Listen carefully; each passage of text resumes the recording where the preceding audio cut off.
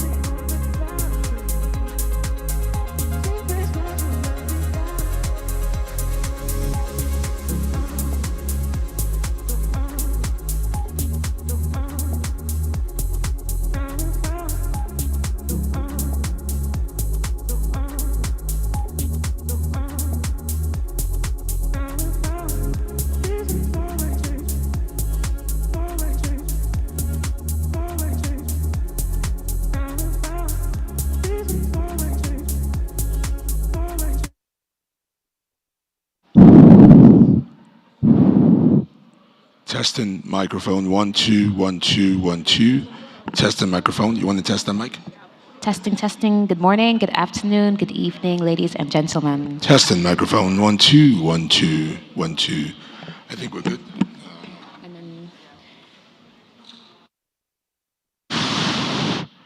Okay, I think we're good on these mics.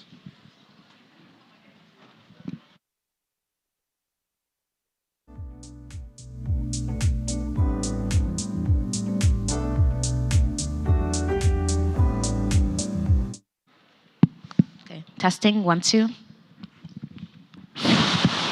Okay, this is good.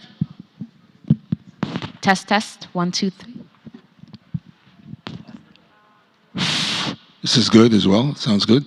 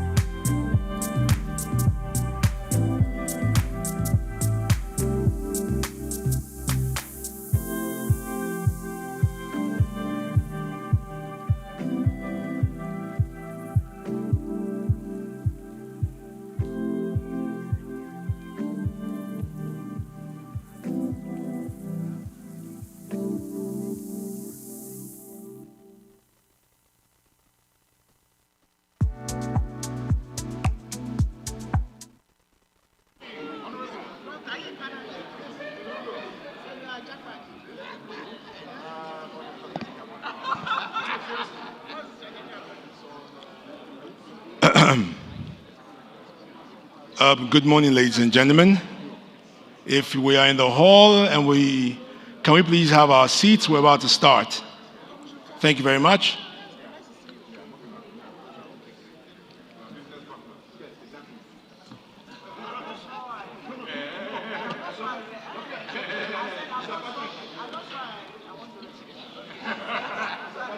Please, let's have our seats. We're about to start.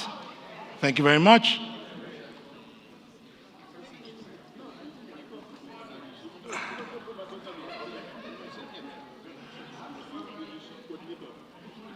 So, good morning again, ladies and gentlemen.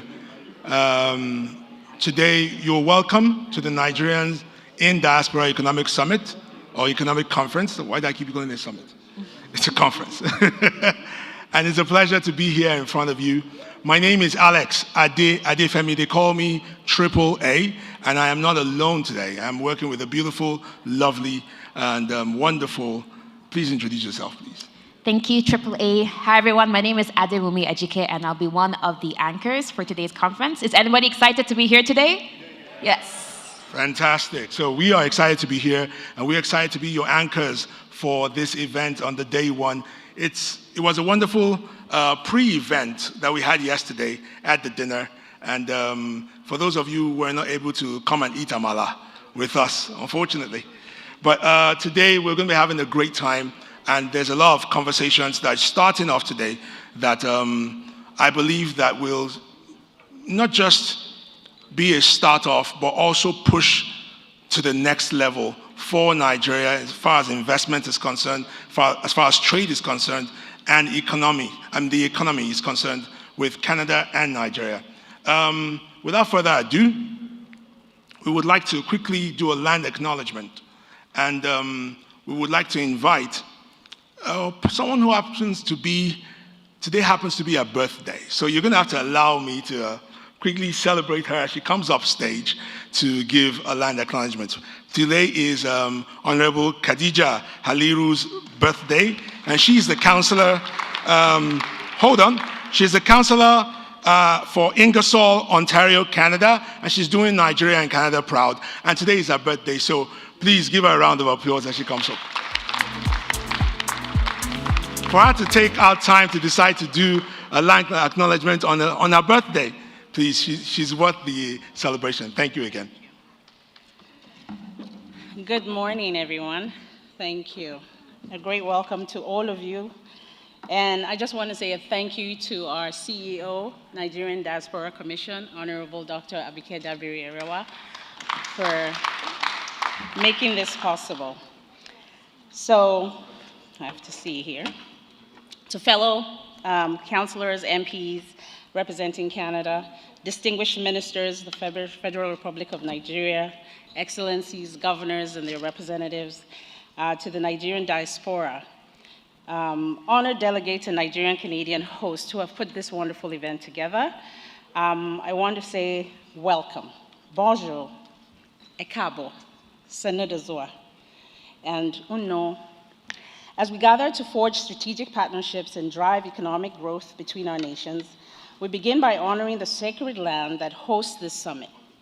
We acknowledge that the lands of Toronto and Mississaugas are traditional territories of many nations, including the Mississauga of the Credit, the Anishinaabe, the Chippewa, the Haudenosaunee, and the Wendat peoples. This territory is covered by Treaty 13, Treaty 14, and the Toronto Purchase. Today, it remains a vibrant home of many diverse First Nations, Inuit, and Métis peoples. Long before modern borders, these lands and waters served as historic centers of trade, commerce, and profound cross-cultural exchange. We honor the Dish with One Spoon, Wampum Belt Covenant, an indigenous peace agreement to share and protect the resources of this region. The philosophy of shared abundance closely mirrors the deep African values of Ubuntu and collective progress. As leaders in governance, commerce, and policy, the decisions made in this room carry great responsibility.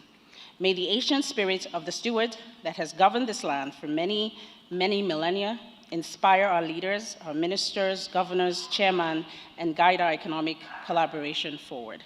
Thank you and good morning to all of you.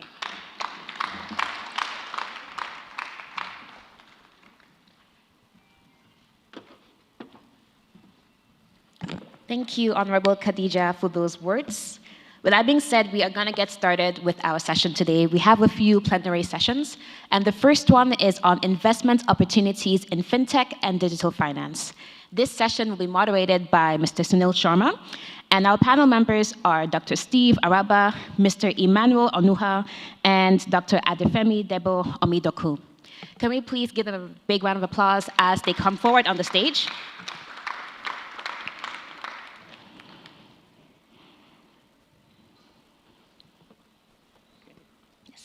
This session runs for 20 minutes. Thank you.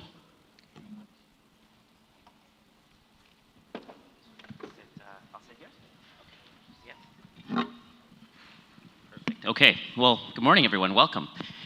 We have one panelist who I think is in traffic. Dr. Steve will maybe, if you are arriving, join us up here on the panel. So I'll just quickly introduce myself. My name is Sunil Sharma. I live here in Toronto. I've been an early stage tech investor for quite a number of years. And over the last 7 years, I started to invest actively on the continent of Africa, particularly in Nigeria, and in a lot of fintech companies. And very often as the first check investor in these companies. So sort of discovering the entrepreneurs, understanding what the business is built to do, and trying to, write an early check and take an early position in these fast-growing companies. So some of the companies have actually have grown remarkably fast. A couple of them I know are on the agenda over the course of today and tomorrow. Companies like Raynest and Chi Money that have offices here in Toronto. Companies on the continent like CoraPay and Quidax and Fincra and Lenco, Glep, Ripple. Many others, I'm forgetting all the names, not exclusively fintech. My goal had always been to encourage more and to facilitate more of those companies to exist here in Canada, to become the North American second office for the businesses, to help them grow into the US market or the global market. That's worked somewhat well, but not according to my plan. In a lot of cases, the immigration visa documents were not granted to the founders. Ironically, I would, as a Canadian, write letters of support to the entrepreneurs to get US green cards or UK talent visas, which actually works very quickly. So some of the companies have gotten their green cards, are now more positioned to the US markets, be going to start flying between Toronto and Lagos. And I'm starting to wonder, what are we going? This is infrastructure. This is potential to me to do great things. But the question will be, will we do great things? Will we step up to the moment as Canada looks to expand its trade and investment relationships away from the US and into enormous opportunities, large markets? So will we do that? And I think fundamentally, that comes down to entrepreneurs and how we are allowing these entrepreneurs to build and grow, and whether we are going to welcome them and want to be part of that journey. So I'm just going to stop with that rant, but I was given the microphone and I have to say it. And I'm not Nigerian. I've never lived a day of my life in Africa or Nigeria for that matter, but I do believe in the future of the country, and I think the time is now, and we need the opportunity as much as they do. All right? So let's turn it over to the panel. I'm just going to actually ask you to introduce yourselves first. Tell us a little bit about yourself. Start. Okay, thank you, Sunil. That was a very great introduction. My name is Emmanuel Onoher. I am a cybersecurity professional. I run 4HD Solutions out of Ottawa. It's a cybersecurity outfit. We service the government and also private sector's financial institutions. I also am the founder of AI Guardium, an agentic AI security platform that helps secure agent runtime, agentic AI activities within enterprises. Thank you. Okay, thank you, Emmanuel. Dr. Femi. Thank you, everyone. All right, thank you. Yeah, my name is Dr. Femi Debo Omidoku. I'm the president at Emirates Inc., based out of Ottawa, in Ontario here. I help small and medium businesses, founders, fintech, SaaS companies, agri-tech companies, health tech companies to build a robust cybersecurity and AI program. I serve as virtual CISO for many organizations looking to build a viable entity that investors will be proud of. So I look forward to this conference, and I'm glad to be here. Thank you. Welcome. Okay, so back to you, Emmanuel. Your company is a product company working in the cybersecurity and AI space. I guess customers would be financial service organizations. Your journey, though, I was quite intrigued. It started as a master's degree graduate at Concordia University. You came from Nigeria to study in cybersecurity, and you got your start essentially in the services side with clients and earning revenue, and that has now recently moved into a product. So can you just tell us a little bit about how that came to be? Yeah, that's an interesting story. So I started off, being very curious in IT and cybersecurity, and from there I got into Deloitte, which I'm happy to have gone through that training and gone through that process. As an immigrant, it was kind of tough and challenging, but at some point we were able to get our feet into the workspace, so the workforce, and understand how things are done in Canada. And professionally, I was able to enjoy my time at Deloitte, and then I moved on to other organizations that I would say taught me how to build a business. So I learned that at Key Data, so I'll give that kudos to Key Data. So I learned how to build a business, and then I started my own business here. And one thing I would say is it takes a lot of tenacity. It takes a lot of being focused. It takes persistence to actually, grow something to start a business here. So basically, it's been an interesting journey, and I would do it all over again if I have to. All right, and on that journey, the first part of your journey is not typically a type of journey that attracts the interest of venture capital investors or angel investors, but the second part of your journey, where you have this product, may attract such an interest. Now, I wanted just you to tell us, do you feel dependent on the need to raise outside capital from investors for this product? And if so, how are you planning to go about it, and how has that experience been so far? It's been interesting starting a product. Currently, I've been bootstrapping with pressure. Basically, I think if you're able to raise your revenue and start building your company and build organically, and make sure that you're showing value, because you're in a business to produce value. So my own goal is to first of all produce value, and then when the VCs come or the investors come, they come and they see this company is already generating value, is already generating revenue, and it's going to be easier for me to sell. I'll be in a position of strength. So I always advise, if you can bootstrap first, and then once you get to a point where you're able to call the shots on your value, then it will be good to get investors in at that point. Okay, by the way, Dr. Steve, I think, is here. I saw the text, so if you are in the room, just join us on panel. No problem at all. Dr. Femi, your company is quite legitimately on the service side of cybersecurity and risk assessments. But as we sat at the table, I quickly saw an opportunity where you have the ability to be a sales channel for a product company, like a cybersecurity product. So you're very important to validating early stage technology, cybersecurity risks, SOC 2 compliance, and HIPAA, and all the penetration testing, all the things that cybersecurity entails. Do you see yourself in a way as an investor or an enabler of those very companies that are kind of counting on you to get to the banks and then get to the customers that they need in order to survive? Thank you very much. So at Emirates, what we focus on is enabling founders to get investors in, and the ultimate goal is over time we want to become angel investors. Now, today we enable a couple of startups because we collaborate with the government of Canada. I was speaking to you earlier about IRAP. Today I have about 11 clients in Alberta region alone that IRAP is funding their cybersecurity, SOC 2 Type 2, ISO certification readiness. And we support them to grow, because today, the biggest opportunity and the biggest risk in both fintech and any other startup is not necessarily the investors bringing the money. The problem is AI is moving faster than the governance built around it. So AI and cybersecurity governance isn't anymore about compliance checkbox. It's about getting ready to tell the investors, when you bring in your money, there won't be stories. Because we are not going to lose data, we're not going to be breached. We are ready for you, and this is where we play at Emirates to enable startups to go out there and be the best they want to be. Yeah, and just to reiterate the point I was making before, and it really is clear to me the incredibly important role that you play in the journey of the early stage tech entrepreneur. That entrepreneur who may be a Nigerian,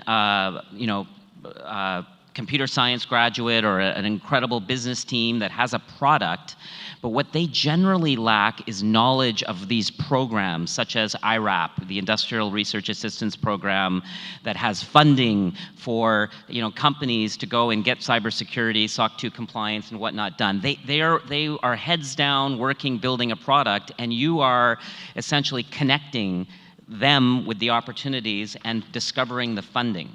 And so I'm glad that you're sitting on this panel with me, because I think that role is one that's generally underappreciated, not known, and it's to the detriment of the tech entrepreneur. And those are the people that we as investors are usually investing in. So I just wanted to, again, turn it back to you to ask you, how do you feel about that role that you're playing, and also, can you start to step into the shoes of an investor and start to support the very companies in their growth? And would you ever become an investor in the product company, the Uproot Security or Mycroft Security, or the companies that we're seeing built here on this very stage? Would you ever take a position like a early stage VC would? Absolutely. That's the ultimate goal. Yeah. And like I mentioned earlier on, a whole lot of startups aren't getting the investment they deserve because they don't have what it takes for investors to bring in their money. It goes beyond I have an idea. Your idea must have been documented, tested, and you must have built controls around the ideas. Controls in the sense that you appreciate and value people's data. If data is compromised, you're out of business. I've been involved with the government of Canada on several fronts. As of last week, we submitted an application for $3 million Canadian dollars. Canadian government is investing $3 million per individual company to train kindergarten students to high school students on AI. Yeah. I mean, that is silly. $3 million kindergarten. What are you training them on? That is why we say that I function as their fractional CISO. And it is through grants that government of Canada is paying for the services I provide for those companies. Amazing. Good for you. Okay. Steve Araba, we have a new guest here. Let me read this. Steve Araba, he works at the intersection of policy, investment, and diaspora engagement. He's an entrepreneur and an innovation expert with over a decade of experience in academia, strategic partnerships, and startup ecosystem development. So thank you. I know there's a bit of traffic, Steve. Yes. Please tell us a bit more about yourself and what your role is in the early tech landscape here in Canada. Yeah, so I have worked with a lot of startup tech organizations or businesses, and most of the time I'm the one who provides some level of connection between what they need and where they are, whether they need to scale or they need to start to be able to get either investment or to just scale in the market. So I do a lot of that, and of course I do a lot more things than that, where I do work with a lot of diaspora businesses, people who want to either do business here in Canada or maybe in other parts of the world to the benefit of Africa or Africans. And yeah, I think you already read a few things, so that should sure, be. But let's just stick with you. And on the point of the diaspora support that you're providing, yes, and the investment readiness, let's say, of the entrepreneur, of the Nigerian tech builder, the founder. As you know, I make early stage investments, and I try to peer into the mindset and the potential of the founder. It kind of came to me, I would say accidentally, to discover the opportunity of Nigerian and African entrepreneurs, especially ones that we can meet and see here in Canada. But I don't think that message has landed with many other investors, and people, my contemporaries and counterparts in other funds. So you're a bit of an advocate for those founders. So how do you go about doing that? How do you represent an entrepreneur to investors and discern that this entrepreneur, this company is in fact venture ready? Well, for most businesses to be venture ready, of course, one of the things that investors are looking at is they don't want to take on risks, or they want to take on as little risk as possible. And just like my co-panelist has mentioned, they want to see that you have traction, you are actually running the business. They want to make sure that you have the compliance ready, and everything about your licenses, you have all of those in place. So if you come to me to say, we have a business, I want to look at all of that first before we get to an investor, before I start talking to an investor on your behalf. So it's more or less like I would look at what an investor would ask questions about before we start talking. And the other part to it is then we get into the rooms where investors are to actually talk about the opportunities there are. Such as this kind of room where you talk about the opportunities there are. Right now, I know that there are a lot of businesses here in Canada who are not looking to invest in the diaspora. Take, for example, remittances is something that it's about 100 billion last year. And it's just remittances. How do we build infrastructure, maybe from the government side, to actually plug that amount of money into investments as opposed to just people spending money, So yes. Okay, and Emmanuel, I mean, imagine you're sitting in a room. There may be potential investors here that get to know you a bit and see your vision and believe in your capabilities. What are the attributes of your company that would appeal to, let's say, fintech-oriented investors? What would you tell them to take meetings with you to ultimately write investment checks that you then get to decide whether to accept or decline? So I'll just do this generally. So for an investor, I think if you want to invest in a company, you should look at a couple of key items. One of them is that the fintech or the product should be solving a real problem. That's the first thing. So once you are able to identify that it's solving a real problem, the next thing you're going to be looking at is what's the trust around that solution. Is your solution, does it have trust embedded in it as a core component, not as an add-on? When I mean trust, I mean security, compliance, like your AML and all that. Then the other thing you have to look at is what's the technology stack. Is it scalable? What technology stack is the fintech using? Is it something that can grow with the platform as the platform grows? Then the other thing you have to also look at is, does the business have a clear path to make money? How does this business make money? Because as an investor, you want to make money.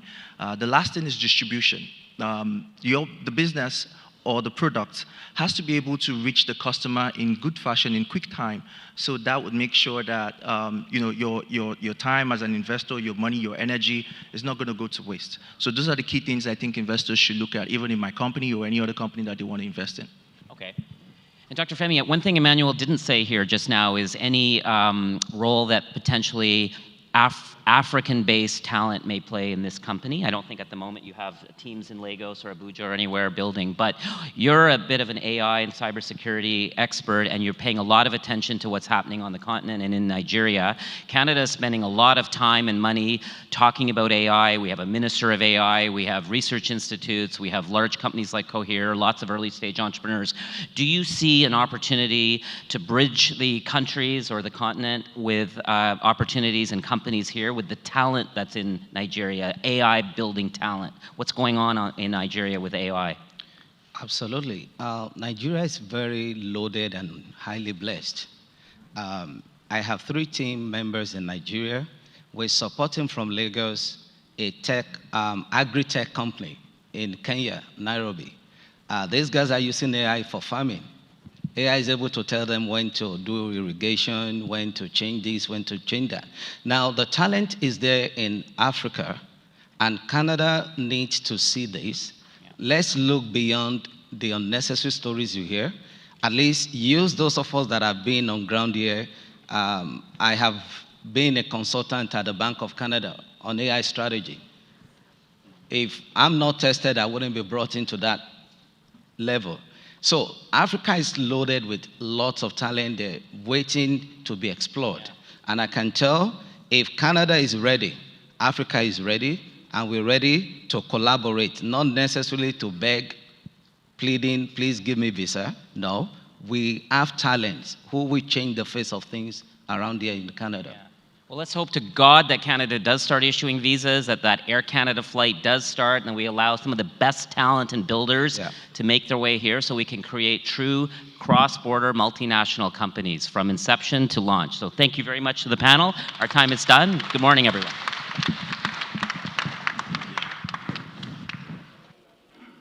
Please, another round of applause for our panelists. Thank you very much. This way, sir. Okay.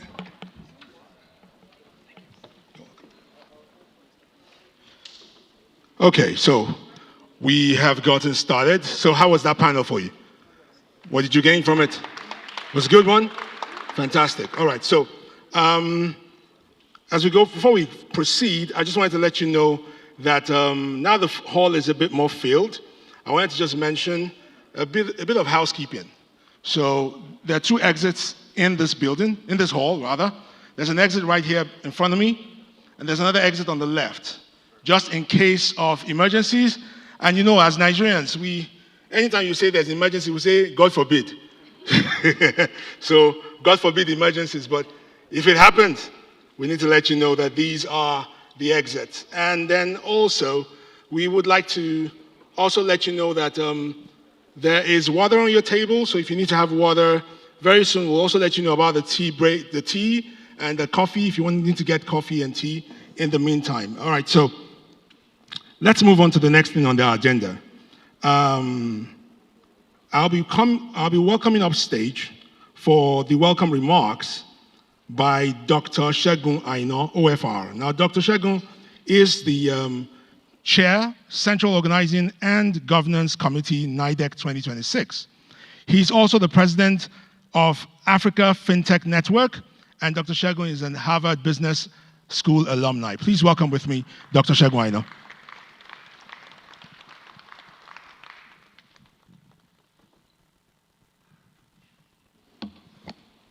Thank you very much, and good morning, everyone.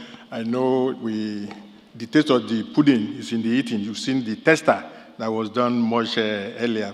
I'll be giving the welcome address. The chairman of the NIDCOM, Nigeria Diaspora Commission, will be doing the official welcome during the opening ceremony, but I'm standing before you as the chairman of the organizing committee of this conference to welcome everyone, and I want to do some protocols here. The President of the Federal Republic of Nigeria, President Bola Ahmed Tinubu, GCFR, who is ably represented by the Chief of Staff, Right Honorable Femi Gbajabiamila. He will be here any moment from now. Your Excellencies, the Governor Dauda Lawal of Zamfara State, so thank you very much for coming. We're expecting Governor Charles Soludo of Anambra State will be here also any moment from now. Honorable ministers and government officials from both Nigeria and Canada, members of the diplomatic corps, in particular, Ambassador Zana, the acting High Commissioner of Nigeria to Canada, and of course, an eminent member of the NIDEC Central Organizing Committee. Eminent speakers and panelists, distinguished ladies and gentlemen, but I have to single out a very prominent Nigerian who is here doing us good, Honorable Kelechi Madu, the former Deputy Premier of Alberta, who is a Nigerian Canadian. So thank you very much, Honorable. The D-Day is finally here. After months of planning, meetings, phone calls, emails, and I'm sure you feel sleepless nights, but I know the chairman of NIDCOM, she doesn't sleep. In the middle of the night, she sends messages because she wants this thing to so I'm sure she must be very, very happy with herself today that this is coming true. We are delighted to finally welcome you to the Made in Nigeria Diaspora Economic Conference here in Toronto, Canada. Right here on Bay Street, the heart of Canada's financial district. Bay Street is to Canada what Wall Street in New York is to the US. On behalf of the Central Organizing and Governance Committee, I warmly welcome our distinguished guests, participants, partners, members of the Nigerian and Canadian communities, and everyone joining us physically, because this program is being live streamed from around the world, have been joining us virtually from around the world. Our team, Invest Nigeria, Thrive Abroad, or if you prefer, Thrive Abroad and Invest in Nigeria, captures beautifully what we are trying to achieve. The Nigerian diaspora is not simply a community of Nigerians living outside Nigeria. It is one of Nigeria's greatest economic assets, if not actually the best, the most important asset. Across the world, Nigerians are building businesses, leading institutions, developing technology, managing capital, creating jobs, and contributing significantly to the economies of their host countries. So the question is not whether Nigerians in the diaspora have the capacity. We clearly do. The question is, how do we turn that capacity into greater investment, stronger partnerships, more jobs, more innovation, greater prosperity for Nigeria and for Nigerians wherever they live? That is the opportunity that NIDEC presents. NIDEC was facilitated by the Nigeria Diaspora Commission and its organizing partners as a central platform around which individuals and organizations can bring together their own programs and initiatives, creating greater synergy, reducing duplication, and hopefully producing greater impact. Distinguished ladies and gentlemen, Nigeria and the world are at an extraordinary economic crossroads. Artificial intelligence, fintech, digital finance, stable coins, digital assets, new models of trade are rapidly evolving, and rapidly evolving technologies are changing the way we work, invest, and do business. Nigeria cannot afford merely to watch this transformation. We must participate, and where possible, we must help to shape it. And our diaspora can be a powerful part of that journey. Over the next 5 days, day one was yesterday, where we had a welcome reception. Today is the second of the 5 days. Across Toronto, Mississauga, and Brampton, and virtually from different parts of the world, we will bring together policymakers, investors, entrepreneurs, financial institutions, technology leaders, professionals, diaspora organizations, and Canadian partners interested in doing business in Nigeria, with Nigeria, and with Nigerians. We will explore opportunities in areas including fintech, capital market, trade, mining, aviation, culture, tourism, and other strategic sectors, while seeking practical ways to deepen the economic relationship between Canada and Nigeria. But let me make one thing very clear. NIDEC must not become another conference where we talk brilliantly, clap enthusiastically, and then go home and forget everything we discussed. The real test begins after this conference. How many investment conversations will continue? How many partnerships will be created? How much capital will be mobilized? How many businesses will enter new markets? How many young Nigerians will gain new opportunities? And importantly, what measurable outcomes can we point to 1 year from now? We tend to put mechanisms in place to track the major outcomes and commitments emerging from NIDEC. So I encourage every participant to come not merely as a delegate, but as a potential investor, partner, mentor, entrepreneur, innovator, or catalyst for change. As I begin to round up, I want to say to our Canadian partners, we say Nigeria is open for business, for partnership, and for innovation. To Nigerians in the diaspora, Nigeria needs your capital, your knowledge, your networks, your technology, and your ideas. But above all, we need your confidence and commitment. And to our policymakers and public sector leaders, let us continue to build the enabling environment that makes it easier to invest, innovate, create jobs, and build sustainable businesses. The Nigeria diaspora is a bridge between Nigeria and the world, and Canada is home to one of the most vibrant, accomplished, and influential Nigerian communities across Africa. So let us use this conference to strengthen that bridge. As chairman of the Central Organizing and Governance Committee, I sincerely thank the President of the Federal Republic of Nigeria, Asiwaju Bola Ahmed Tinubu, for the various economic and social reforms, and particularly his full support for this NADEC initiative. We also want to commend and thank the Nigeria Diaspora Commission under the able leadership of the chairman, Honorable Abike Dabiri Erewa, ably supported by Dr. Abdurrahim Terab, who have been coordinating this NADEC event, and other management staff of NIDCOM for your hard work. The government and people of Canada, our sponsors and partners, our speakers and panelists, the diplomatic community, our volunteers, and everyone who has contributed to make NADEC 2026, which is the first of its kind, possible. I also pay tribute to the members of our Central Organizing Committee and the various subcommittees. For the past several months, they have worked tirelessly, often behind the scenes, to bring us to this moment. As I close, let us invest in Nigeria, let us build bridges and create opportunities, not only in Canada, but across the globe. And together, let us make it possible for Nigerians to thrive wherever they live and to invest wherever their hearts belong. I wish us all a productive, inspiring, and above all, impactful conference. Thank you very much. God bless Canada, God bless Nigeria, and God bless the Nigerian diaspora. Thank you very much.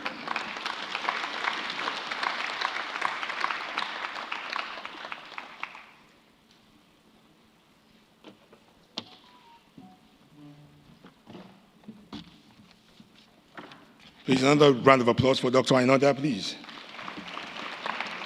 Thank you, Dr. Segun Aina, for that warm welcome remarks. Before we proceed, I will quickly want to do a quick recognition of some of our dignitaries in the building already. First of all, I will start with the governor of Zamfara State, His Excellency Governor Daud Lawal. It's a pleasure to see you, sir. I saw you yesterday. You're looking fly, you're looking sharp, you're looking great. It's good to see you, sir.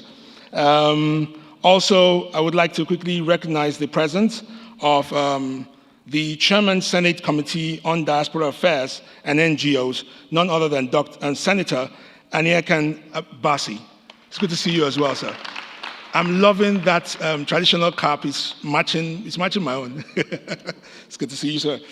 And then, quickly, I also like to recognize the presence of Dr. Larry Issa Onilu. He's in the house. Yes, sir. Thank you very much for being here, sir. He's the DG NOA, yes. So he's the DG of the Nigerian Orientation Agency. Please, another round of applause for him, please. Thank you. Okay, so now our next panel is ready. And I hope that you're ready for our next panel as well. So please, Adewumi, take it away. Yes, so plenary session 2 is all about building sustainable innovation ecosystems, how we can scale African fintech in Canada and the Canadian fintech landscape here.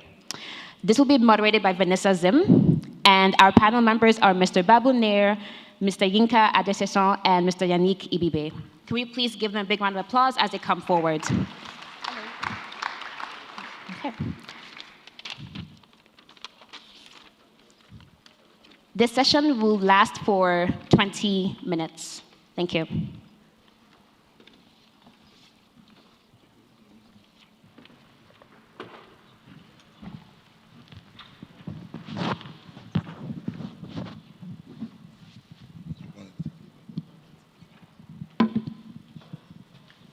Thank you very much. Hello, everyone.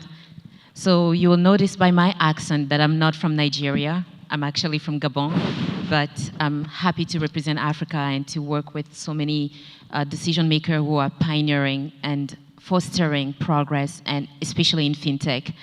My name is Vanessa Zime. I reside here in Canada, and with me today we have Mr. Babu Nair, who has 2 decades of building financial media and ecosystem out of India. He runs a Toronto-based platform connecting fintechs, banks, and investors across Canada, Asia, and Middle East. Thank you for being with us, Mr. Babu. Thank you.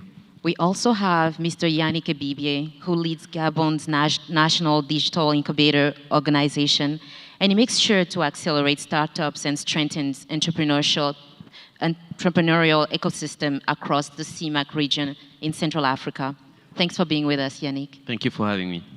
And finally, Mr. Yinka Adesesan, who's an innovation leader and former leader of the DMZ here, an incubator in Canada, where he used to transform bold ideas into scalable ventures. His work focuses on venture development, inclusive entrepreneurship, and building connections, capabilities, and market across founders who need growth. So thank you very much for being with us, Yinka. Thank you very much.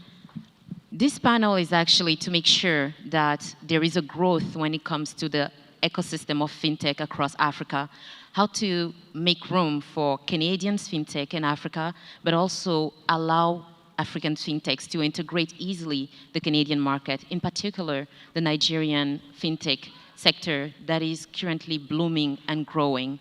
So with those panelists here, we will explore what is needed to ensure those bridges are built and are sustainable.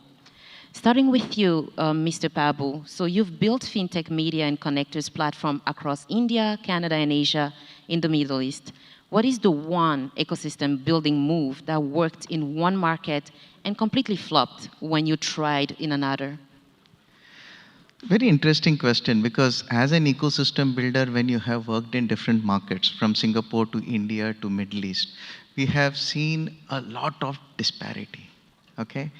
The most important learning that I have had in this entire thing is you cannot import an ecosystem to the country, okay? What you can import is a model, and then you build the relationships around it and customize it according to the market. Now, what I have seen difference between different countries, I have worked in Singapore, I have worked in India, a lot of things, of course, with relationships builds trust, and then with trust, you can go ahead with the ecosystem and then start engaging with the folks, and you start getting in business. The markets in India or in Singapore, they are very conducive to innovations. They embrace the innovations. The regulators are also relatively welcoming in terms of building in innovations and trying to give them the first trials so that they can try to get accustomed to the ecosystem. And what happens in a country like Canada is, again, Canada is a very strong financial market for that matter, and it has been there for quite some time. It is very risk averse, okay? The second, trust makes a lot of sense here, and to build trust takes a lot of time. Third, the market is monopoly market, and to enter into the market, while everyone says that it is very difficult to get through, it is actually not. The only way is you should know the right route to get in. Okay, you see the jigsaw puzzle, so you should know how to navigate that jigsaw puzzle. And that is where mentorship, guidance, and ecosystem makes sense. So these are some of the things that I have seen different between Canadian and other markets, including Nigeria and other African markets, because I have had a lot of Indian companies going to Nigeria as well as African markets. They are much more welcoming. And it is faster to get into it. So here, you put your compliance in place, trust in place, risk management in place, and get in. That's right. Thank you so much, Babu. And over to you, Yinka, just to continue on what he currently explained, how difficult it can be for a model to be implemented here in Canada because of the trust that is required. In your experience, you've helped ventures move from promises idea to scalable companies in Canada. What do you think African fintech have in place what do you think they need to have in place before entering Canada? And what do Canadian fintech most often underestimate when entering African markets? Thank you so much for that question. So I can take it both ways. So for African startups looking to come into Canada, one of the most important things they need to understand is the regulatory environment, because the environment in Canada is completely different from the environment in Nigeria or anywhere else in Africa. In Nigeria, we have a very permissive regulatory framework. Here, it's a lot more rigid. And so, especially if you're within like highly regulated industries such as financial sector, having that understanding of what the regulation is, what are all the compliance steps that I need to take, understand all the ways that I need to position myself from a regulatory standpoint, that is one of the most important things you can learn. The second thing, which is secondary to this, is understanding a deep understanding of the market and what the market needs are, because the market needs in Nigeria or Africa are completely different from the market needs here.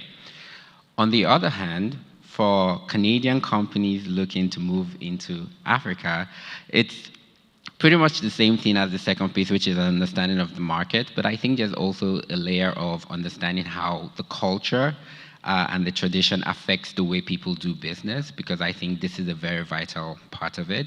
The way you do business here in Canada is completely different from the way you do business there.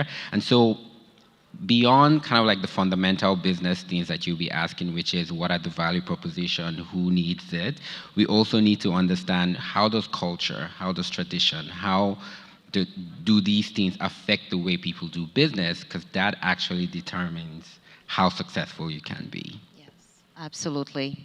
So knowing the actual regulation is essential. And how is it in Central Africa? We do realize Nigeria is amongst the countries that have pioneered and are very forward when we look at fintechs in general.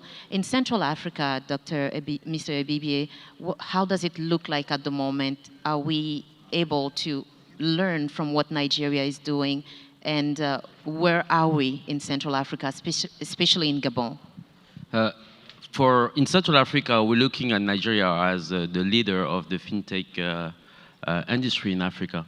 We're looking what's going on in Nigeria, what are the trends there, and we're trying to see how we can implement it in our region, right? And the region of CEMAC is a really interesting region now for investors from Canada, or maybe for investors from Nigeria who want to get into our market. Because our market is now close to 500 billion US-Canadian market, right? And Gabon represents roughly 11% of this market, with Cameroon being the largest market, 65%. It's a really fragmented market. You have more than 500 players into the fintech business. And when you look into the fintech segment only, when I'm talking fintech here, I'm talking about mobile payment, there's a 20% growth every year on this market, right? So now, when you're looking at CEMAC, is almost 100 million people with the same regulatory framework, with the same currency that you can enter right now. And it's really a good moment because right now, even the banking systems are looking how to consolidate the fintech industry and how to make it work for the whole economy. Excellent, thank you very much. It is interesting to also hear where fintechs are across Canada and if they're ready to integrate the Canadian market. An additional question that I had for Mr. Babu here is to know, like, what is one metric that you've used to prove an ecosystem is actually working across continent? Commercial outcomes. Ultimately, if you have the right kind of commercial outcome with your ecosystem, where it is not a transaction, it is not just a one-time exchange of cards. Ecosystem is essentially where you create relationships, trust, and have an ongoing engagement between both the companies which are coming into the country, as well as with the ecosystem that is existing, as well as with the buyers in this country. So how can you bring more and more commercial outcomes and remove the friction? That is what I would. Absolutely, yes. Commercial outcome is the number one. And over to you, Yinka. What is the most important piece of infrastructure a founder needs before expanding across border? Like maybe a trusted local partner, a customer access, regulatory navigation, or capital? Between the four, what do you think the first one must be? I would say that having a trusted local partner, and when I say this, I actually mean, and maybe I'm biased here because I've done a lot of work building startup and executing startup programs across Africa and in Canada. So I think having the right startup partner, the startup program or incubator or accelerator program is such a massive force multiplier for companies looking to go from Canada to Africa or Africa to Canada.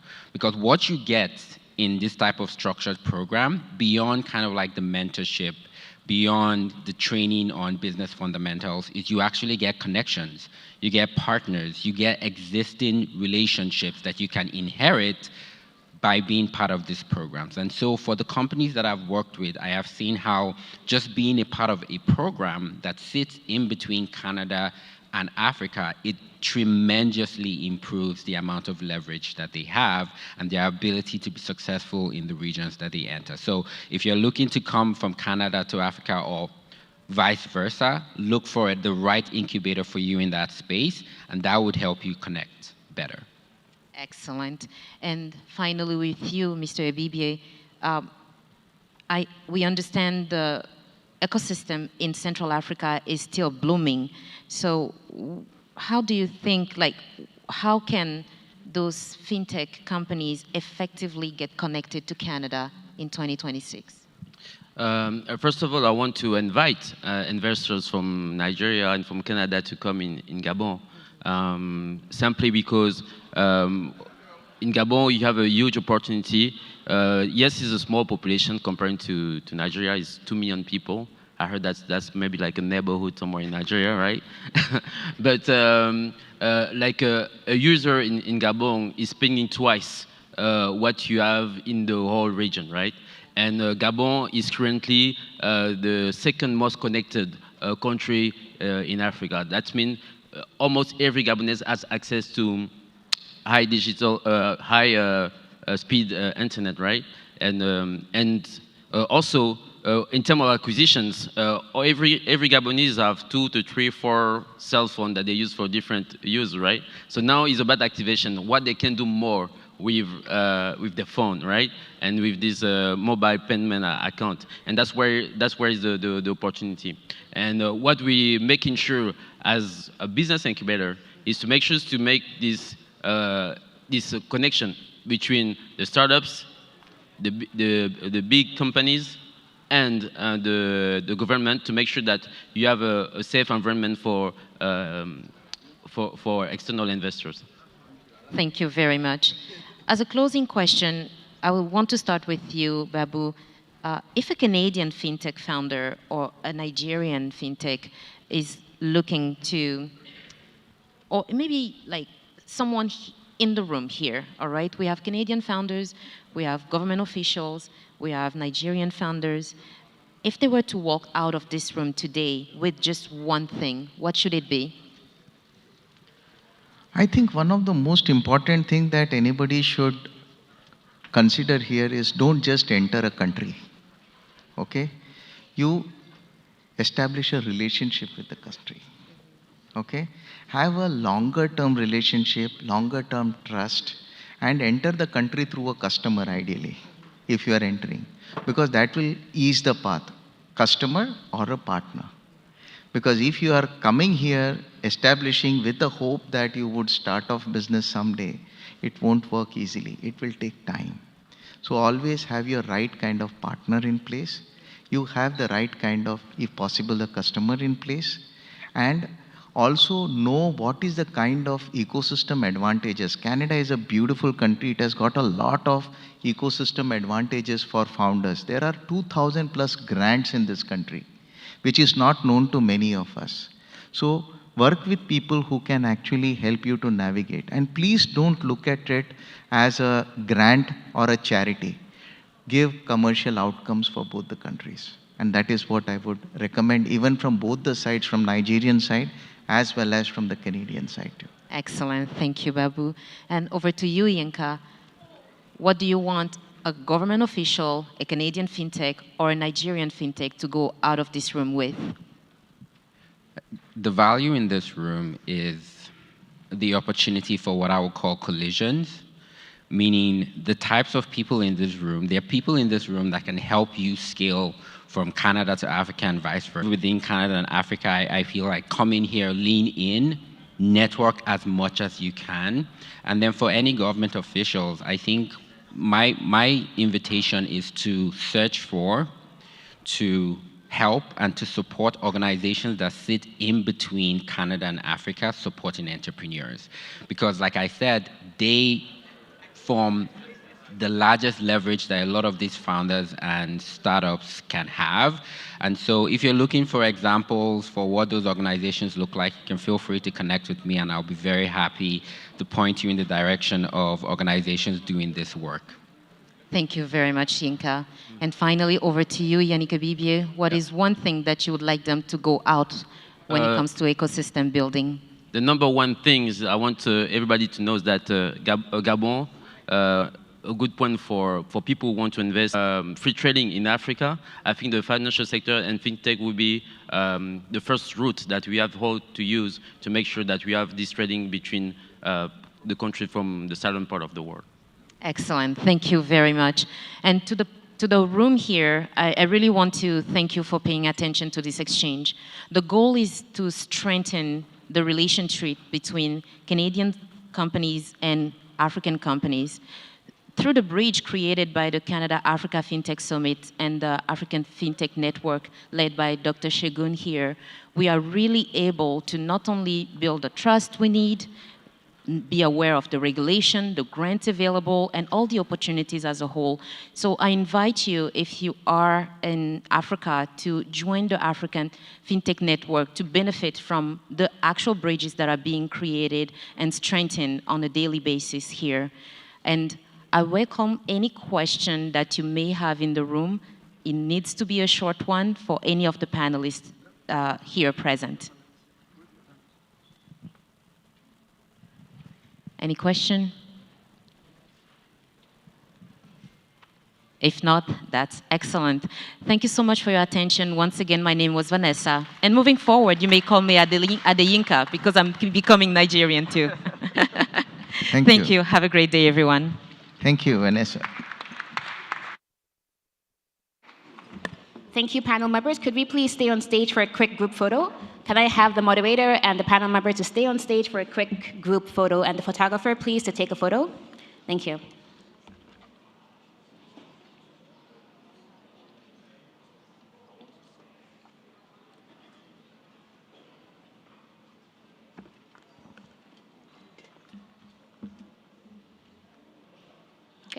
Few housekeeping announcements. Let's give them a big round of applause as they go off stage. Thank you. Okay. We do have Wi-Fi in the building. The Wi-Fi password and name will be projected on the screen in just about a minute. The username for the Wi-Fi is Encore Wi-Fi. That's the username. And the password is Arcadian401 exclamation mark. They're going to project the Wi-Fi details in a minute, so feel free to take that in a few minutes. Yeah.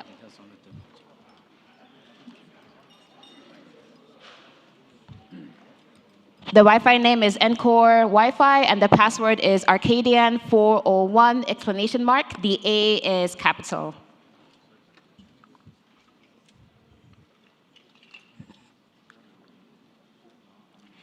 And lastly, we do have some refreshments in the room. So if you need to grab some water, some tea, or coffee, feel free to come to my right-hand side at the back of the hall or the left-hand side. And the washrooms would be located on my left-hand side, just through the doors over there. Thank you. Okay, so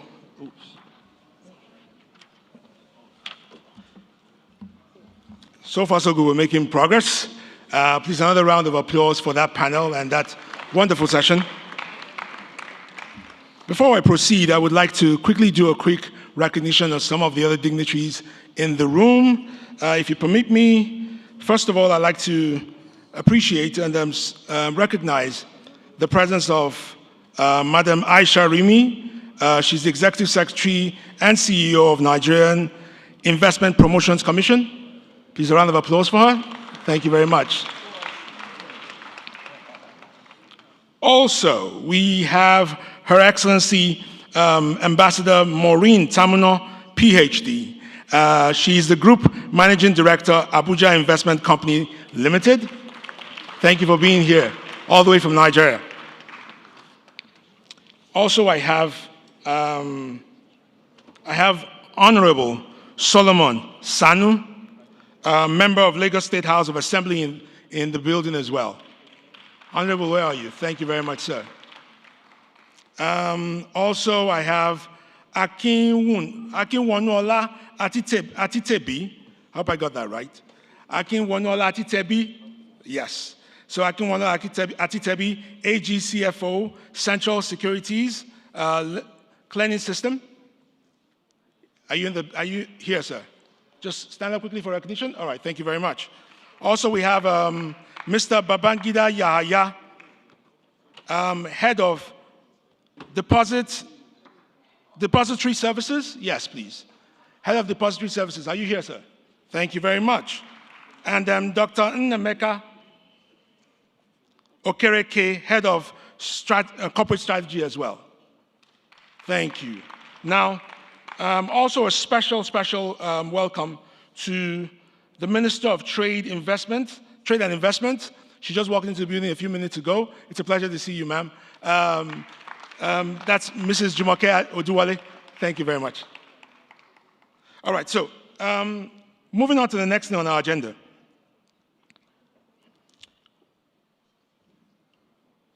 We are having our keynote address by Professor Ndubisi Ekekwe. Now, Professor Ekekwe invented and patented a robotic systems which the United States government acquired assignee rights to.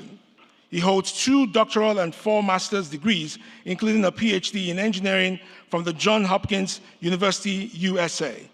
He also earned an undergraduate degree from the Federal University of Technology, Owerri, Nigeria, where he graduated as his class best student while in analog device corps. He co-designed an accelerometer.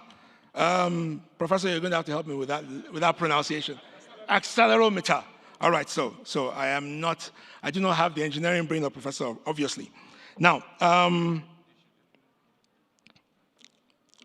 he's a recipient of the IGI Global Book of the Year Award, a TED Fellow, IBM Global Entrepreneur and World Economic Forum Young Global Leader.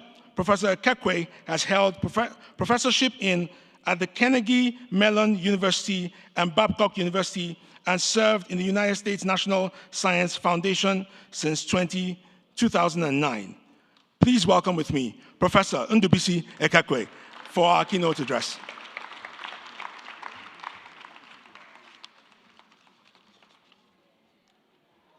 Good morning, distinguished ladies and gentlemen. It's certainly a great privilege and honor for me to have this opportunity to speak before you all in this capacity. Thank you so much for this moment. And let me just stand on existing protocol, but of necessity, I have to recognize many amazing people here. First, my classmate in Futo. Hey, Osdius. Honorable Minister Odu. Jumoke, thank you for your service to our beautiful country. Because of people like you, most of us in the diaspora are thinking to invest back home. Let me also recognize Chairman of NICOM, Honorable Dr. Abike. She is so amazing working for our beautiful country. Professor Izu Wachuku, you put up a very great program with Dr. Shegu Aino. Let me also recognize a man many of us read about on Twitter. Distinguished Honorable former Attorney General of this beautiful country, of this province, Honorable K.C. Mado. Thank you so much. And as senators and House of Representative members, my fellow citizens, I am honored today to stand before you to deliver this keynote speech. I will have a conversation with you titled, How the Diasporans Can Actually Build Wealth and Prosperity Through the Nigerian Capital Markets, and how these capital markets can also become a vehicle to drive shared prosperity and abundance for every person. And for us to do that, let me take you back to the 1990s. Let me also remember something here. I did not recognize the presence of Executive Governor of Zamfara State. And hey, man, he's a banker, and His Excellency, Dr. Dauda Lawal. Apologies for that. Thank you so much. And all other excellencies here, please pardon me. So if I take you back to 1990, something very, very powerful happened in our country, Nigeria. And that was the time that the banking system reorganized its architecture. A group of young people then came together and started a new banking ordinance. They call it New Generation Banks. What was that? They essentially built technology stacks, making it possible that if you deposit money in a branch of a bank in Lagos, and you travel to, let's say, Ibadan, or you travel to Kano, you could actually withdraw your money. Before then, if you had money in the old generation banks in Ibadan, and you visit Lagos, you've run out of cash, you know what you do? You have to go back to the same old branch. That was a quintessential moment in our nation. He redesigned the whole construct of banking, making it is no more catered to the specific branch where that account was open. That was the power of innovation. And Nigeria actually grew its economy, expanded prosperity, and touched many parts of our country. Over the last many decades, I have noticed one thing. Every decade, something transformational happens in our economy. The 1990s gave us the New Generation Banks. 10 years later, we have the voice telephony. Desk telephony was when MTN, Econet, Glo came. They now provided us an opportunity for us to say, can you hear me now? Hello, let's talk. It now essentially brought most parts of Nigeria together because of communication system. 10 years later, another thing happened. The decade of 2010s gave us what we call the era of mobile internet. The era of mobile internet was a very quintessential moment in our history because it provided a mechanism that these innovators now made our phones to become an extension of supermarkets, to become an extension of bank halls, to become an extension of insurance company of branches. And Nigeria advanced. We are in what I call the application utility era. From Yaba to Jos, from Owerri to all parts of our nation, young people are recombining technology stacks to build products and services that has the capacity to transform most parts of our economies. When you look at companies like Paystack, FloraWave, MoneyPoints, they are doing something amazing. But I'm here to tell you something that happened in 2025. What happened in 2025 is going to change Nigeria. The government signed the Investment and Security Act of 2025. They call it the ISA Act of 2025. For me, the ISA Act of 2025 is the most important business legislation in Nigeria in the last 30 years. It has the capacity, it has the possibility to rewire the foundational architecture upon which the Nigerian economy is built. If you have not read it, I challenge you to go and read it. Let me give you a little historical precedence here. In the early 1980s, the Bardo Act was signed by the United States Congress. What was Bardo Act? Bardo Act is this legislation in America that makes it possible that if you are a university professor and you get a federal government grant, and you use that grant to come up with an idea that is really awesome, before that act, you are not allowed to commercialize that idea. In other words, you publish the boring things professors do, write papers, and then you have to go and hand over the outcome to the US government. But Senator Barr, Senator Doe changed America for good. And now said, even though the federal government has funded that innovation, that you have the possibility that if you can commercialize it, you own 100%. The Bardo Act is the reason we have Google today. Without the Bardo Act, there will not be Google. Google possibly will be somewhere inside a shelf in America. Nigeria has something as consequential through the ISA Act of 2025. And I want us to understand that the government has given us the tools that we need to now go and build and transform our nation. Let me take you back about 2,000 years of GDP. I've written extensively on this in Harvard, and one of the things I have done is to look through how nations develop and how nations advance. If you look at the gross world product over the last 2,000 years, one thing you notice is that nations do not become successful, develop, or become great just because they have smart people. There is always something that is catalytic for a country to advance. Less than 500 years from today, if you look at the GDPs of nations, one of the things you realize that the GDPs of nations were largely flat. In other words, generations of people that lived apart did not experience any major change in their living standards. So generations of people that lived 20 years, 30 years, 40 years apart, they were largely poor. In short, if you go back to natural philosophy, physics, chemistry, mathematics, and biology, the people who pioneered most of the fundamental constructs we depend today, most of them died very poor. They were smart people, but they were not very prosperous people. There was a missing link why that generation gave us compounds, but they did not give us vaccines. So when polio came, polio killed them. When tuberculosis came, tuberculosis killed them. So the question for us today is this: why was it that those people who were smart things that the ISA Act of 2025 has solved? So let me take you there. If you remember your secondary school, junior secondary, social science, arithmetic progression, white human population did not remember that the world could change. Around the late 18th century, America was born as a country. And that birth of America, they started what they call property rights. Property rights is basically the right to own something. And immediately thing that happened, the flattened GDP growth over centuries started going exponential. And how is that significant for Nigeria?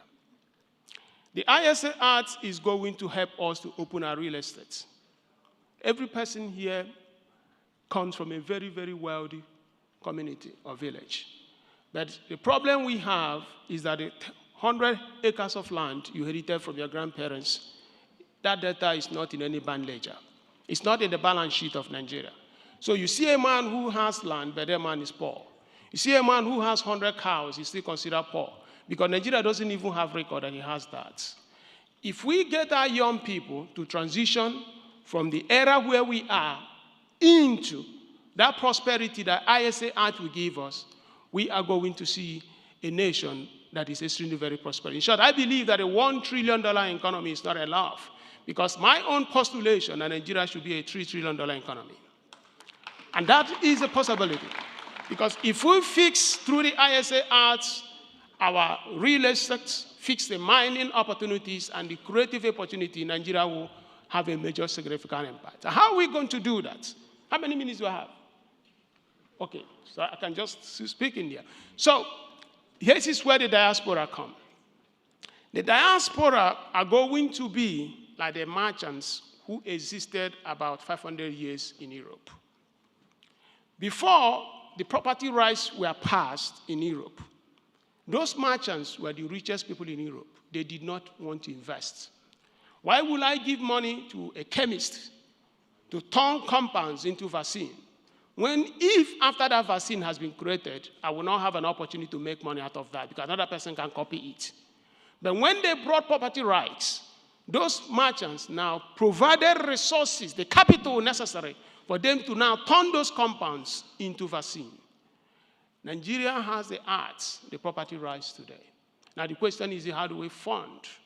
Because if you go back to Professor A. Olawale's secondary school economics textbook, he said there were 4 factors of production. And one was so important: capital. Without capital, you cannot velocitize those other factors of production. So we want to see the diaspora becoming people who are going that is into capital. So we want to make traffic. Even this morning, there was that I decided that these moments that we can actually step forward, whether it is from Zamfara, whether it's to go to Abia State. Government does not have the resources, I'm telling you, fortunately, despite the fact that we don't like to say it, to build those things we desire to see in Nigeria, because we don't have the money.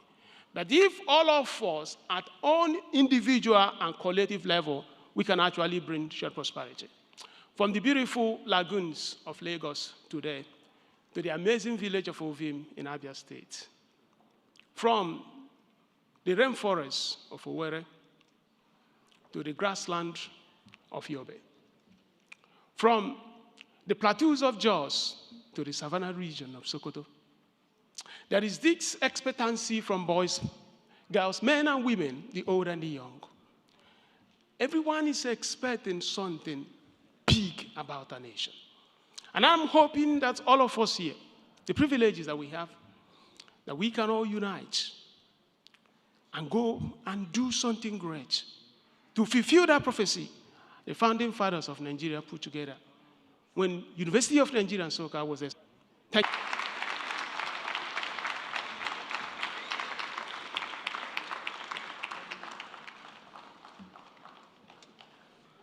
How many of us were impacted by that session by Professor Ekekwe?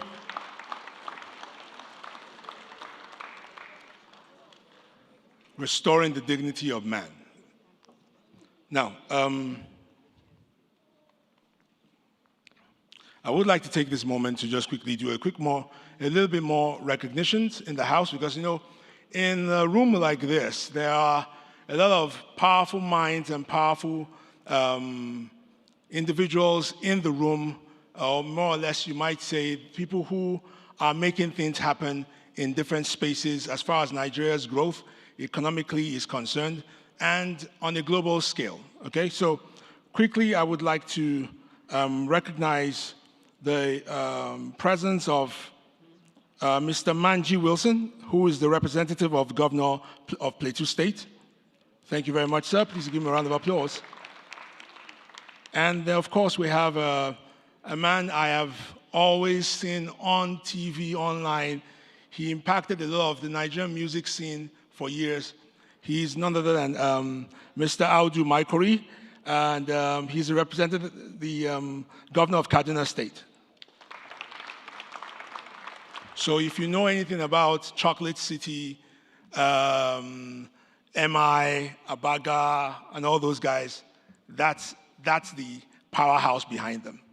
All right, so without further ado, I'd like to proceed with a few goodwill messages. But before I let you know that, we are expecting the presence of the President of Nigeria, ably represented by his Chief of Staff, Mr. Honorable, His Excellency, Femi Gbajabiamila. But while we're waiting for him, we'd like to take a few goodwill messages in the House. I would like to call on Mrs. Ambassador Tamina to please come up and please give her a round of applause as she gives us a quick goodwill message.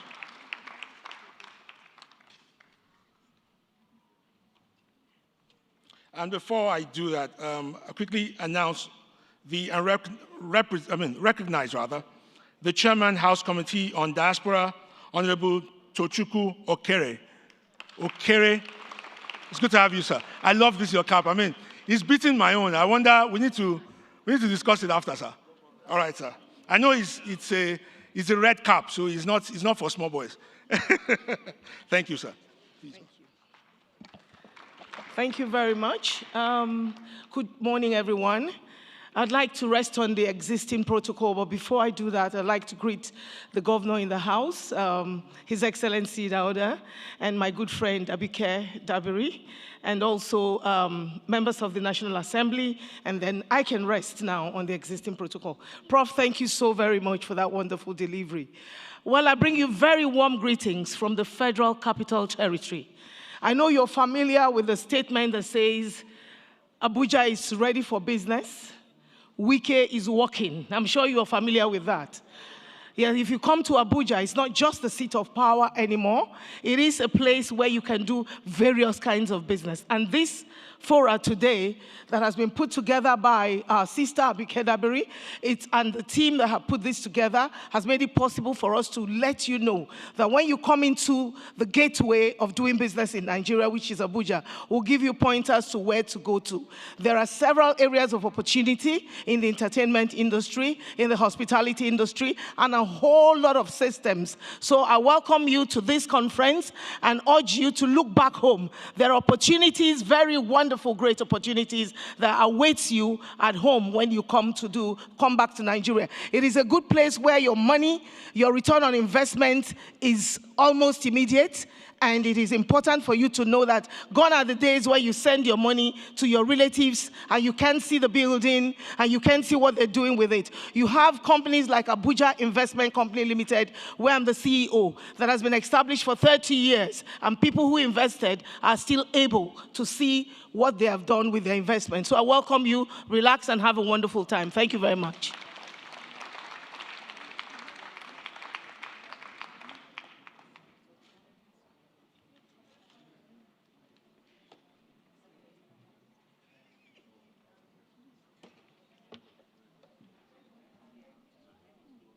Please, another round of applause for Ambassador Tamino there, please. You know, the interesting thing is that in this kind of room, what happens is that it just keeps getting bigger and bigger, more colorful and more impactful as you go along, by the minute, in fact.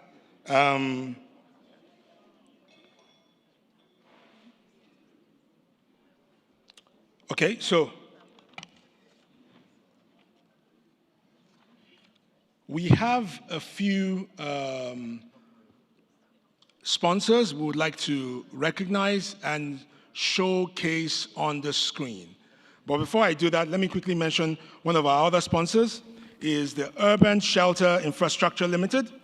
Urban Shelter Infrastructure Limited, led by Mr. Bala A. Kwatu, is also one of our sponsors. Please give him a round of applause. And then, do we have the videos ready? And queued and ready. We're good to go? We'll just take a moment before I do more in the house.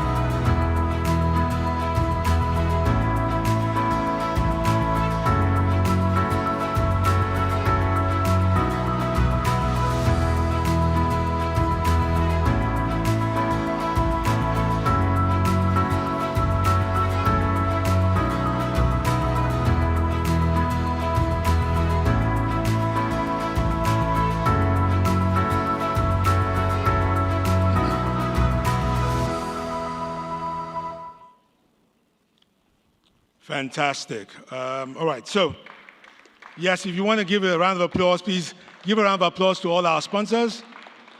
Thank you very much. Without them, we won't be doing this right here, right now. Before I go any further, remember I said earlier that the room just became more bright, more powerful, more interesting, more impactful. While we were here, if you notice on my left, there's a table here on my left that all the cameras have been going there because it's a very, very, very powerful and impactful table, and it's a pleasure to be here in your midst. Please welcome with me, just while we were talking earlier, we had the esteemed presence of the governor of Anambra State, none other than His Excellency, Professor Chukwuma Charles Soludo. It's a pleasure to have you, sir. And I'm loving the outfit, sir. I have a party next week, sir. Maybe I should talk to you about, maybe I can borrow these outfits, sir, if you don't mind. I mean, you're looking fantastic. I must say. I must say. So I have intentions of coming to borrow it, sir. All right. So, ask whether accomplished to become a deputy premier. For those of us who are not Canadians, that simply means you're a deputy governor of a state. And so he is the deputy governor, he was a former deputy premier of, I would say, because I am in Ontario, the second most successful province, because I'm from Ontario, I cannot give it to our brother. Nah. But because of, I just want to celebrate and please welcome upstage Mr. Casey Madu. Thank you very much.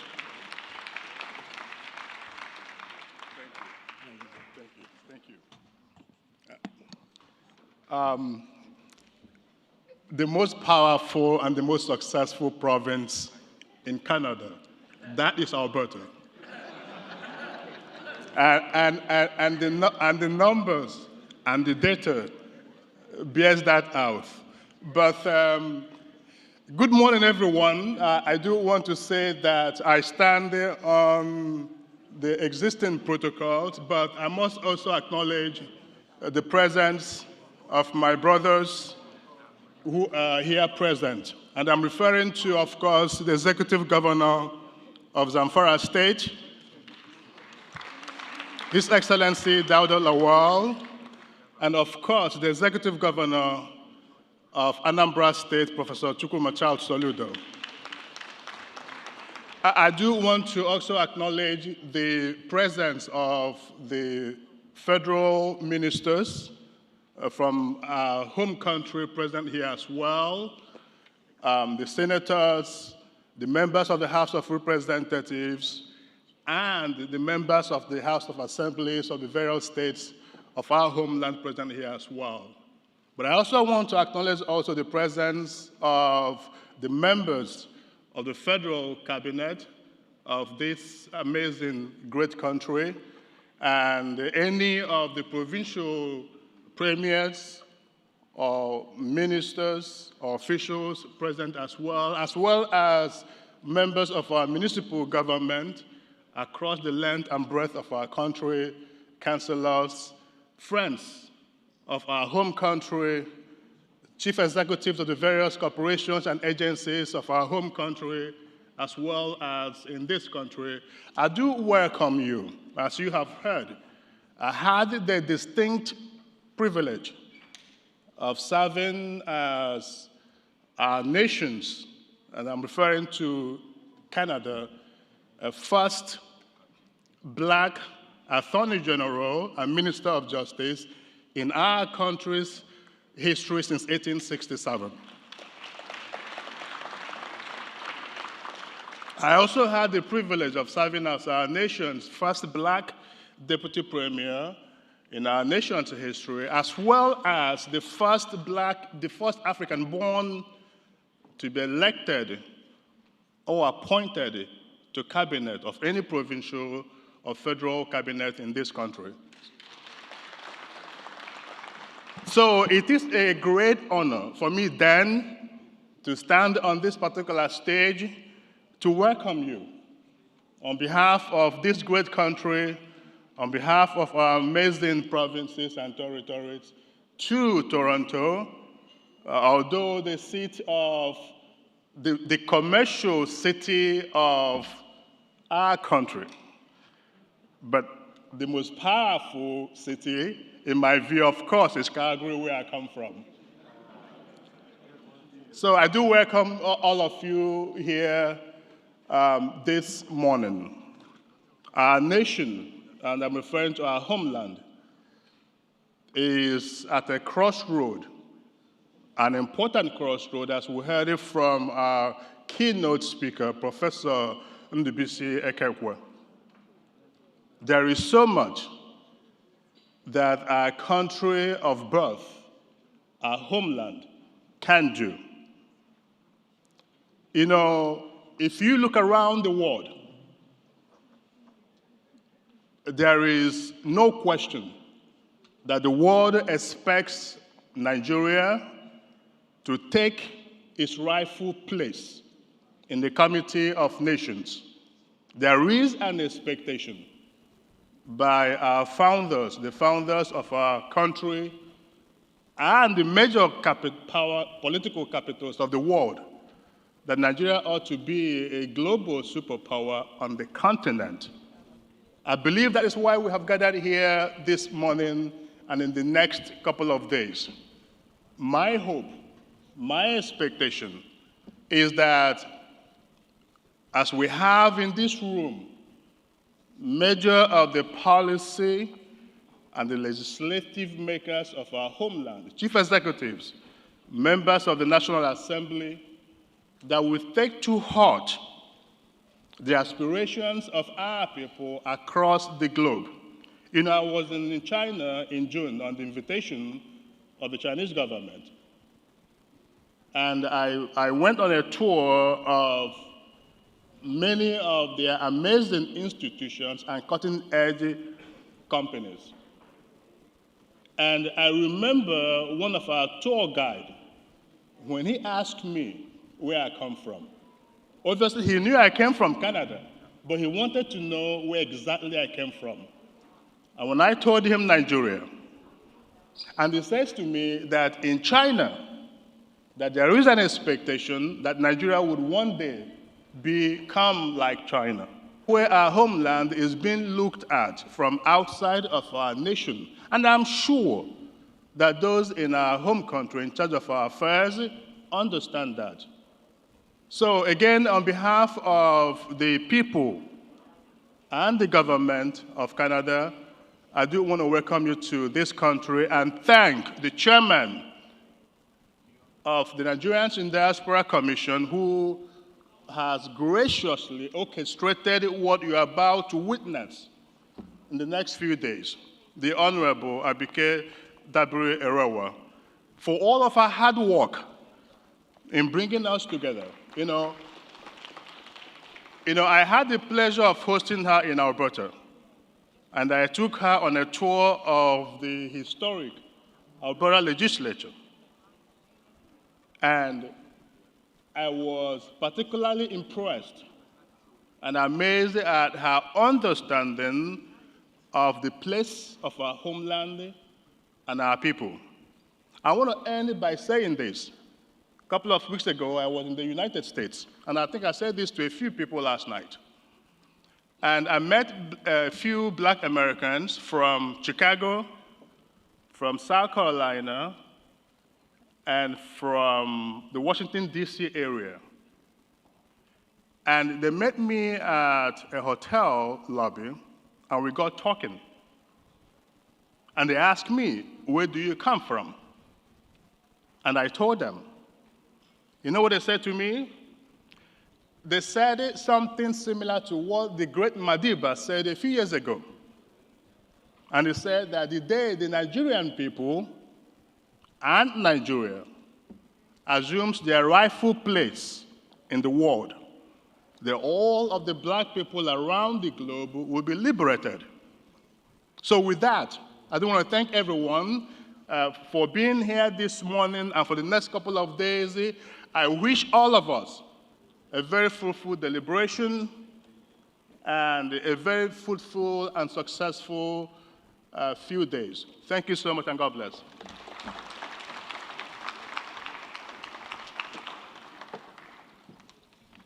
Thank you very much, sir, for those opening remarks. Could we please give him another round of applause? With that being said, we do have a few more people to acknowledge in the room. First up, we have the Ikiti Diaspora representatives in the room. Dr. Femi Fashuba, if you're in the room, please just stand up so we can acknowledge you. Dr. Femi Fashuba, can we please clap for him? Thank you. Next up, we have representing the Lagos Diaspora focal rep, Mr. Jermaine Sanwo-Olu in the room. Can we please have him stand up as well so we can acknowledge him? Thank you. We're now going to hear from the Manager of Trade Programs, Ontario Ministry of Economic Development, Job Creation and Trade.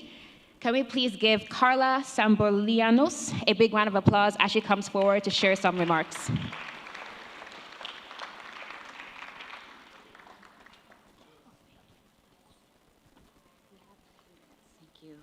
Thank you so much. And good morning, everyone, distinguished guests, business leaders, innovators, policymakers, and valued delegates joining us from across Africa and Canada. A very warm welcome from Ontario. We asked to go after Alberta because we wanted to provide some rival remarks, but not rival. It's all in friendly jest. So thank you very much for having us. My name is Carla. I'm with the Ontario Ministry of Economic Development, Job Creation and Trade, where we're seized with forging more partnerships for Ontario companies to do business around the world, to diversify our trade and find mutual benefits and commercial outcomes. It really is a pleasure to be with you today and welcome you to Toronto for this very important forum. I'd like to begin by recognizing the organizers of the conference and thanking them for bringing together such an exceptional group of financial and tech sector representatives. The caliber of participants assembled really reflects not only the growing importance of Canada-Africa economic relations, but also the tremendous potential and opportunities that exist when governments, investors, entrepreneurs, and industry leaders come together with a shared vision for growth. This conference comes at a particularly exciting time. Across Africa, we're witnessing remarkable economic transformation, as we've heard, and digital adoption, expanding financial inclusive initiatives, growing entrepreneurial ecosystems, and increased regional integration through initiatives such as the African Continental Free Trade Area that we can leverage together. At the same time, Ontario continues to strengthen its position as one of North America's leading centers for technology, financial services, fintech innovation, advanced manufacturing, life sciences, and global commerce. These parallel developments create significant opportunities for partnership, and the future of international trade is increasingly digital, connected, and innovation-driven. The relationships built here today will help shape how businesses move capital, access markets, build technology solutions, and create jobs across both economies. Ontario is uniquely positioned to contribute to that future, and as Canada's largest economy, Ontario is home to nearly 16 million people and represents approximately 40% of Canada's GDP. We are the gateway for North American markets and a destination of choice for companies looking to scale internationally. Toronto is recognized as one of the fastest growing technology hubs and serves as Canada's financial capital. Our province is home to a highly educated workforce, world-class universities and research institutions, and an innovation ecosystem that supports companies from startup through global expansion. So for fintech companies in particular this week and financial institutions, Ontario offers a very compelling environment. We are home to all 5 Canadian banks, and many foreign banks are looking for new opportunities and technologies. Ontario boasts, as we heard, a regulatory environment that supports innovation within a framework that maintains confidence in financial markets. This makes Ontario a real ideal partner for organizations seeking to expand here and improve financial outcomes. But our interest in Africa extends beyond market opportunities alone. We recognize the continent as a very dynamic region with extraordinary talent, growing consumer markets, and innovative solutions emerging across sectors, we see opportunities to collaborate in fintech, clean tech, artificial intelligence, deep tech, agriculture tech, healthcare innovation, advanced manufacturing, and many other areas. So we do this by organizing programs, participating in programs with various partners. We bring Ontario delegations to Africa at key industry events, including AfricaCom, GITEX Africa, World Advanced Manufacturing, Morocco, and other events. So please do look for Ontario companies there, or reach out to myself or my team in the room. So this is really why events like this are so valuable. The relationships that we establish today could become tomorrow's strategic partnerships, investment opportunities, and business success stories. Ontario is committed to supporting these connections, and on behalf of the Ontario government, thank you for joining us today and this week. We appreciate your commitment to strengthening Canada-Africa economic ties, and we look forward to the partnerships, the investments, innovations, and the conversations that will emerge this week and take place.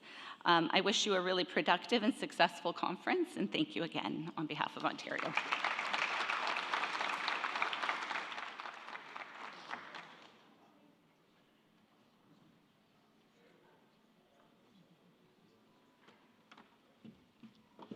Another round of applause for for Carla.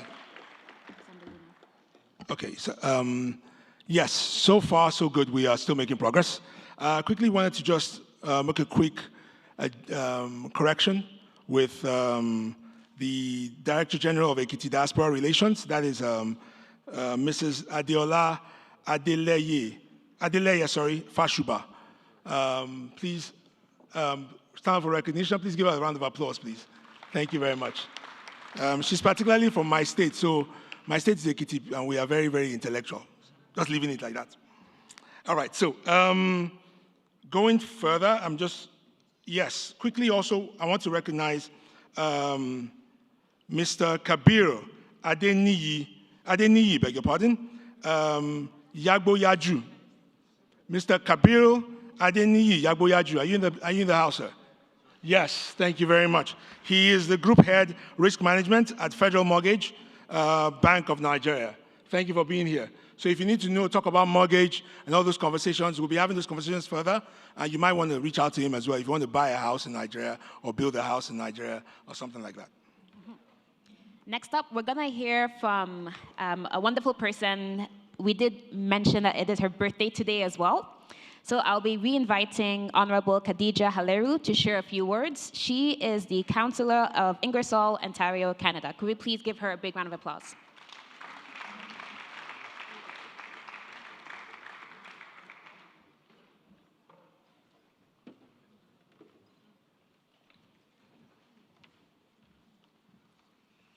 Good morning. Again, standing on existing protocols and welcoming governors of states that have come join us from Imo State and Zamfara State, welcoming the ambassador, ministers, and CEOs of our parastatals and Ministry of Trade. Welcome. It is an honor to be here today, seeing the fruition of bringing Nigeria and Canada together.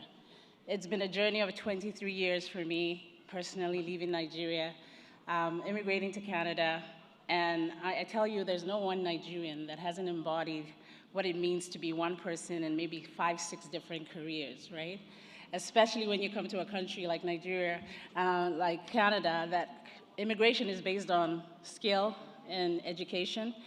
We come here with passion and pride.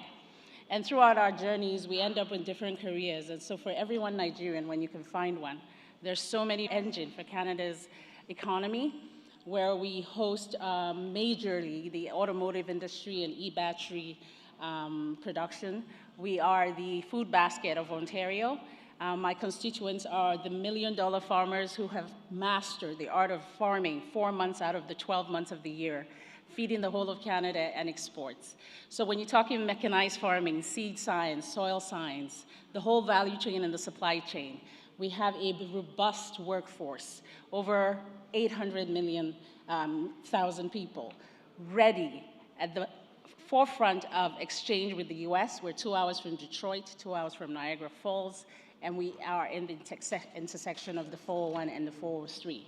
So this is a region where when you talk business and you talk partnerships, you're talking about people who can expose you to whatever angle of this North American continent that we want to reach.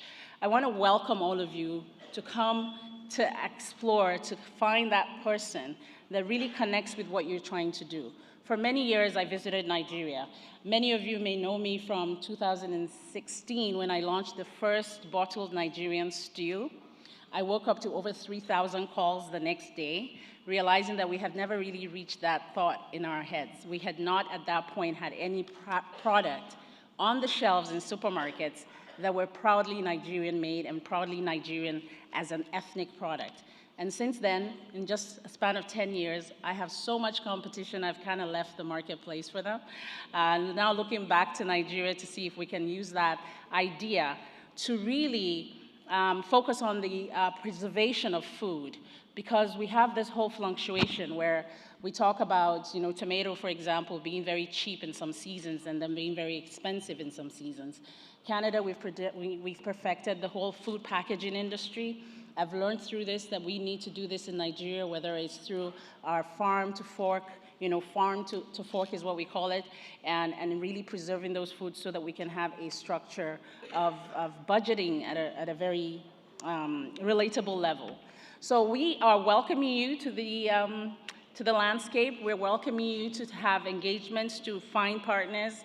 And I just want to say, for me personally, there's so much that we can offer that we need you to tell us what the issues are. You've listened to the tech industry, you've listened to the fintech industry, and you can tell where we really need to forge those gaps.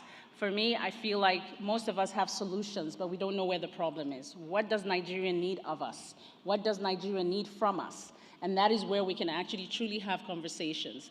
I took it upon myself to go to NEPC 10 years ago when I also launched a skincare line, and I said, Nigeria needs to own shea butter.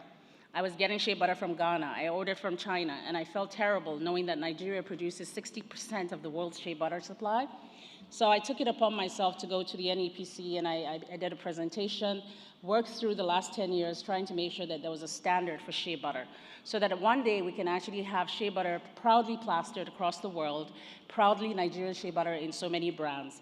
I also worked again on the supply chain for tomato production. So some of us need the support from our local Nigerian partners to take that idea or to take these ideas and move it forward. Recently, I've written a book, and I'm going to do a shameless plug here. As a theoretical student from public administration, I've now had the opportunity to serve as a municipal councillor, seeing the power of municipal government and how we make decisions at the base. The grassroots development that Nigeria truly craves starts at the municipal level. We are the face that makes the governors and the provincial premiers look good. And until Nigeria can truly harness the power of local governance, we will not see development. No matter how hard we try, when the federal government tries and the state government tries, if the local government chairman is not doing his part, that development doesn't reach your door. And so we do need to rethink the framework. And my book, Operational Framework for Local Government Councils, Service Delivery in Nigeria, is my give back to my country as I experience the practical governance and the power of it. So please find it on Amazon. And I just want to say thank you and welcome to all of you, and hope this will be a very, very productive session for all of us.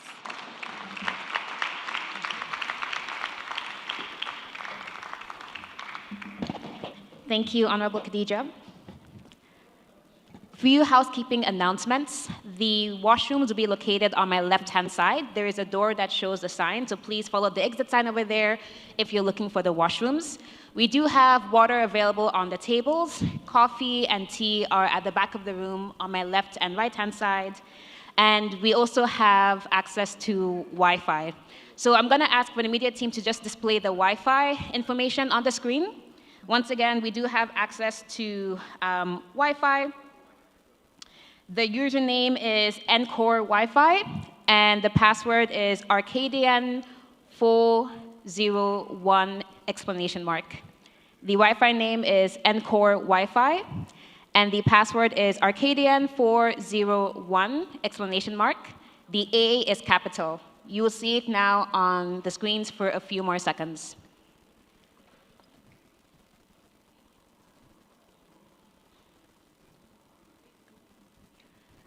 We also have the programs available online.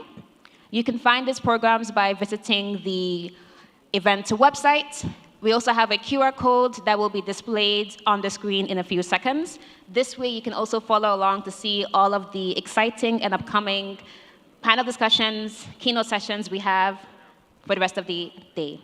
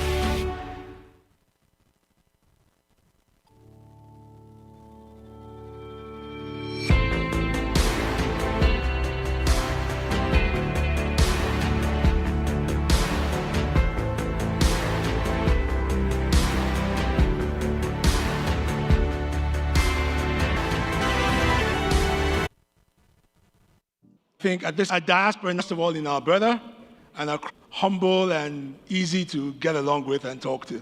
Please welcome with me Professor Akolisa Ufo-Dike, former Deputy Minister of Trade, Government, former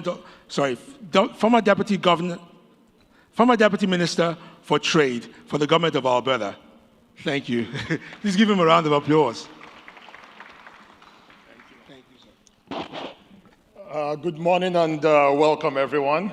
I'll stand on existing protocols, but I guess I'll be remiss if I don't acknowledge the presence of my governor, as Awumonye Newi.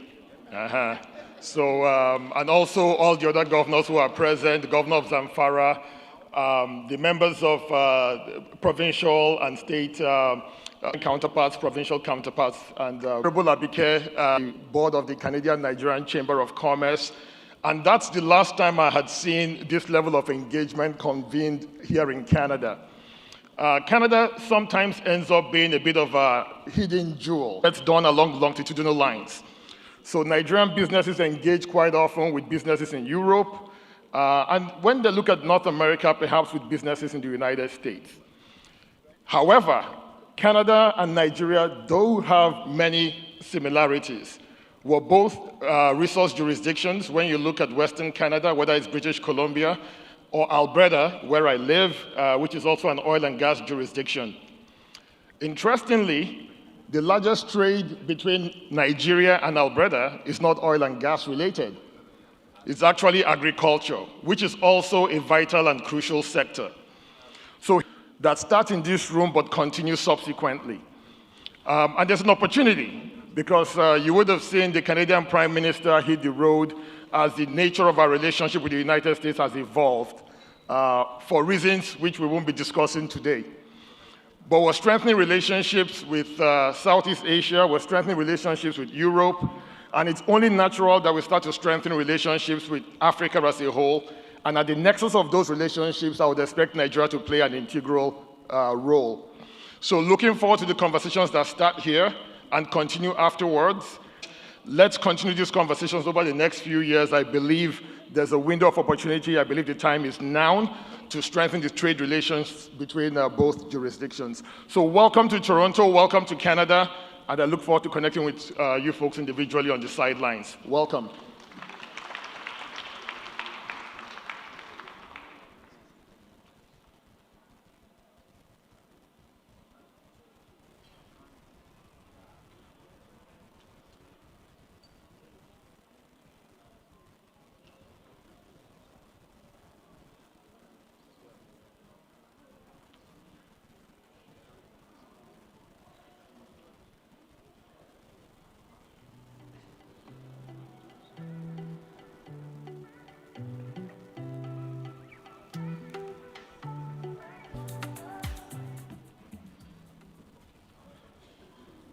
Please, another round of applause for Professor. A key part of our presence of to have.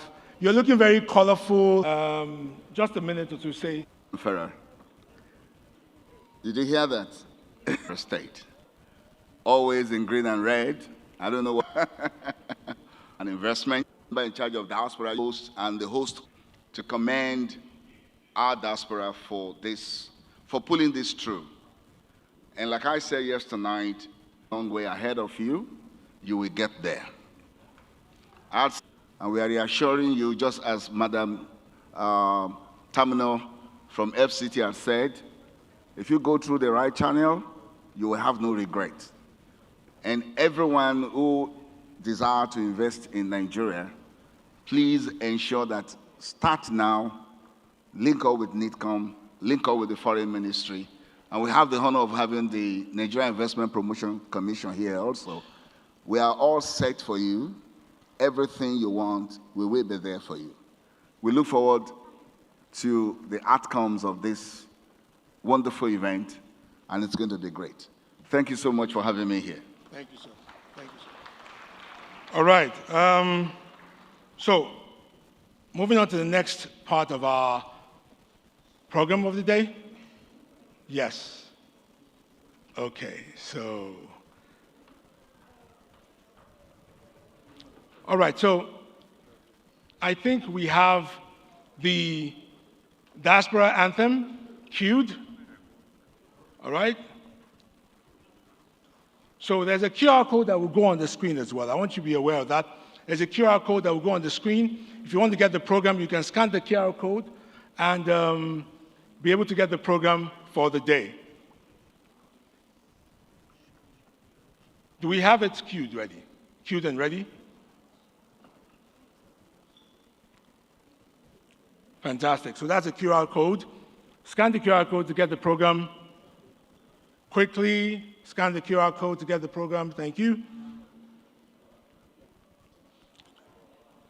Okay, so without further ado, can we have them also on your tables?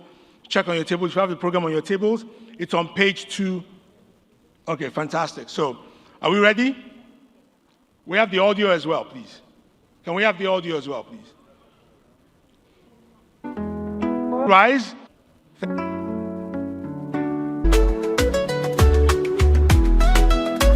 Against the lands, we shine our light.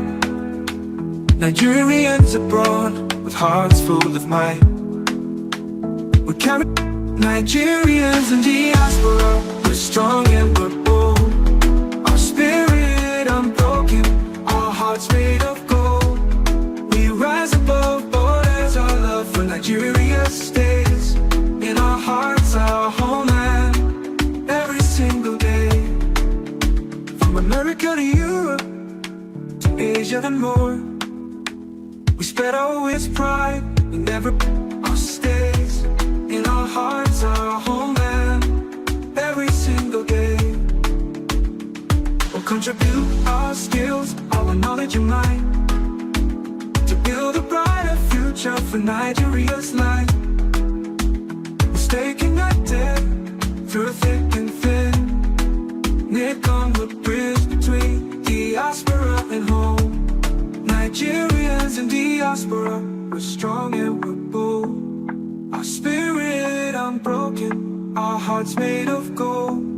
We rise above borders, our love for Nigeria stays in our hearts, our homeland, every single day.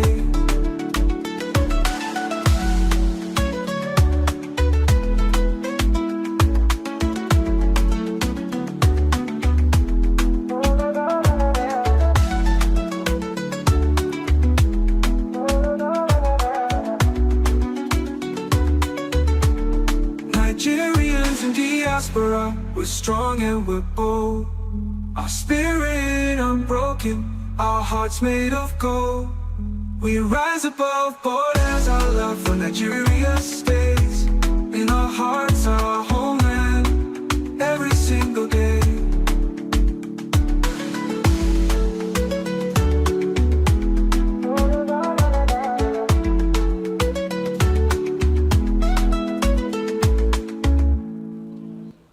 Okay, please another round of applause for Nigerians in diaspora. Okay, so quickly, to do a quick introduction of our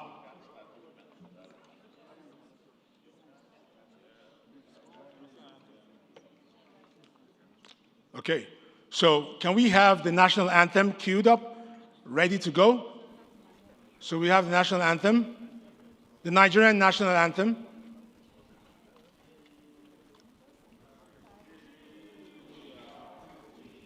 Yeah. All right, so native land. I don't have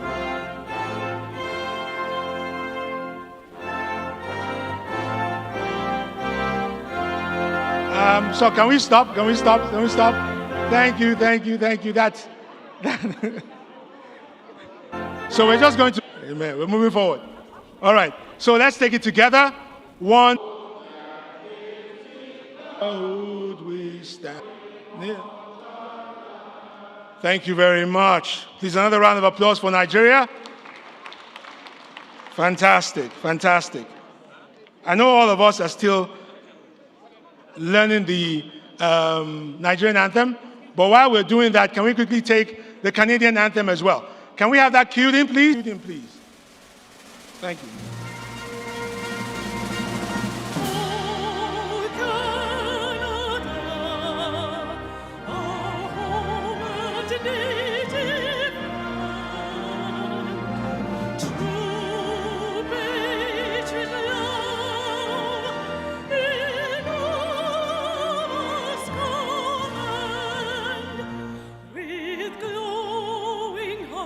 We see thee rise, though true nor strong and free. From far and wide, O Canada, we stand on guard for thee. God, King our land, glorious and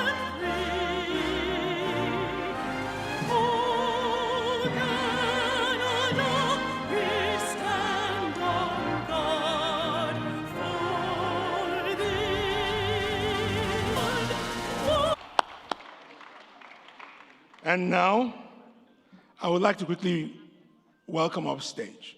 Before I welcome up stage,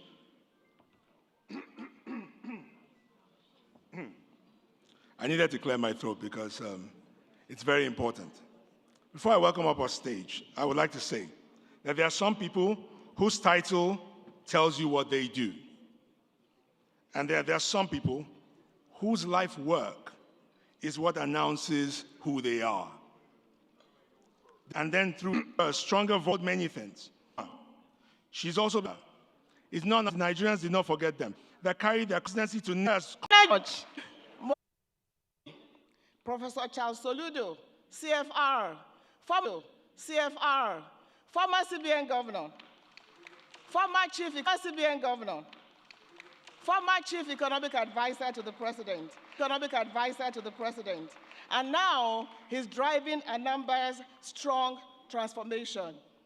He's an economist, a reformer, and the visionary behind what you hear they say, solution is here. I'll wait for Governor of Zamfara to introduce him. He's been with us since yesterday, amazing, great gentleman. My sister, no, Excellency, Ambassador Zana, if you want to find a quiet, handsome, easygoing diplomat, gentleman, it has to be Ambassador Zana, our Acting High Commissioner. Thank you for all the work you've been doing to make this happen. My dear sister, Minister of Trade, Investment, the one and only Dr. Jumoke Oduwole. Under her leadership, MFR, under her leadership, she started the ease of doing business, and today it's easier for you to do business in Nigeria, promoting Nigerian businesses at home and abroad. Thank you for being with us today. To my organs at the top, the National Assembly, Chairman, Senate Committee on Diaspora, Senator Ania, can please appreciate this fine gentleman for coming all the way to be with us. And my brother with the red cap, Honorable Tochukwu Okere, thank you so much for being with us. Thank you so much for all your support. DGs of agencies here, let me welcome all of you. DG National Orientation Agency, Malam Lanre Isa Onilu. You see why you need to come to Canada more? They wanted to play old anthem. Canadians, I saw those of you singing Canadian anthem better than Nigerian anthem. I've noted your names. We won't give you visa to come back home. NIPC, Wike is working. We receive a lot of support from FCTA. Honorable Solomon and my dear sister seated there, thank you for being with us. Of course, Representative is doing great, and also from Plateau State, my 6. But in the room, we have everybody. I pay my respect and compliments. But most important, every one of you that worked on this, later you're going to come on stage and we call all your names. Thank you so much for this fighting. But thank you very much. You know, when we began this, I had faith. Faith in the Almighty God. Faith in President Bola Ahmed Tinubu's renewed up agenda. And faith in you, the Diaspora Committee members, and particularly Nigerians in diaspora in Canada. When they say, why Canada? I say Canada has, should I say it, the bestest of the bestest of the bestest of Nigerians in diaspora. Doing very organized, very put together, whether it's in Toronto or Calgary or Waterloo or where again? Everywhere. Look at them in the room. Let's appreciate all of you. Coming. A governor who understands partnership. Delegation, we welcome you, as well as the delegation from Anambra State. The chief of staff representing the president will join us. He had issues with his traveling baggage and all that, but he'll join us a bit later. So that's why we delayed the national anthem, but we're starting anyway. So, good morning again for all of you for being here. So I welcome you to the Nigeria Diaspora Economic Conference 2026, and it's a special joy to be here in Canada. Canada, as you know, is home to thousands of Nigerians, doctors, engineers, entrepreneurs, academics, and innovation. And the young people in Canada, can we appreciate every one of you doing amazing things? And our volunteers, you saw them, they're volunteering free of charge. Young Nigerians doing great things in Canada. Thank you very much. So why are we having this conference, and why now? But before I go to that, I'll have to say that we're a bit disappointed that someone like the representative of the CBN governor did not get a visa to come here. A governor did not get a visa to come here, the governor of Plateau State.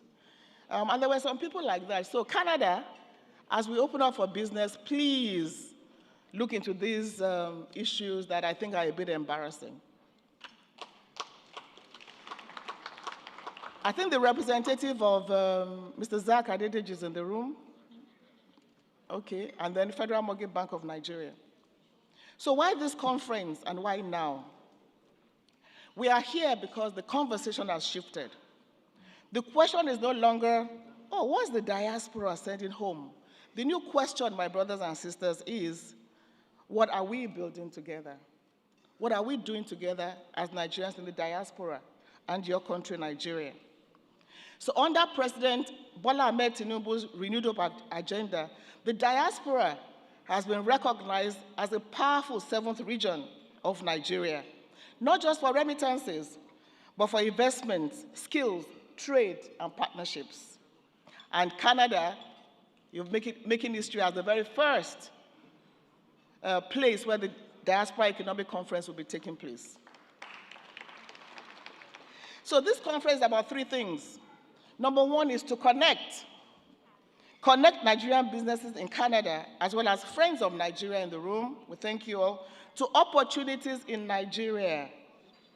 Excellency, you said it yesterday, any wise person, you have to invest in Nigeria. We want to connect Nigeria should be your wise choice for investment. So we have that conversation in the next 3 days. Second reason is to convert diaspora potential to diaspora investment. From ideas to factories, from savings to housing, and from skills to institutions. The third reason, ladies and gentlemen, your excellencies, is to collaborate. collaborate with the Canadian government, Canadian investors, and Canadian Nigerian businesses to create a win-win partnership. For us at the Diaspora Commission, we're making it easier for Nigerians abroad to connect with Nigeria. We have profiled hundreds of thousands of Nigerians in the diaspora professionals who are ready to serve.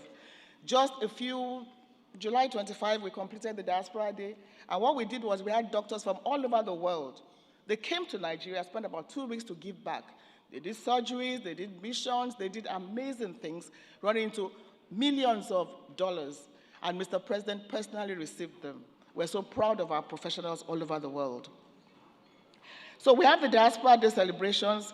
We've introduced the Diaspora Merit Award, where we recognize you for not just excelling abroad, but for influencing a lot of issues back home. The National Diaspora Policy was the very first document we produced to guide all our diaspora engagements. And like we said, we've moved from policy. So if you don't get your data, please hold him responsible, so that we can know where you are, what you're doing, and we can plan properly. Like I said, every state now has a diaspora focal person. So you want something in Anambra, there's somebody to go to. You want something in Zamfara, there's somebody to go to. Honorable Manji is the diaspora focal person for Plateau. I've introduced Jermaine and Dr. Fashuba. So that you want to do your business, we connect you directly to the state. We have the presidential town hall meetings. Mr. President meets the diaspora wherever he goes to. I hope that he will come to Canada one of these days. So we have quite a number of programs. The Door of Return Initiative, Honorable is here, where we take the diaspora to Badagry to witness history. We have programs especially for the young Nigerians in the diaspora called the Home Strings Program, because you know what? Our young people, watch out for them. Watch out for young Nigerian professionals in the diaspora. They are doing amazing things, and our young Nigerians will change the world and will change Nigeria positively, so we're not joking with them at all. Just before coming here, we launched the Diaspora Mortgage Scheme. What it means is that you, the diaspora, working with Federal Mortgage Bank of Nigeria, you can get 100 million naira loan. I know that Dr. Madu, 100 million naira will not build you a home, but it kickstarts something. It kickstarts you to know that Nigeria cares about you. So seize the advantage of that. Everything is on our website. You just pay, I think, $200 for 6 months, and you're entitled to 100 million naira loan. Are you excited about that? Yes, let me hear the. Thank you very much. And I'm sure the representative of Mr. President has some, I don't want to say what he's going to say, but we're working on the diaspora bond and sector-specific investment. I'm sure the Minister of Trade will tell us whether we're going to have tax incentives for you, the diaspora that are investing back home. So these programs and initiatives were created to empower, enable, and engage with Nigerians in the diaspora, such as all of you here in the great city of Toronto and your country, Canada. Canada and Nigeria, we do have strong trade ties, but the untapped gold mine is you, the diaspora. The Nigerian in Calgary running a tech firm, the Nigerian in Ottawa in finance, the Nigerian in Vancouver in real estate. You are the untapped gold mine. And President Bola Ahmed Tinubu is not paying lip service to that. We want concrete results now. You have the structure, you have the platform. So my charge to you is very simple. Do not just succeed in Canada, succeed for Nigeria. And that's why the theme is thrive abroad, invest at home. Because whatever the case, home will always be home. Invest one project back at home. Mentor one young person. Partner with one SME. Adopt one hospital, one school, one community. And I want to thank those of you that are already doing that, but more of you can do it. Great nations are built by people who refuse to forget where they came from. Let's build this great nation called Nigeria together. So in closing, I'll just say to my Canadian host, thank you for the warm reception and for being a home to so many Nigerians doing amazing things here. To our wonderful Nigerian community, thank you for flying the flag high. You know, when you talk about Nigerians, and I'm telling you, our narrative is changing. When I say I'm a Nigerian, people want to be my friend. Everybody now wants to have a Nigerian friend. They want to eat our food. They want to play our music. They want to learn a few things about us because you, the diaspora, are projecting us positively. We are not a nation of foreigners or drug dealers. We are a nation of hardworking, determined, brilliant, energized, amazing Nigerians, such as all of you in the room today, and we appreciate you. Thank you.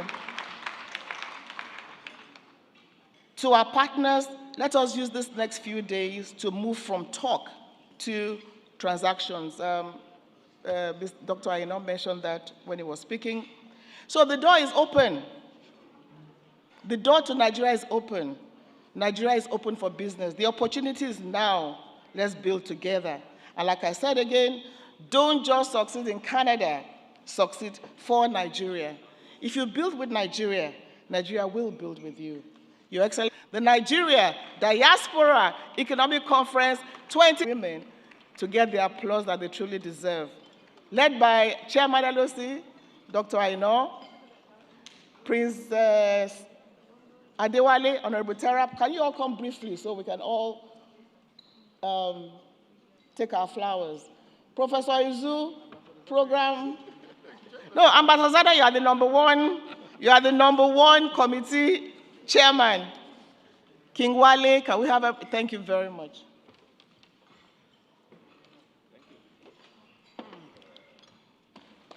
Khadija.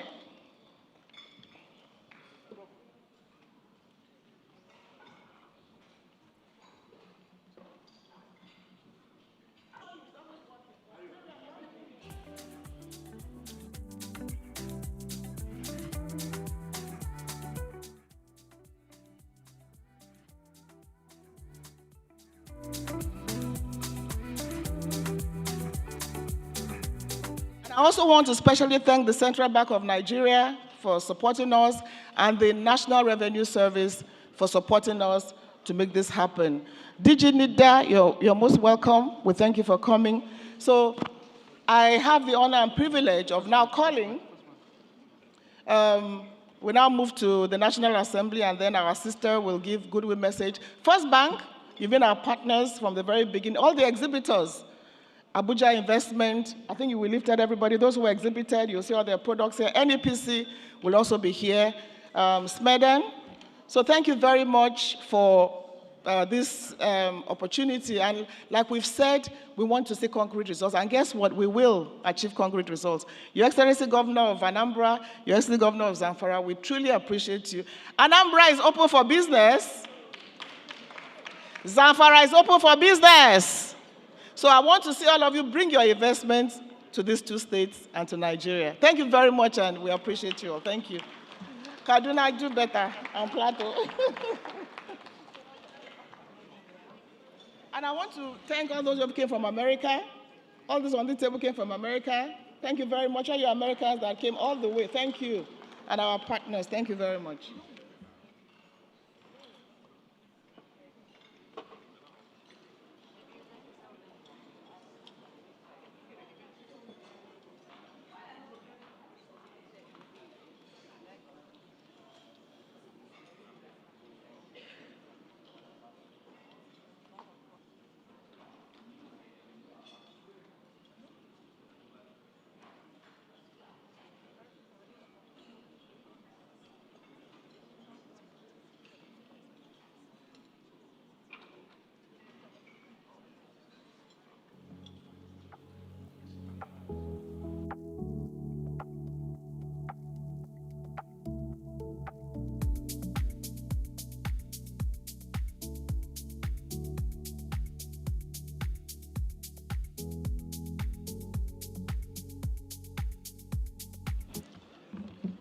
Thank you very much, everyone. It's been a pleasure thus far. We are moving on to the next part. We would like to call the Honorable Minister of Trade and Investment, Mrs. Jumoke Odunowo, Oduwale, beg your pardon, to please come and give us a goodwill message. Thank you very much.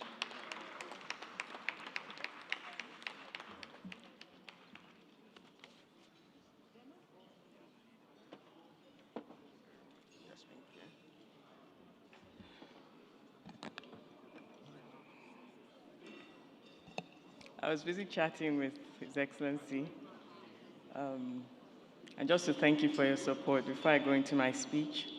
But to recognize the Chief of Staff in absentia, representing President Bola Ahmed Tinubu, GCFR. He designated a very high-powered delegation to be here in Canada today. Your Excellencies, the Governor, Governor Dauda Lawal of Zamfara State. I was with you in Zamfara last month. A lot of interesting progress, investor-worthy progress, and so yeah. Honorable Abike, the Acting High Commissioner, who I worked with in different capacities in the federal government of Nigeria, Ambassador Zana, thank you for all you do, and your colleagues. The honorable ministers who will be joining us here, directors of Federal Ministry of Industry, Trade and Investment, agency heads from the ministry and other ministries as well, and other members of the Nigeria delegation. Now, public officials of the Government of Canada from across various provinces, I like the rivalry. I'm glad that today our subnationals are on one delegation, but it's very nice to hear, Ontario, Alberta, all the rivalry that we also enjoy as a federation in Nigeria, and particularly those of Nigerian extraction for doing us so proud on the global stage. I enjoyed listening to all of you. Now, let me just pause and especially appreciate and commend the extremely vibrant and gentlemen, and my smile that it's a genuine theme, Invest Nigeria, Thrive Abroad. This conference reflects an important truth that Nigerians can succeed globally and remain active partners in Nigeria's economic transformation. And that is the power of the and. It's not either or. You don't have to choose. You have more than enough capacity and deep enough pockets to do both. And so let me begin with a simple point. Our message to the diaspora is clear. We do not ask you to invest in Nigeria only because Nigeria is home.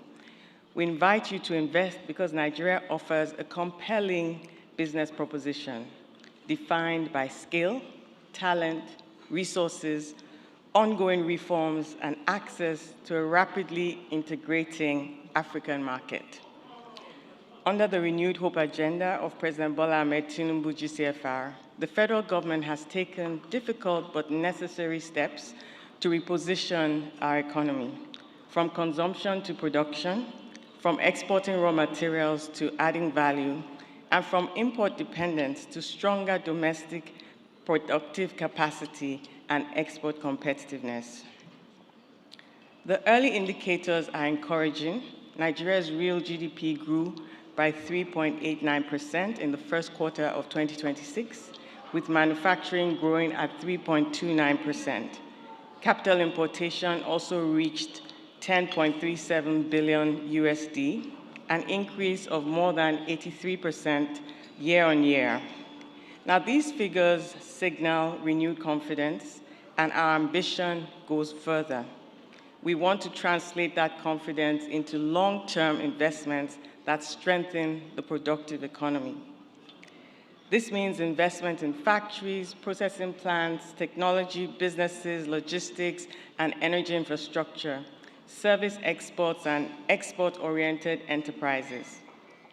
It also means processing more of our agricultural commodities locally, responsibly developing our mineral resources, transferring technology, strengthening domestic value chains, and creating sustainable jobs. The Nigerian diaspora is uniquely positioned to contribute to this transformation. Beyond financial capital, you bring knowledge, technical expertise, global standards, international networks, and valuable market connections.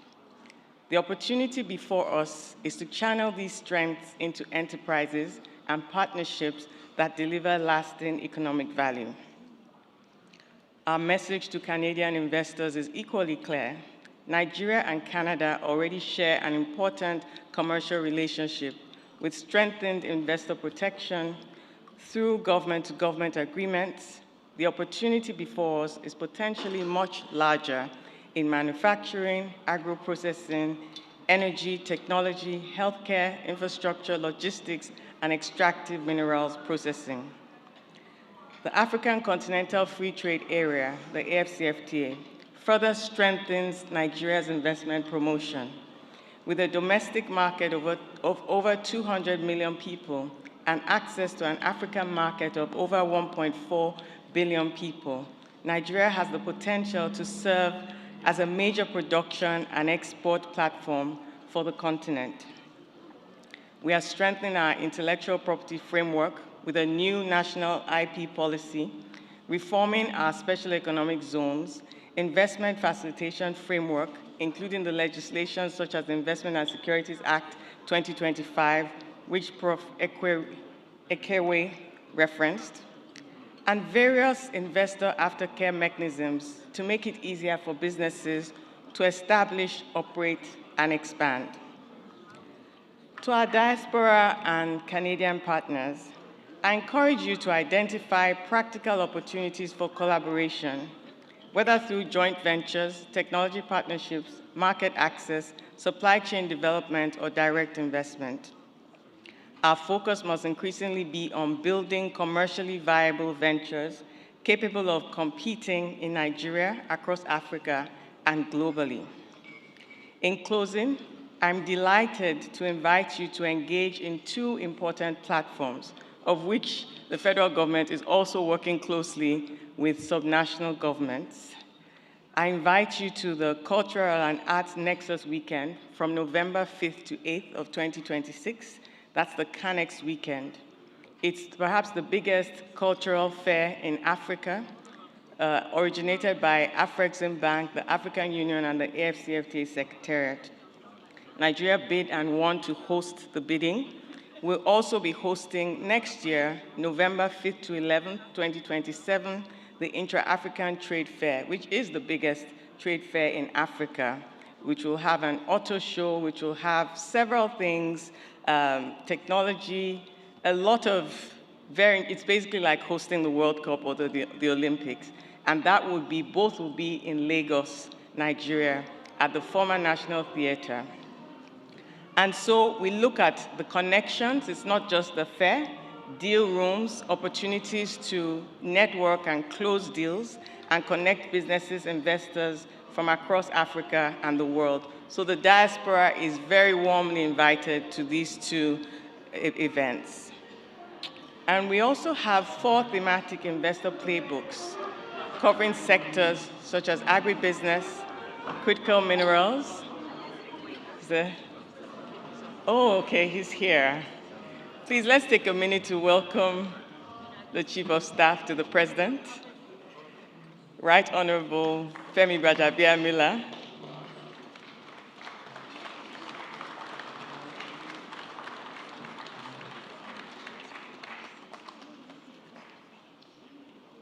Yeah.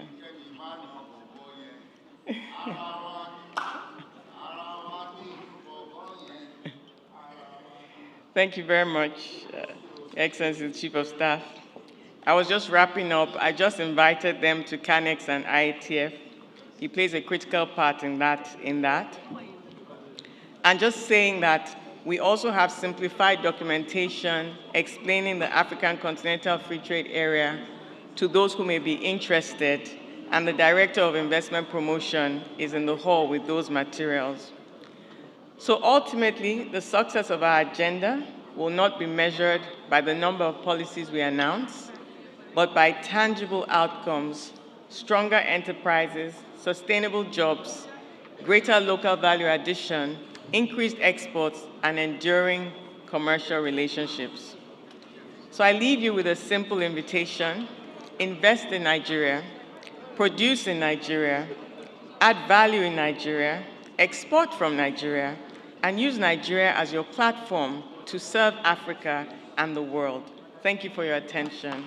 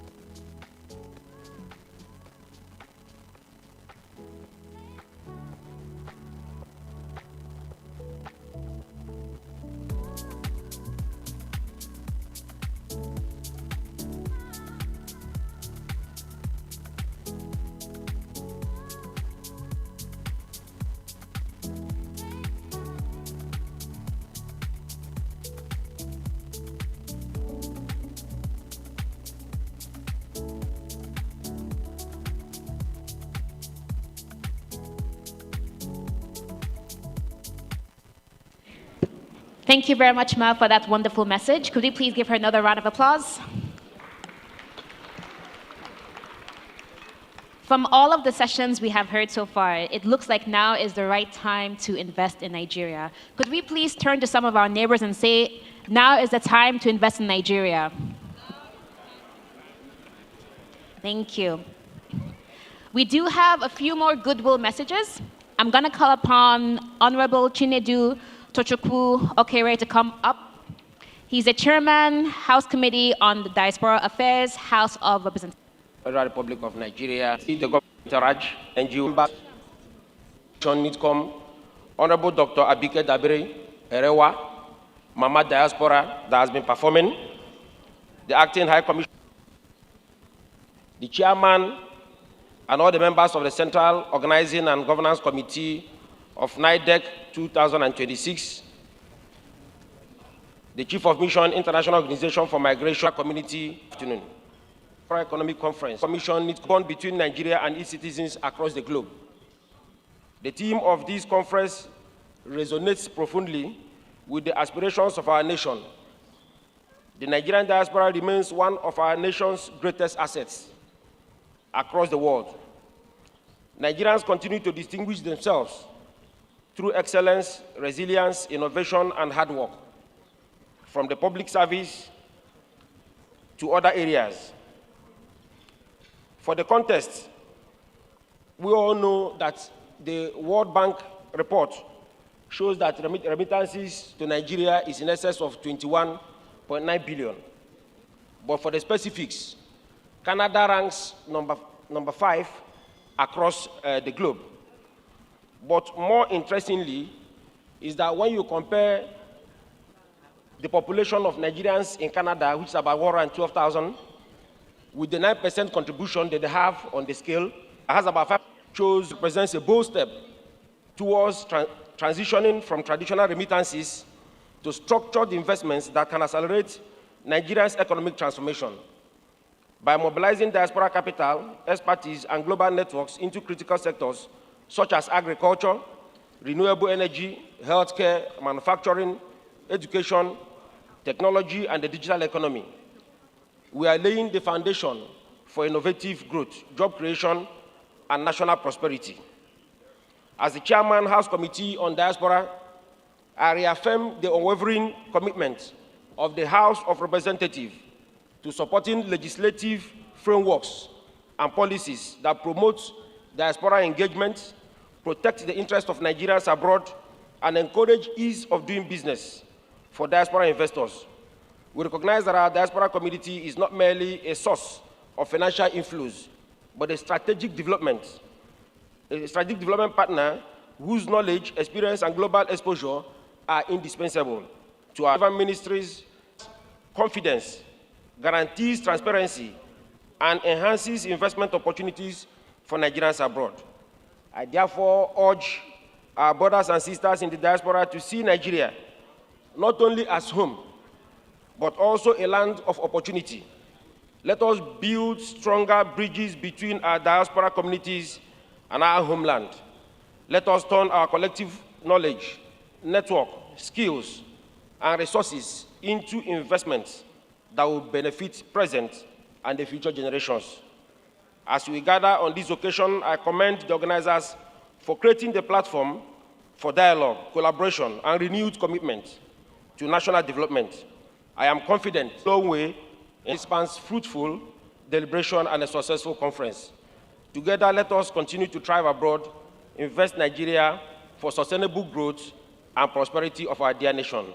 Thank you, and God bless the Federal Republic of Nigeria.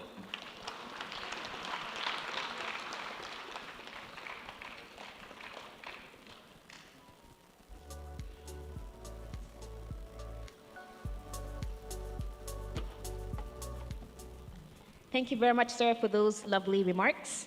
I am now going to call upon Senator Adika Bassi on stage. He is the chairman, Senate Committee on Diaspora Affairs and NGOs, National Assembly. Could we please give him a big round of applause as he comes forward to share some goodwill messages?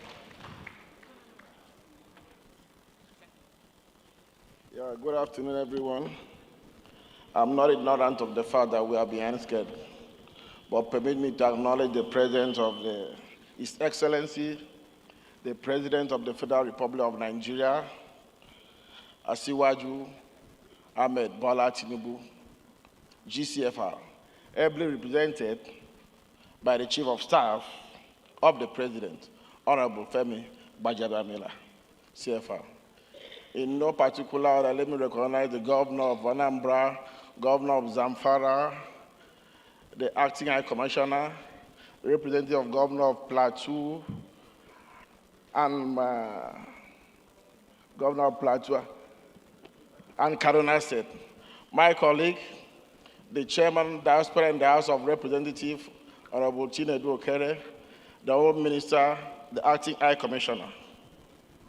I am deeply honored to address this distinguished gathering of Nigerian investors, professionals, entrepreneurs, policymakers, and development partners. I bring warm greetings from the Nigerian Senate and National Assembly of the Federal Republic of Nigeria.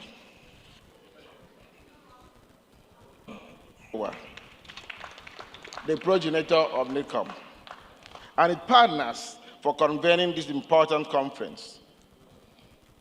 Thrive abroad, invest in Nigeria.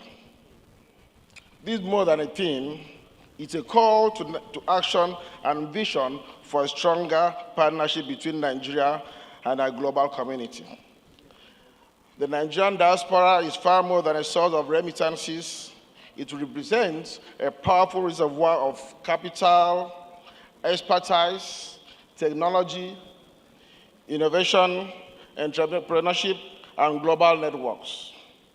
Our doctors, engineers, academics, entrepreneurs, technology professionals, and investors abroad are potential bridges between Nigeria and the global economy.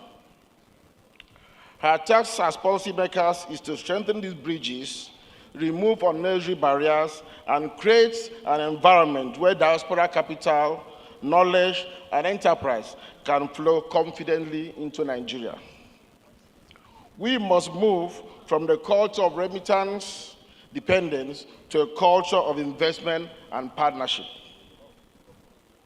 We want Nigerians abroad to invest in businesses, mentor young people, but investment requires confidence, effective dispute resolution, and business environment that rewards that strengthen these fundamentals and make Nigeria more than non-governmental organizations. I reaffirm the commitment of the National Assembly to ensure that the interests and contributions of Nigerians abroad remain firmly within Nigerians' national development agenda.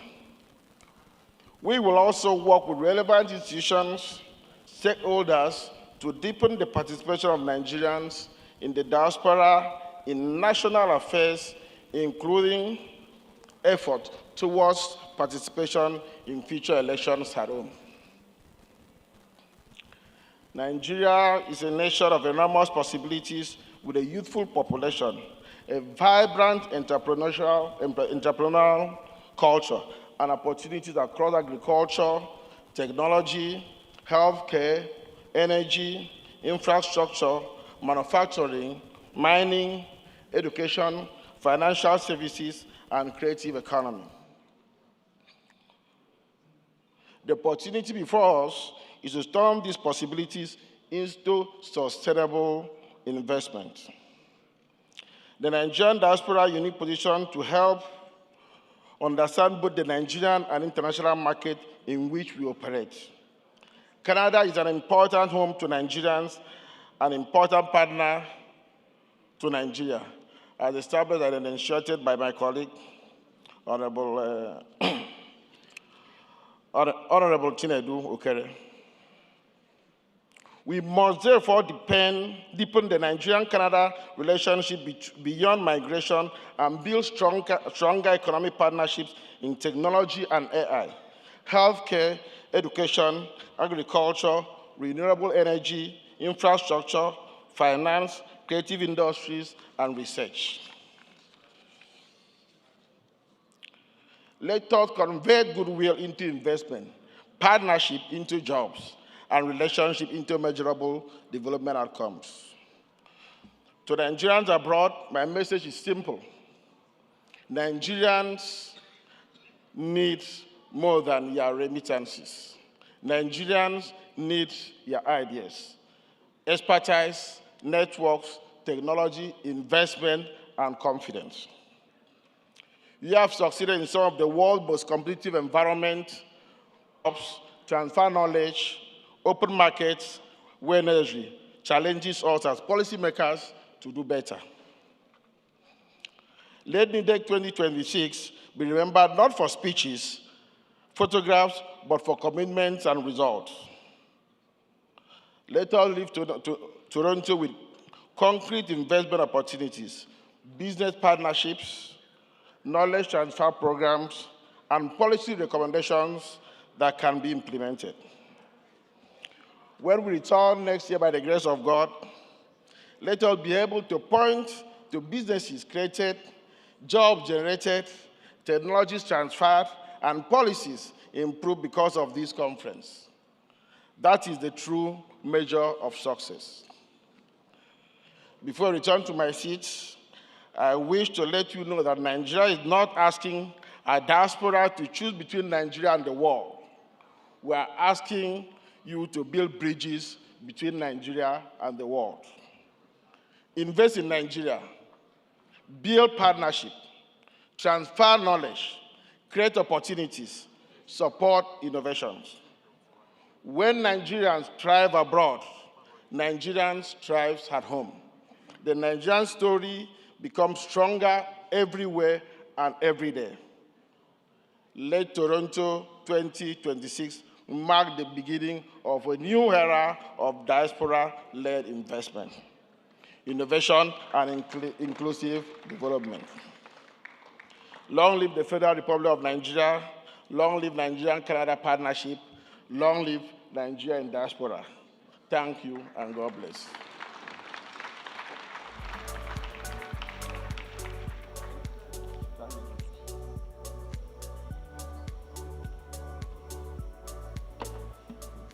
Can we appreciate the Senator once more? Again, thank both of you for your support to the Diaspora Commission.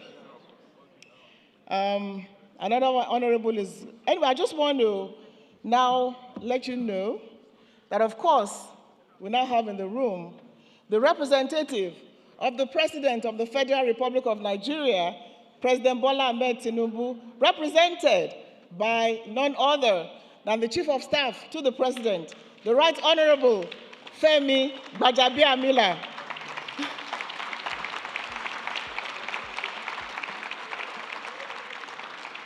But I have something for you. He won't be speaking today, so you all have to be here tomorrow.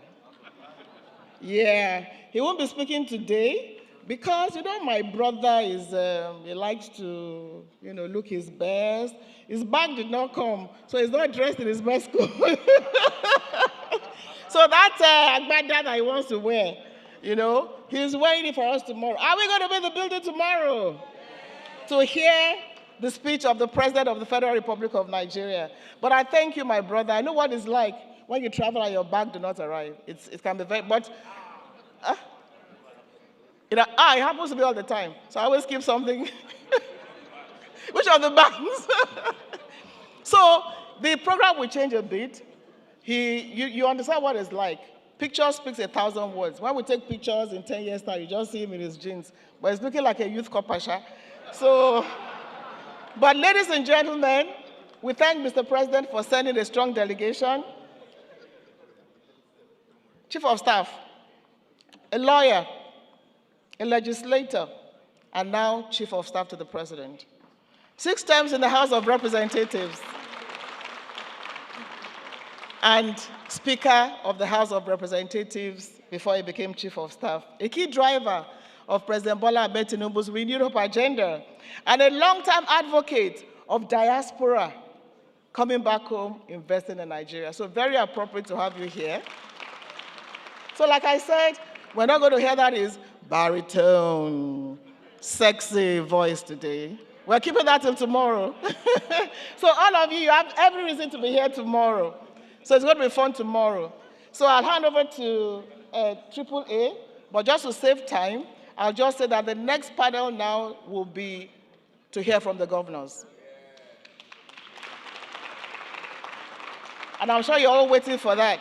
So ladies and gentlemen, solution is here. Solution is in the building. A warm round of applause and a standing ovation for the man who is changing Anambra State, for the man who changed CBN in Nigeria, for the man who has achieved amazing things in the field of economy in Nigeria, and today driving not just Anambra State, but policies and reforms in Nigeria. Ladies and gentlemen, Governor Soludo. But you should give us that your Yadike. Nothing. Nothing. Nothing. Not yet. Not yet. In the evening. In the evening. I'm still having a jet lag. Thank you very much, sir. Thank you very much. Thank you. Thank you very much, distinguished ladies and gentlemen. I want to say I rest on the existing protocol, but not without acknowledging the presence of the President and Commander-in-Chief of the Armed Forces, Bola Ahmed Tinubu, ably represented by the Chief of Staff. Then my brother, friend, in whom I'm very well pleased, Governor Dauda Lawal of Zamfara. I told him it was one of the reasons I made sure that I must be here. Even when we were struggling to get a seat in the airplane and had to show up at the airport and said anything, even if in the cargo cabin, I was willing to get into. And finally, they got me, I think, the second. I want to appreciate all of you, and particularly, very, very particularly, Madam. And to all of you who are here, Nigerians, those carrying Nigerian Canadians, Canadian Nigerians, whatever, however you mix and match it, but we are Nigerians because God in His infinite wisdom didn't make a mistake in making us have that root as our base. I want to appreciate all of you. Appreciate the organizers of this conference, the first of its kind. I have a presentation. I am told that it's guys, I'm still having a jet lag. No, my view.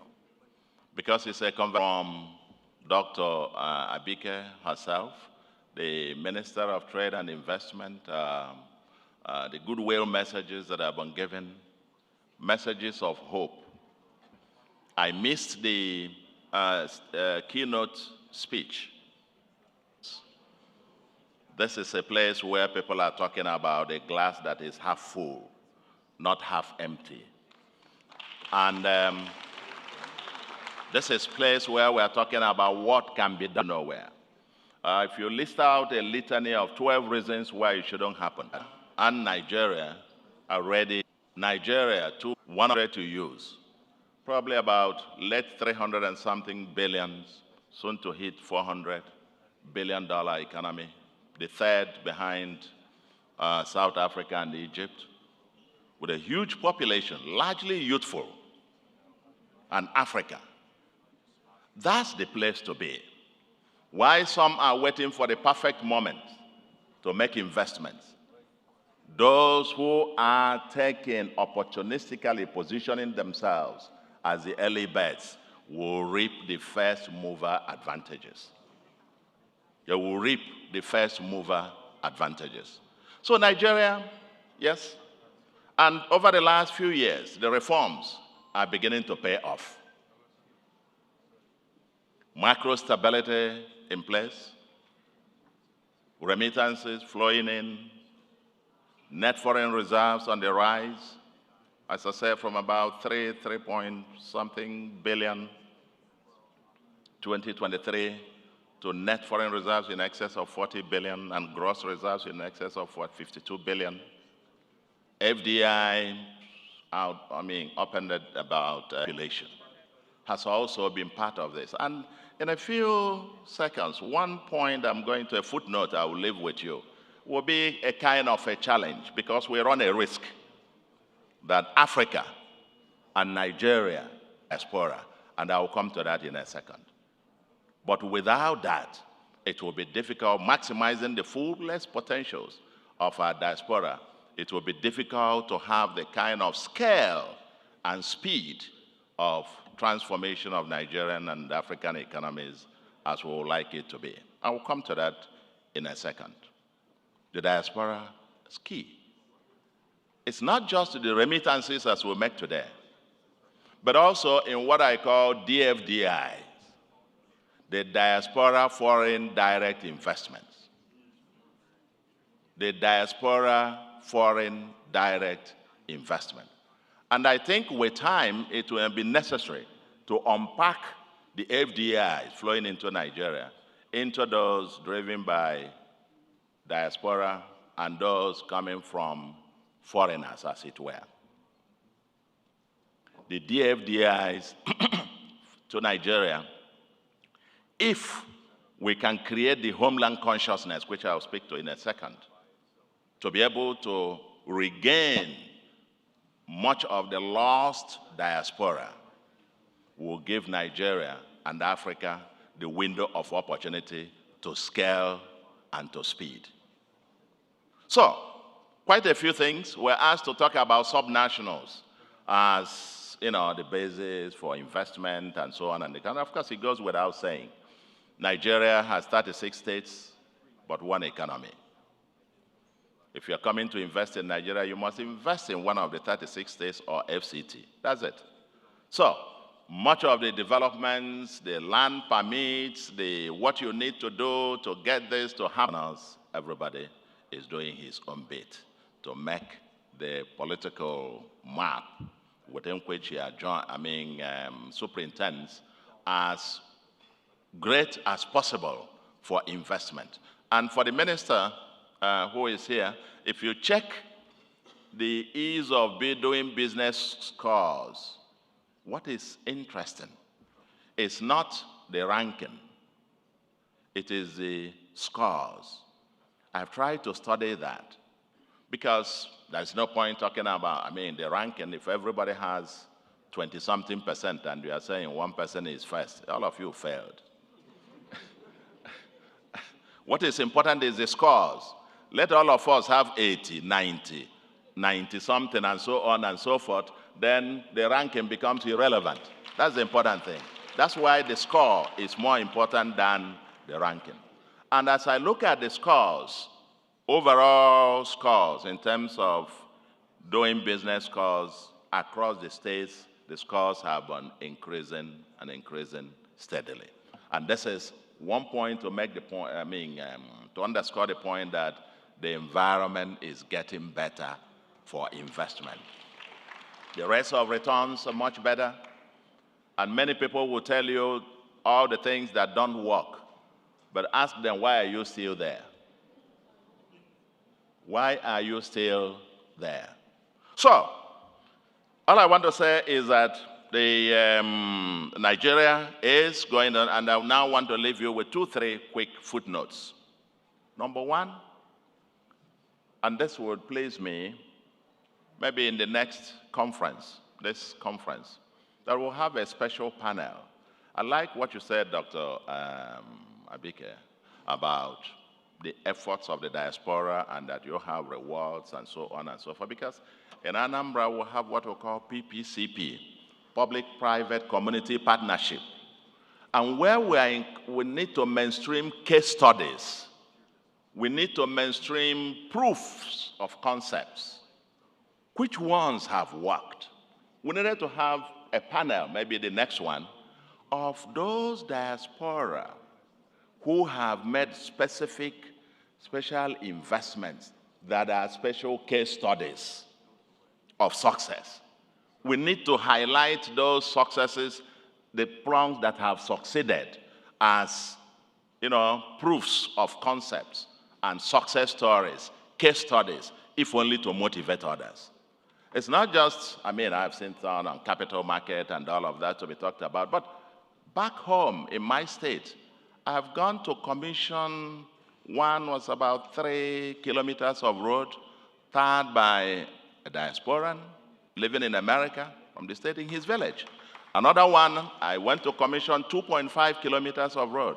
I've gone around commissioning hospitals, the taking care of healthcare centers, some fixing primary schools, that's adopting schools, and so on and so forth.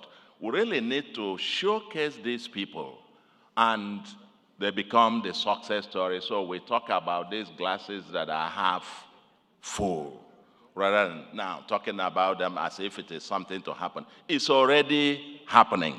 And so, for me, therefore, for Anambra, I'm here, what will make this conference successful for me is the takeaway. What are we taking home? I've come here with a team. I have something here about who we are. Anambra on the Rise, the foundation towards the African Dubai Taiwan Silicon Valley ADTS. From here, I'm heading to Silicon Valley, by the way, at San Jose tomorrow. And that's trying to close some deals about partnerships and so on and so forth. What will make it worthy for us is that the team I have here from technology, universities, education, health, and so on and so forth, several sectors, we want to close deals if you have money. Yeah, no, I've been to hundreds of these conferences and talks, expression of interest, and so I said, show me proof of fund. Do you have money? If you don't have money, don't waste my time. We keep moving and so on. Because we'll keep talking about this and pledges, and I have barely 3 years and 7-8 months to leave office. So if you haven't got money, but if you have money, for this, we prepared this. We also have it, we have a copy, a few copies, but there is a barcode. If you scan it, you'll get this entire document about where we are, where we're headed to, and the opportunities and the road ahead. Like we're building a brand new commercial industrial city, an aerotropolis, and we've received the Economic Free Trade Zone approval from Mr. President. We're waiting for your full license, and you'll come to commission it soon or not, and so on and so forth. So we are firing a new axis of opportunities and wealth creation. So welcome. My view, case studies, focused proofs of concepts. That's point number one. Point number two is that back home, by way of policies, and I hear you, the Honorable Minister, about what we are doing and so on, creating the enabling environment and so on. And I think part of it is that nobody is too poor to enable investment. At the minimum, patronize made in Nigeria. And we need to orchestrate this almost into a formal policy.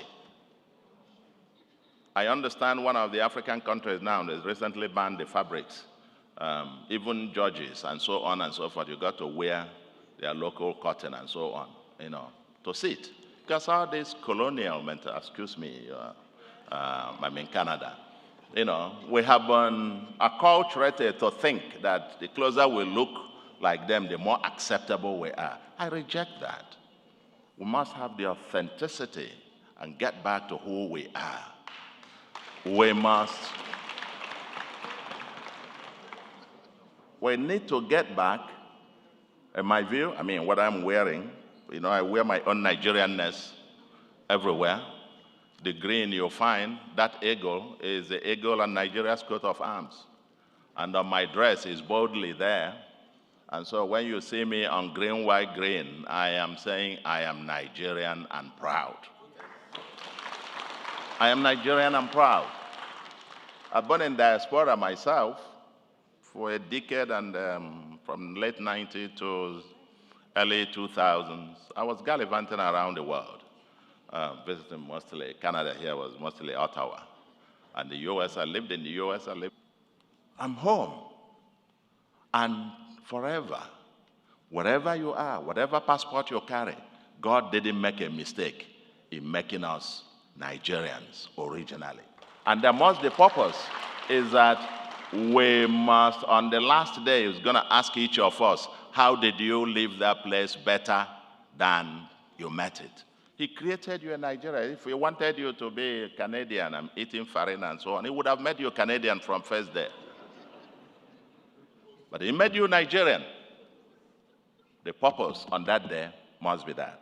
And so I say we must intentionally have this nationalism, new nationalism. Not in the rest, maybe something akin to America first thing, but Nigeria first.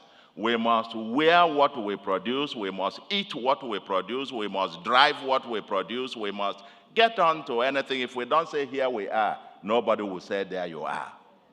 And as I said recently, if Nigerians wear nothing but made in Nigeria and textiles and so on, we'll create over 10 million jobs. That's our estimate.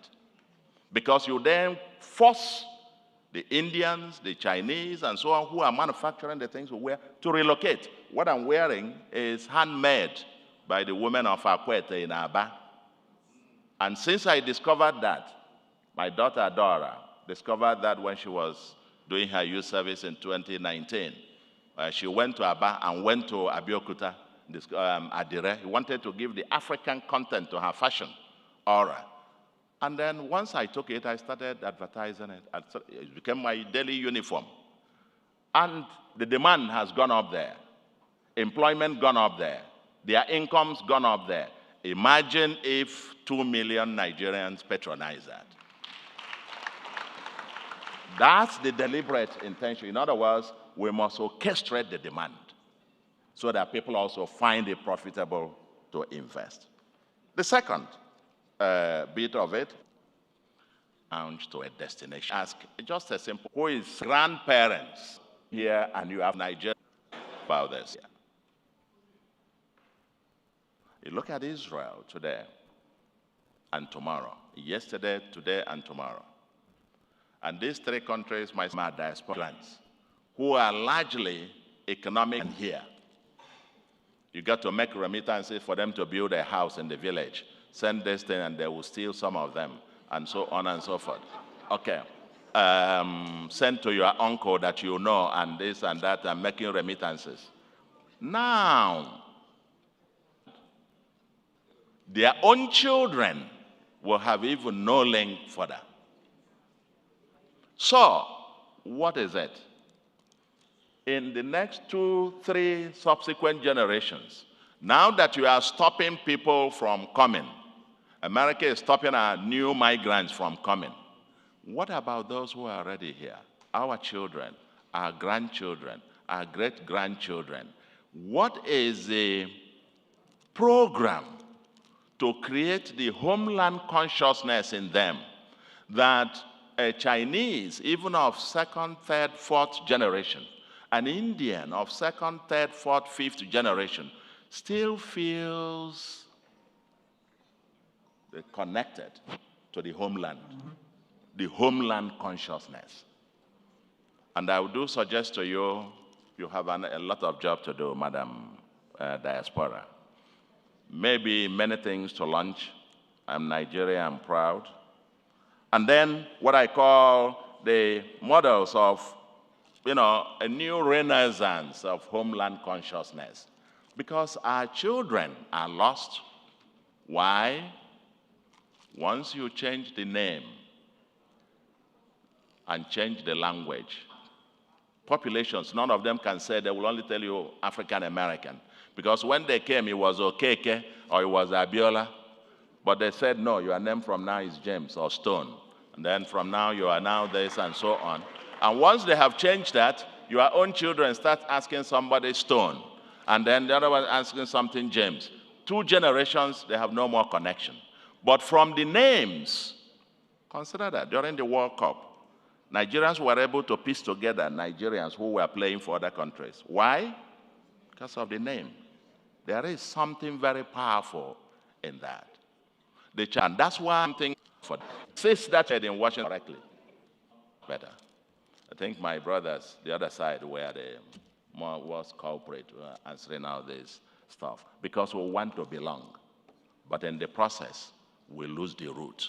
I like the song that we have, but my thesis, therefore, is that for the tens of billions that of DFDIs that we expect to have to realize in decades to come, that should power the new Africa, that should power the new Nigeria on a sustainable basis, we run the risk of losing that whole chunk.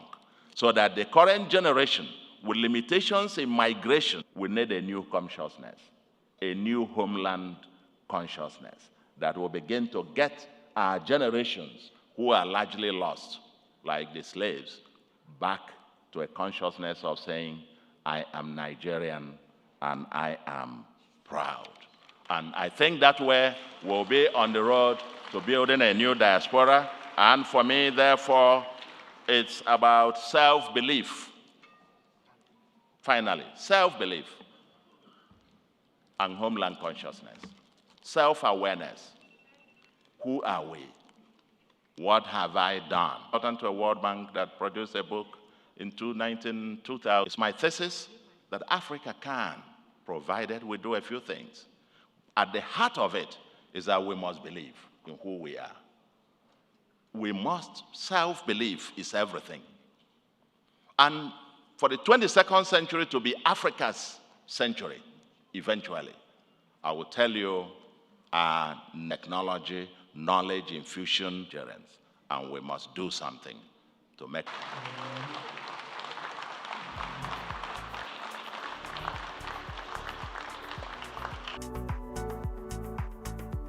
The governor of Anambra State. Did God make a mistake by making us Nigerians? No. Thank you very much. Please sit down. Thank you very much. Your Excellency, you threw some challenges to us as a commission and to all of us as Nigerians in the diaspora, and those are very well noted. Actually, we're working on the third generation of Nigerians in the diaspora. We have a program for that called the Home Strings Program. There's one of them in the room. I'm going to embarrass her. Shadia. You're a third generation. Stand up. She has never been to Nigeria, but she's coming in December. One of those doing great things here. That's part of why people like her are here.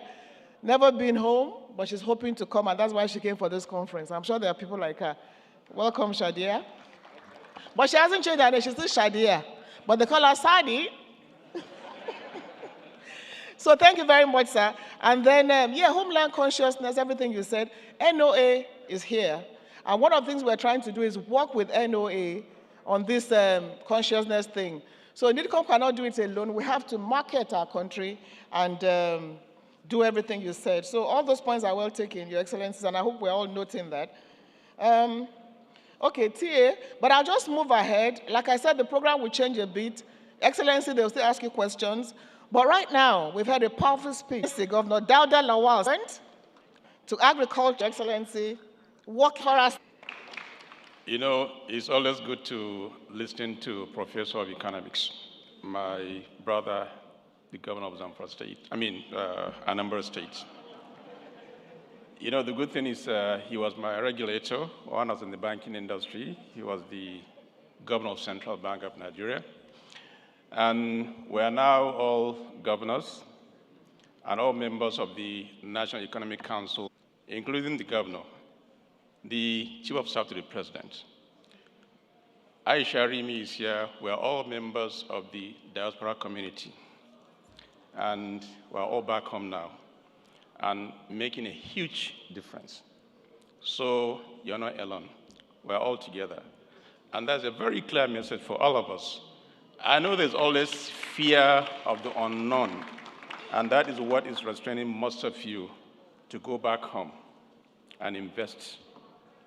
But please, relax. We're here to make a huge difference and to make commitments to all of you to make you feel comfortable. So let me start by recognizing His Excellency, President of the Federal Republic of Nigeria, President Bola Ahmed Tinubu, GCF are represented by the Chief of Staff to the President, Honorable Femi Bajabiamila, Professor of Economics, Professor Charles Saludo, The Acting High Commissioner of Nigeria to Canada, Ambassador A.K. Zanna, my sister, the Honorable Minister of Industry, Trade and Investment, Mrs. Jumoke Oduwale, MFR, the Chairman, Senate Committee on Diaspora Affairs and NGOs, Senator Anike Basi, and of course, the Chairman, House of Committee on Diaspora, Honorable Tochukwu Okere, our convener, the Chairman CEO of the Nigerian Diaspora Commission, Honorable Abike Dabiri Erewa, that made this team possible for all of us to be here. And of course, head of the Nigerian federal agencies here, I saw Aisha Rimi, I saw Ambassador Maureen, the DG NIDA, and so many other parastatals that are here. Our Canadian friends, distinguished ladies and gentlemen, good afternoon. It is an honor and privilege to join distinguished members of the Nigerian diaspora, business leaders, development partners, investors, policymakers, and friends of Nigeria gathered here today. I commend the organizers of this conference for creating yet another compatriots abroad. I wish to express my profound appreciation of the federal government to promoting investment, expanding economic opportunities, national development. The Chief of Staff to the President, Honorable Femi, who is slated to be here, and he's here actually, as well as federal ministers and head of federal agencies, alongside some members of the National Assembly and members of the Executive Council and state governors, that is at subnational. It reflects the seriousness with this approach and this kind of engagement. We're here to give you confidence that things are getting better in Nigeria. And with the new leadership, both at federal and subnational, if you go to Anambra State now and see the wonders Professor is doing, it will tell you that we are bringing back confidence. And it's all about leadership. We dedicate our lives to changing the lives of people in our respective states. So get ready. Nigeria is ready for you. We are ready for you. We are giving you that firm commitment. Ladies and gentlemen, history teaches us that no nation has achieved sustained prosperity without real investment. Capital creates enterprises. Enterprises create jobs. And jobs restore dignity. It stimulates innovation and strengthens social stability. This simple truth explains why countries that have consistently attracted investment have equally recorded remarkable improvement in the quality of life of their citizens. Yet, for investment to translate into lasting and impactful growth, it requires focused leadership at a level closer to the people, the subnational level.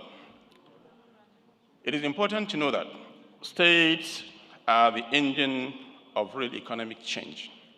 It is at this level of government that policies become projects and vision becomes livelihood that affect lives and are measured.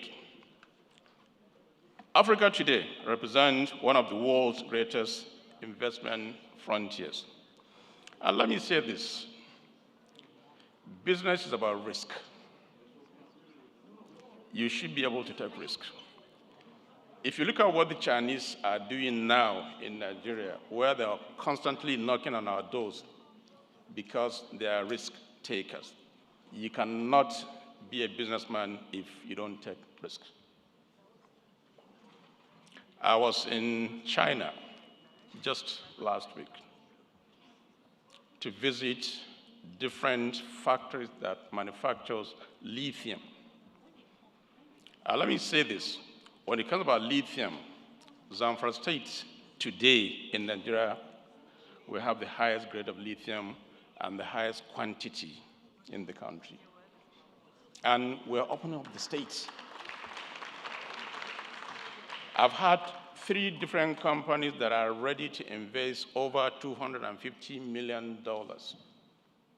They are pleading, please, we're ready. And I'm saying, look, calm down. Let's do all the formalities. We'll be there. So why do you allow these guys to take over? That is the question. Be ready to take the risk. Be ready to come home. Be ready to invest in Nigeria. We are providing the framework where your investment will be secure. Think about it.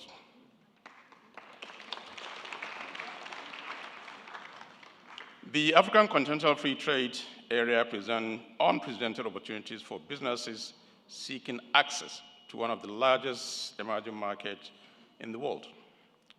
Those who invest in Africa today are not merely investing in today's opportunity, they are positioning themselves for tomorrow's growth.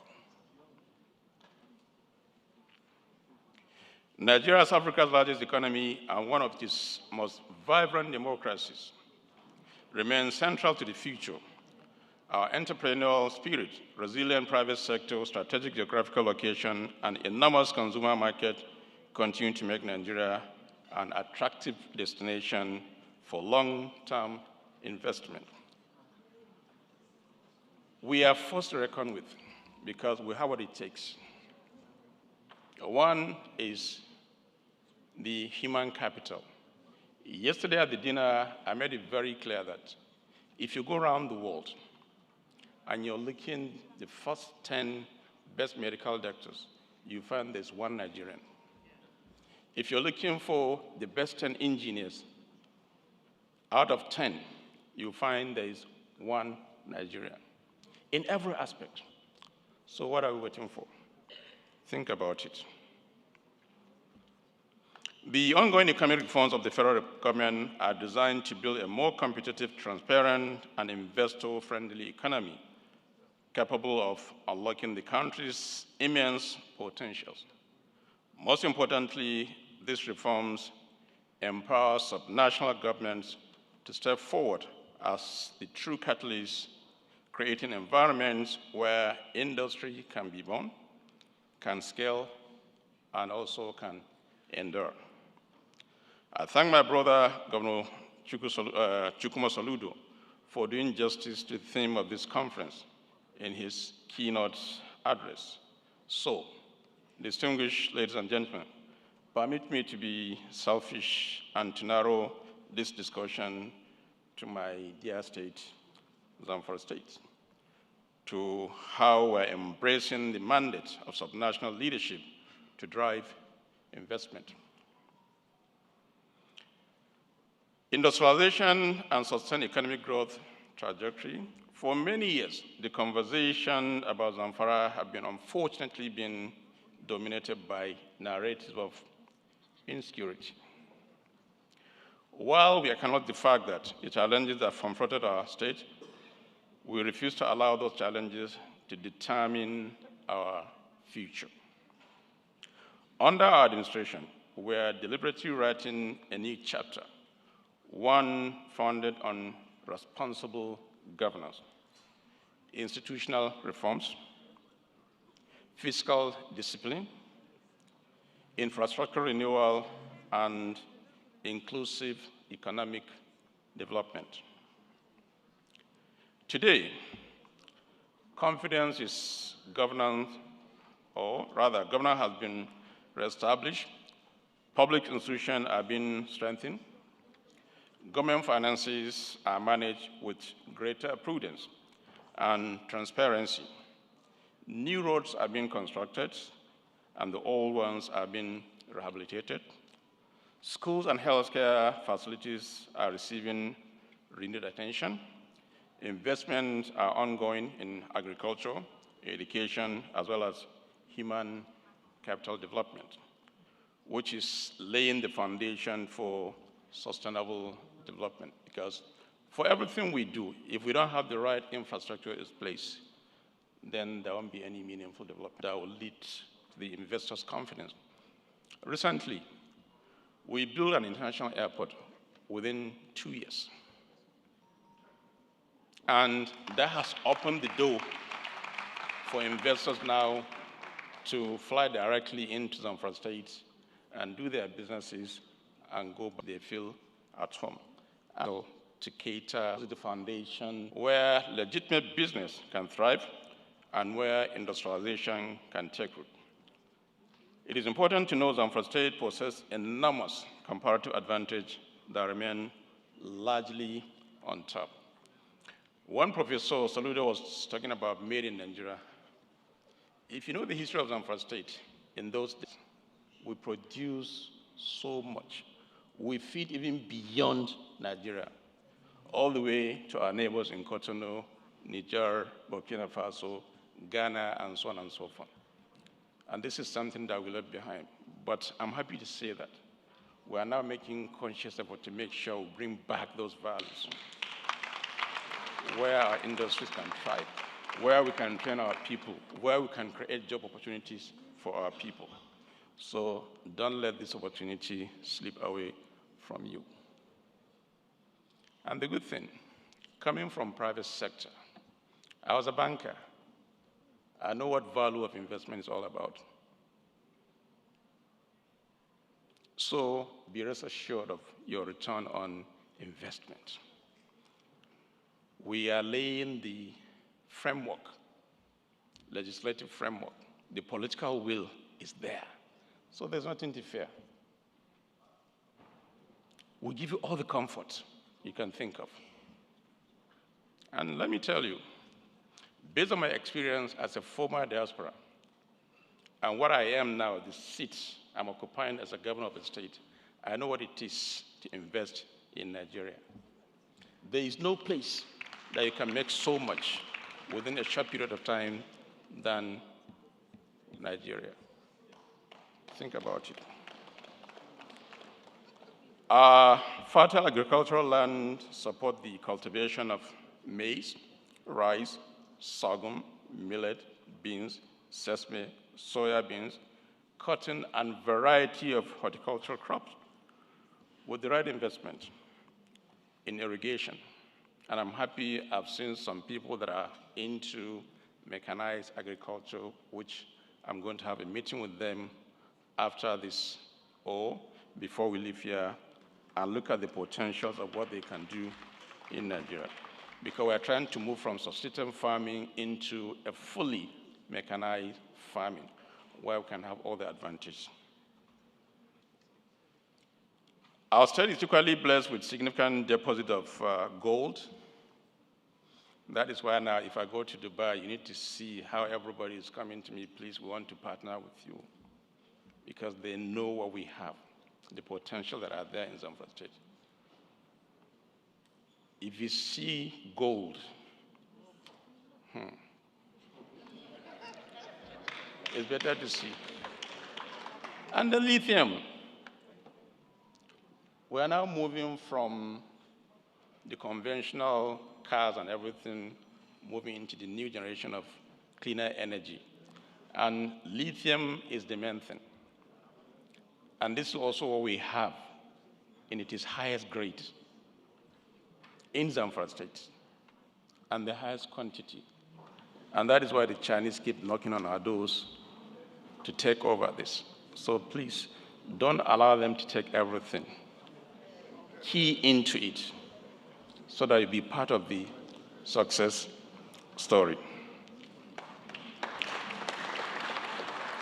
We believe that responsible mining supported by modern technology, environmental sustainability, and appropriate regulation can create thousands of jobs while contributing significantly to national economic growth. Our vision is not merely to extract, but to industrialize, to build the processing and manufacturing capacity that add value before export. Because in the past, it's just to come and have the factories, take the raw and go and process it somewhere else, and then bring it back at a much higher rate. We said no. While you're doing that also, let's have the manufacturing plants in Nigeria so that we can begin to export what we have. and that means bringing more money for the country and for the state. There are equally abundant opportunities in renewable energy, livestock development, leather processing, textile production. And let me say this about leather. If you look at the history of northern Nigeria and you Google Gusau then as a local government, we used to be the major producers of leather. All the Gucci bags and the Louis Vuitton bags that you see actually originate from Zamfara State. So why don't you go back to history and begin to think of what can we do now to get more value rather than just processing, exporting to Europe, and then the finished product comes back and you're buying this in hundreds of thousands of US dollars. Why don't you do something back home? These sectors remain open to investors seeking mutually beneficial partnership and will form the backbone of a diversified, sustainable state economy. To every investor present today, our message is simple. Zamfara is open for business. We are committed to working with genuine investors through transparent processes, responsible governance, and mutually rewarding partnership. I'm happy when Professor Saludo made it very clear, make sure you have the money. If you have the money, we are ready. We'll hold you, we'll direct you, and we'll provide everything for you to succeed.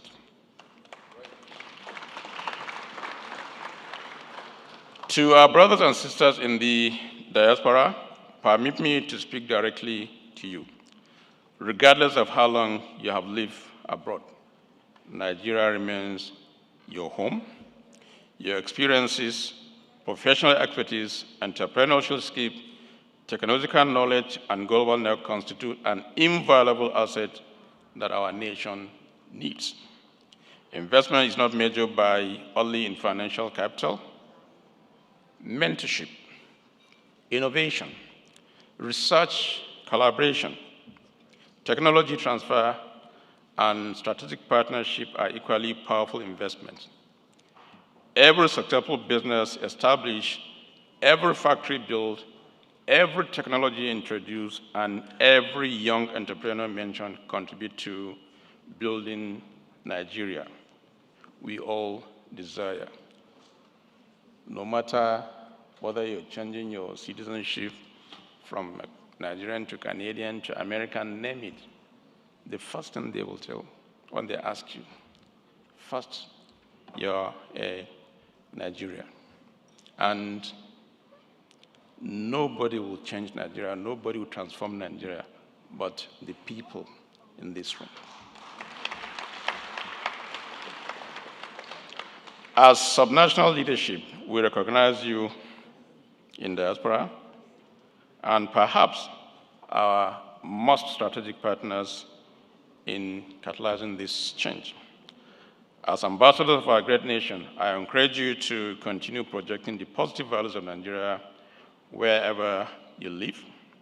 Help reshape outdated perceptions by telling the stories of resilience, creativity, innovation, and excellence that define the overwhelming majority of Nigerians.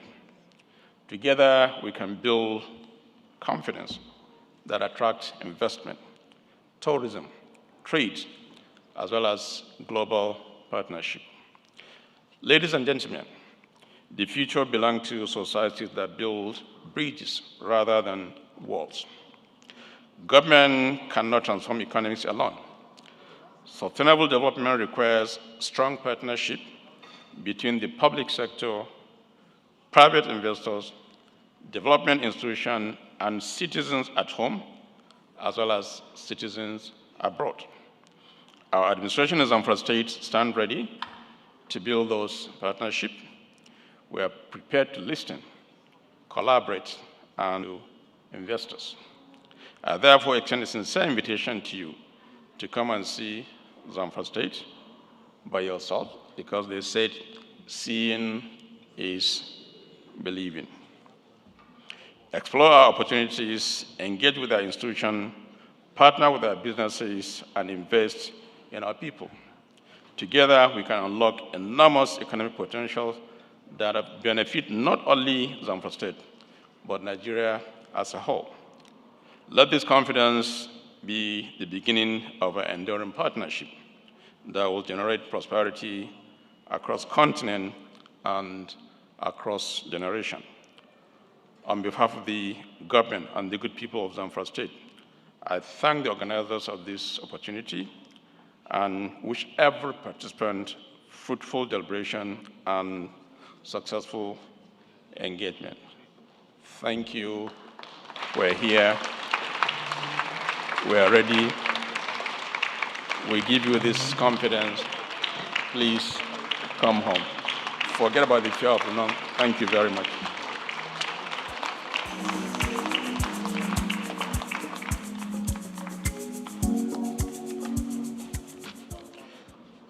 That was something. Please give him another round of applause.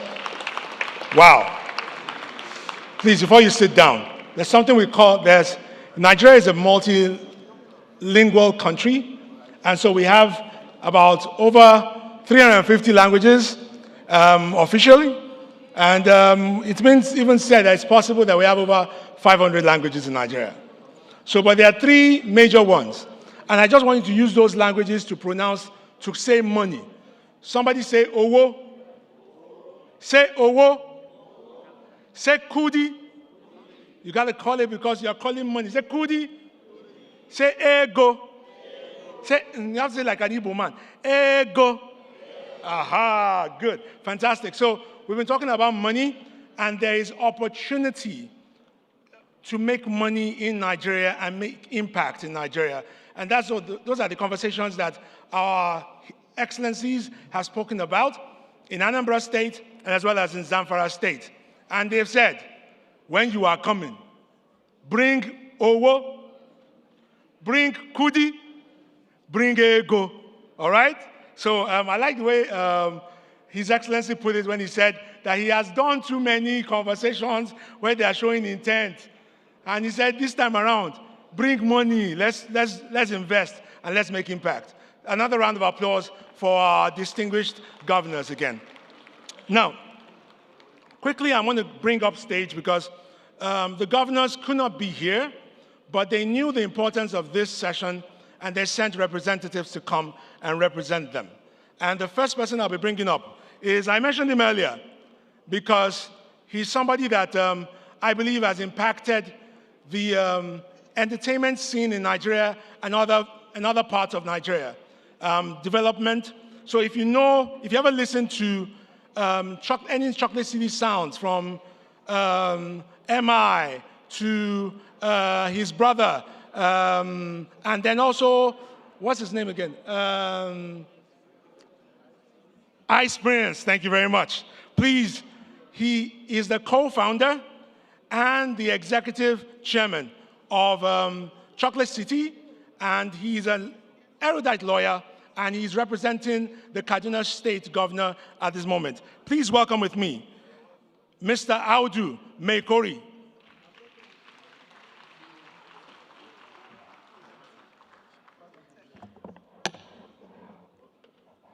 His Excellency, the President of the Federal Republic of Nigeria, ably represented by the Right Honorable Femi Gbajabiamila, distinguished governors of of Zamfara and Anambra State, the Honorable Minister for Trade and Investment, permit me to rest on existing protocols. Of course, also acknowledging the convener and the CEO of NITCOM, Honorable Abike Dabiri as well. Put your hands together for her, please. Are we hungry? The energy is a bit low. Can we go up a bit, please? So let me just start by thanking you for the opportunity. I bring the apologies of His Excellency, the Governor of Kaduna, Senator Obasani. He was actually on his way to this conference and he got a call of urgent national importance and he had to go back. Luckily, I was already here, and so I'm representing him. So let me introduce myself. My name is Audu Mekori. I was introduced as the chairman of Chocolate City. That was my former job. Currently, I'm the chief advisor on intergovernmental affairs to the governor of Kaduna State. So thank you for the opportunity. Now, it's interesting. I used to be one of you. Literally 12 months ago, I was part of the diaspora. I lived in Atlanta, and I spent 20 years running a company called Chocolate City. But I can tell you that the change in Kaduna is so much that people like us had to come back and contribute to the growth of that state. Now, I like the statement around subnationals because, yeah, it seems that when we talk about investing in Nigeria, Nigeria is not some, not some ball. It's actually made up of states. And Kaduna happens to be the third most populous state in Nigeria.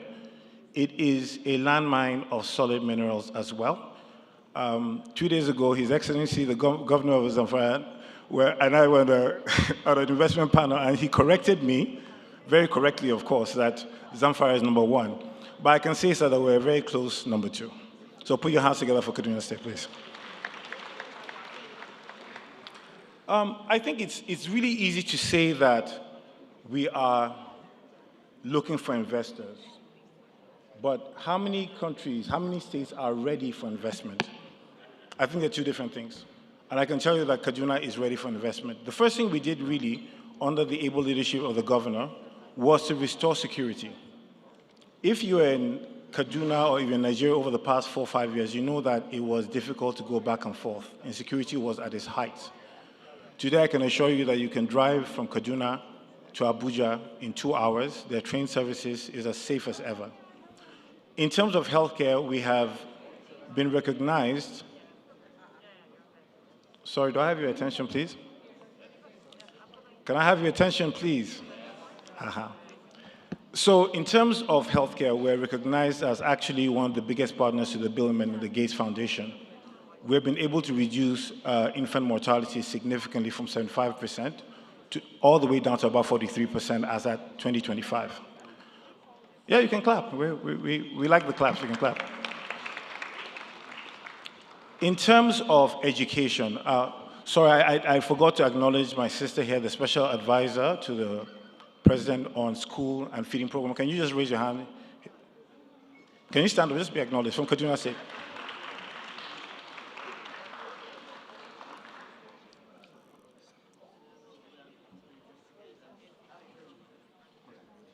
Okay. So let me just highlight a few things that I think will be very worthy of you to think about when you think about investing in Kaduna. Solid minerals, gold, tantalite, lithium, platinum, nickel, 93% grade nickel is available in abundance in Kaduna. We're setting up a mineral city, and we've allocated 1,000 hectares already, and this will be available for investors. So after the forum, if you want to speak about that, please approach me.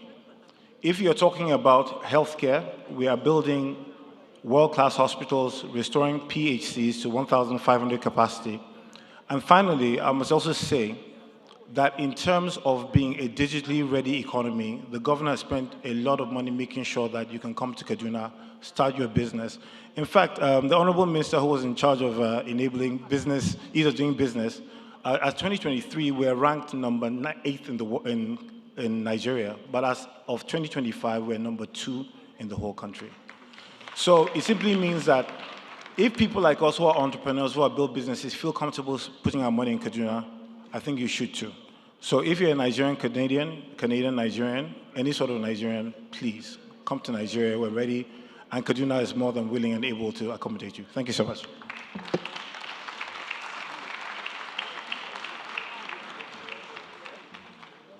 Okay, another round of applause for him. All right, so we're moving to the next thing on our agenda, and is to have the fireside chat with the governors. So please, I'd like to bring up stage Dr. Funke Fashuba. Oh, Adiola Fashuba, my apologies. Dr. Adiola Fashuba, please come up. While they're getting ready, I would also like to ask the representative for the governor of Plateau State, Mr. Manji Wilson, to just come up and give a quick remarks. But in the meantime, I also like to bring up stage Dr. GCFR, ably represented by the Chief of Staff to the President, because I was asked to just make a brief remark. I would like to also extend His Excellency's apologies for being unable to be here. The CEO of NIDCOM mentioned earlier that for visa reasons, he was unable to attend, despite making very frantic efforts.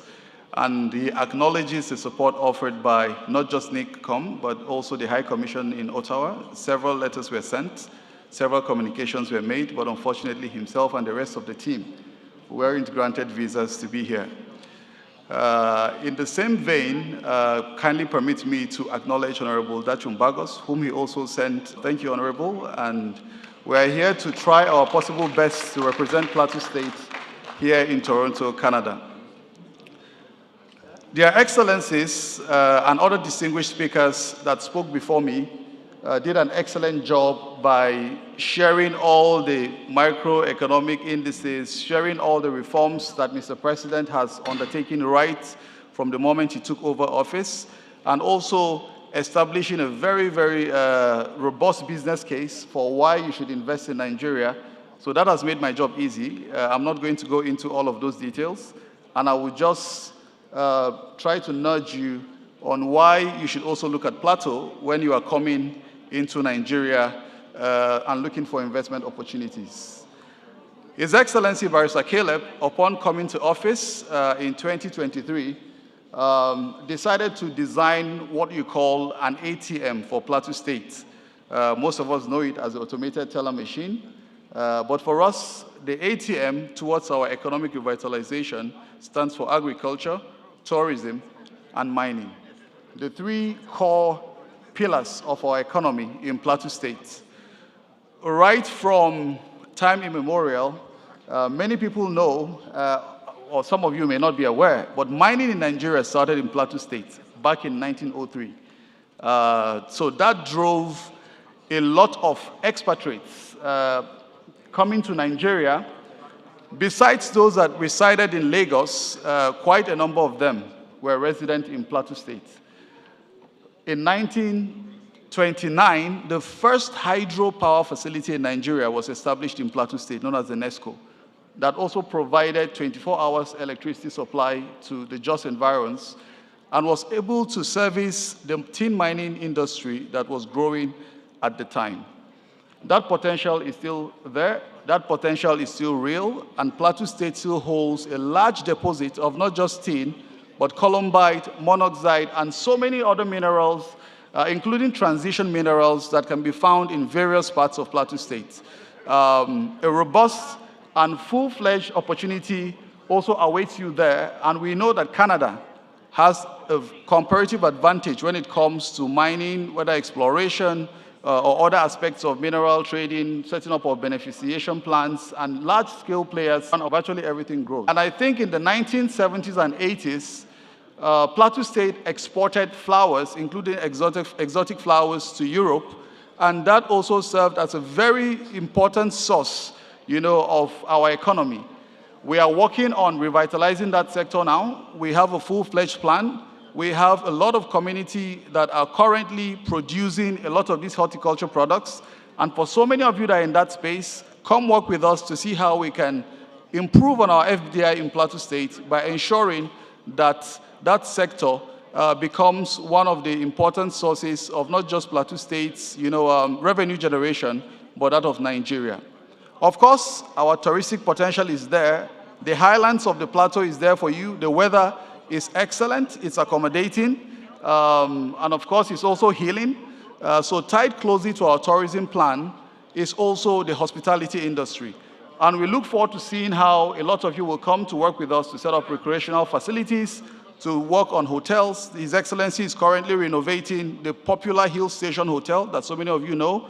Queen Elizabeth stayed there when she came to Jos.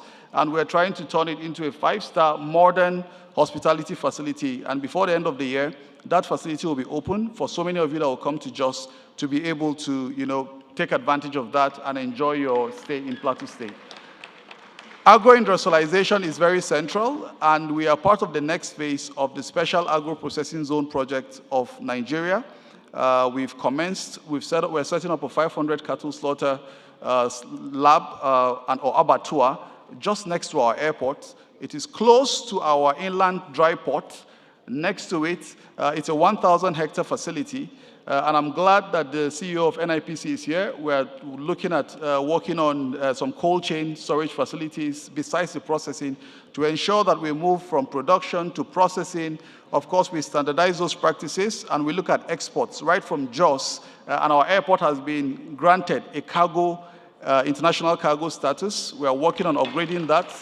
And we look forward to working with all of you to see how we can put together and harness these opportunities for the betterment of Plateau State, for our people, for Nigeria, and to turn around our economy. The MC is standing right beside me, so I'm going to cut my story short, but I will tell you that Plateau State is a city upon the hill. Her light is shining under His Excellency Barrister Caleb Manasseh Mutfwang. He is there ready to work with you to make the environment easy for you. Come work with us. We have public-private partnership frameworks, and we're ready to make sure that your projects, are granted speedy, support through a lot of the institutions that we've been working on. We moved from our ease of doing business ranking from 34 to partnering with you. Have a good day. Thank you very much for your time, sir. You can tell that he's very passionate about Plateau State and the opportunities. So give him another round of applause. Thank you. All right, so without further ado, now, please, the two distinguished governors, and they are doing an amazing work, and it takes that we are here. Dawda Lawal. Opportunity to moderate this session at the governors. In fact, I've been with Governor Dawda since Monday, and I've seen the enthusiasm. That's just a word. I'm so impressed. And so many things. So what's happening? Potential investors' confidence. 1, 2 is leaking businesses. Be investor friendly. Remove all the bottlenecks for when it will take you months to do that. So registration of businesses is easy. And even giving tax holidays for new companies is what we also do in Zamfara State in order to attract these investors. So we're investor friendly state. We have the right legislative framework in Zamfara State. Thank you. Thank you, sir. Governor Soludo, you mentioned public-private community partnerships earlier. And I'd like to ask, what incentives are you giving to diasporans and people coming from outside? To make national all borders. Now you come to specific areas, everyone who is interested on and so changes. For example, you now get one to the other in a matter of, in fact, before I left, I signed over 100. You just bring it to wherever I am, I just sign off, and so on. That goes expeditiously. But more fundamentally, on a global level, we also have a specific institution. We've institutionalized the issue of investment promotion and protection. We call it ANSEPA, Anambra State Investment Promotion and Protection Agency. Not just to promote, but also to protect. So we handhold, and we have also just set up recently, and we're capitalizing it, our ADIC, Anambra Development and Investment Corporation, which is where I'm trying to mimic the state version of the Africa Finance Corporation, which I established as governor of Central Bank. We're setting up the state equivalent to help to de-risk quite a whole lot of private sector investment. We are capitalizing it now. Quite a number of people are putting on money. Our target is about 200 billion, to capitalize that, to help to de-risk this. But then there is structures being put in place.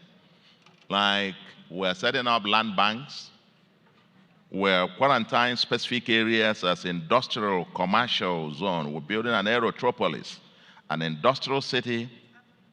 Even, for example, our industrial city, the aerotropolis, the president has just approved for us to have an economic free trade zone status for that whole area.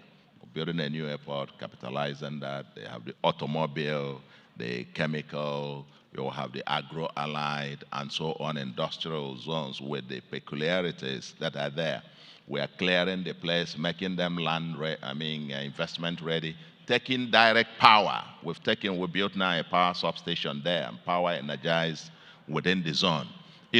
So the whole thing, tackling issue of insecurity.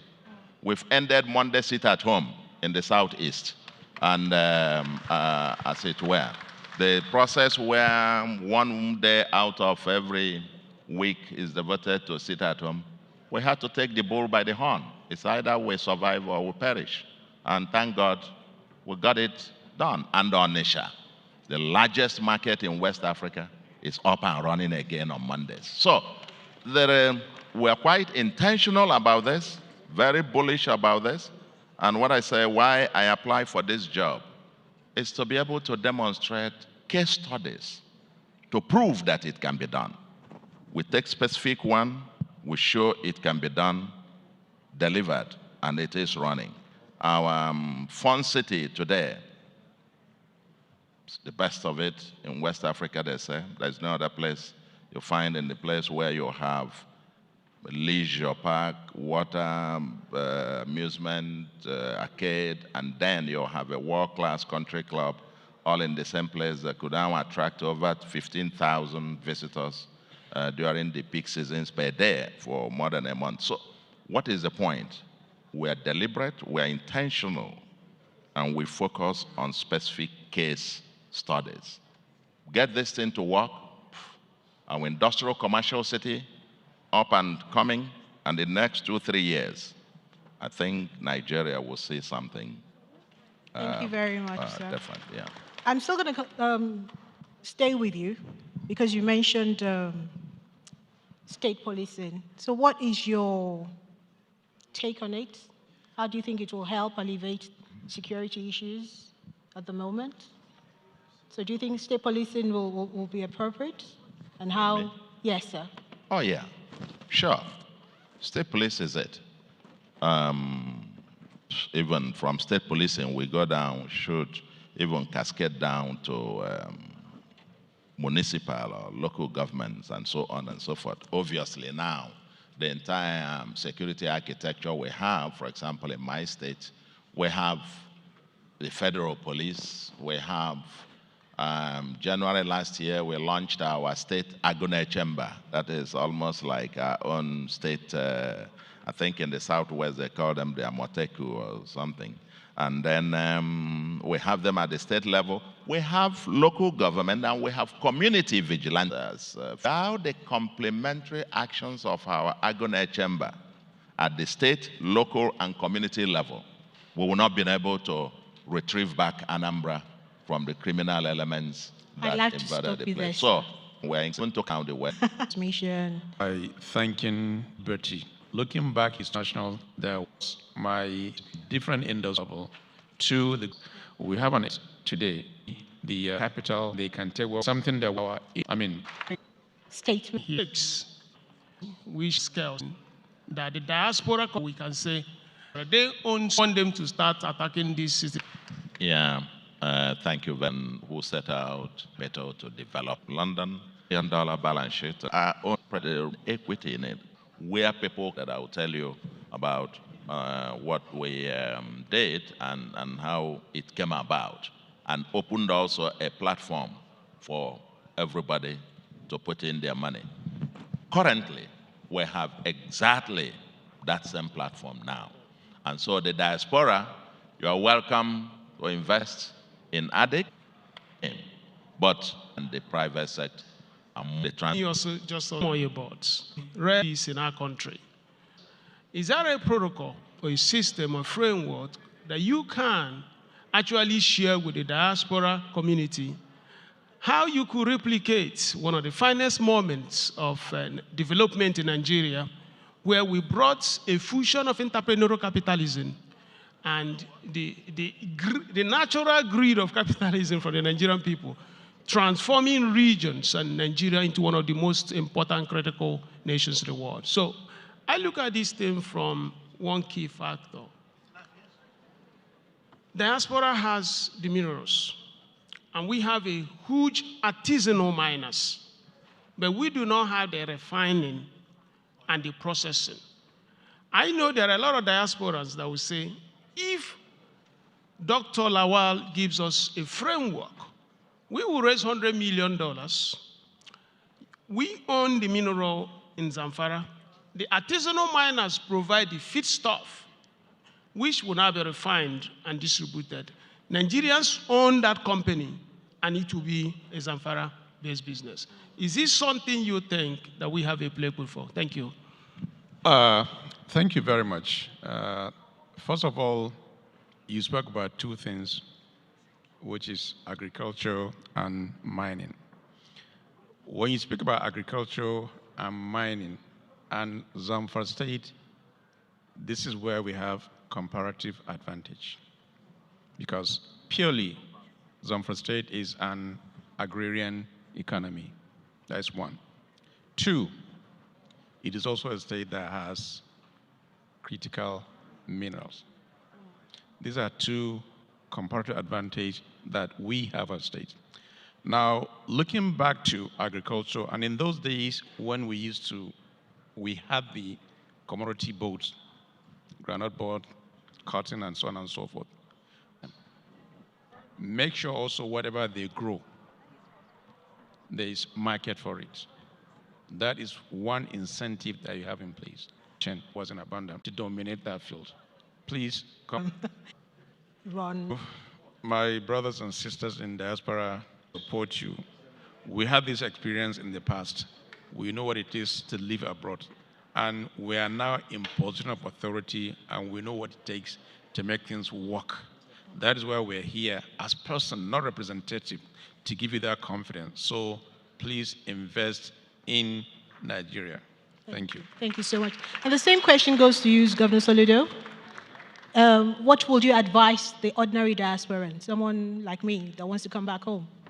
So to the ordinary Anambra citizen that has lived in the diaspora for so many years, and they're afraid to come back because they've heard so many stories. So what would you say to them? Do you say they're afraid?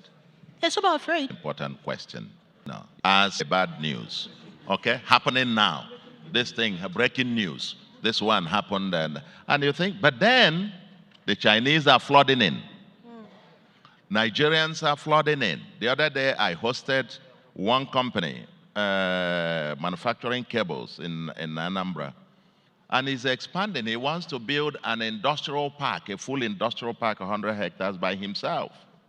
You see the design. They're raising over 200 billion to invest in that. Well, once diaspora. I see businesses, in fact, as I was just coming now, they called me about power planters who want to invest in power. Mostly also diaspora, they're coming. Every week, there is no week we don't host several people from all over the world asking to get into our industrial city. An industrial city now, the anchor investors are lining up, and we're going to be having groundbreaking pretty very soon. So the main thing I said it at the beginning of my presentation. While some are waiting for the perfect moment to come, those who are taking, that is life. There is no better place for you to make money in today's world. Even in the financial market, the spread between the rates is one of the highest in the world. No better place for you to invest in money market or in capital market and so on than Nigeria today. But very importantly, the last message, which is what my brother stressed. We are there personally.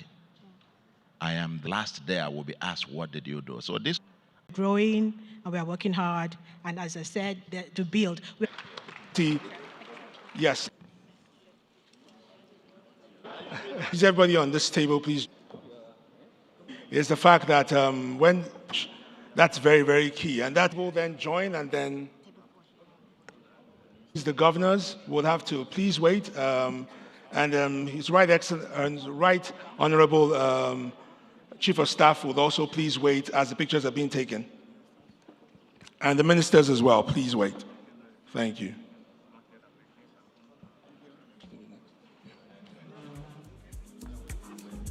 Next up, we'll call upon everyone on table 4 to please join the governors and ministers on stage. Can we ask table 4 to please join the governors and ministers on stage?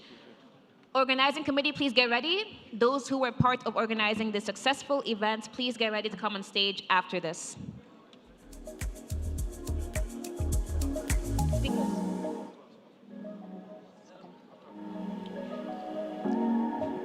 Please, the organizing committee, be ready. Please come forward and get ready. All members of the organizing committee, please get ready. You're up next.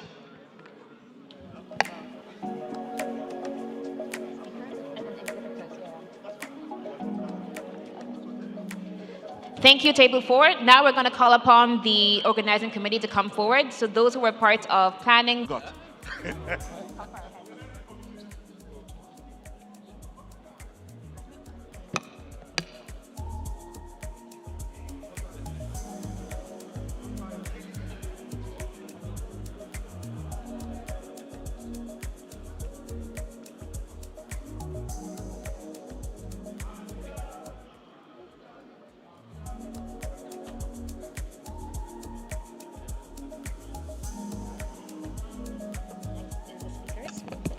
Thank you, organizing committee members. We request you to come off stage at this point in time.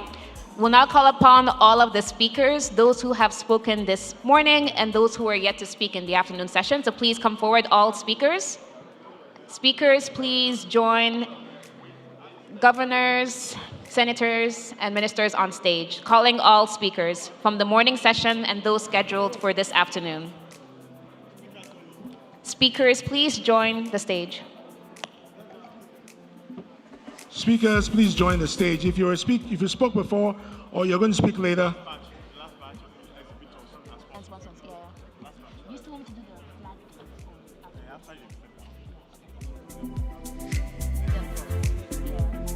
All right, exhibitors and sponsors, please get ready. Where are you? You're all the exhibitors. Last batch of pictures. Exhibitors and sponsors. Exhibitors and sponsors, please. Exhibitors, please come forward. Exhibitors and sponsors.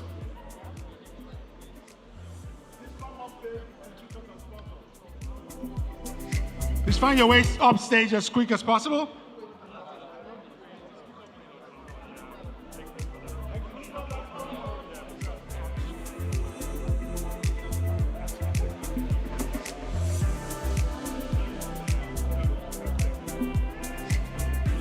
Good.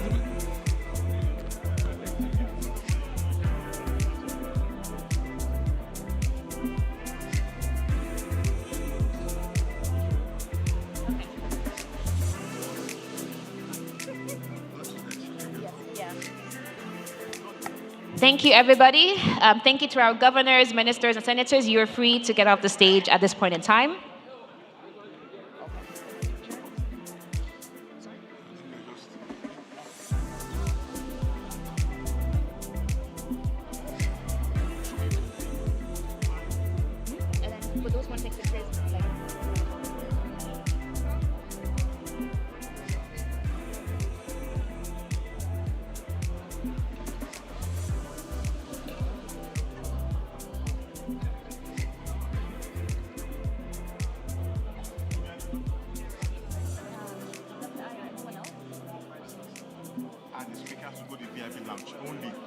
Table 4, 5, 6. Okay. Thank you once again to all of our speakers, governors, senators. Can we please give them a big round of applause? Thank you. We now request all of the speakers and those seated on table 4, 5, and 6 to please make their way to the VIP lounge.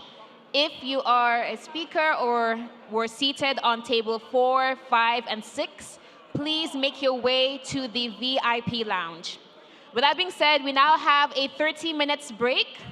So please use this time to network, meet somebody new, exchange, contact, and we'll see each and every one of you in about 30 minutes. So please come back to the hall at 2:55 p.m. It is now break time. Please enjoy the red carpet outside, take some photos, network. And we ask that all of the speakers and those seated on table 4, 5, and 6 to make their way to the VIP lounge. Once again, break time is for 30 minutes. We ask for each and every one of you to come back to the room at 2:55 p.m. Yeah. Remember to have your tags with you throughout today's programming. This tag is your access to the events for today, tomorrow, and Friday. If you do lose it, you may not be able to enter for the remainder of the day. So please make sure to secure your tags in a safe place for the whole weekend. Thank you.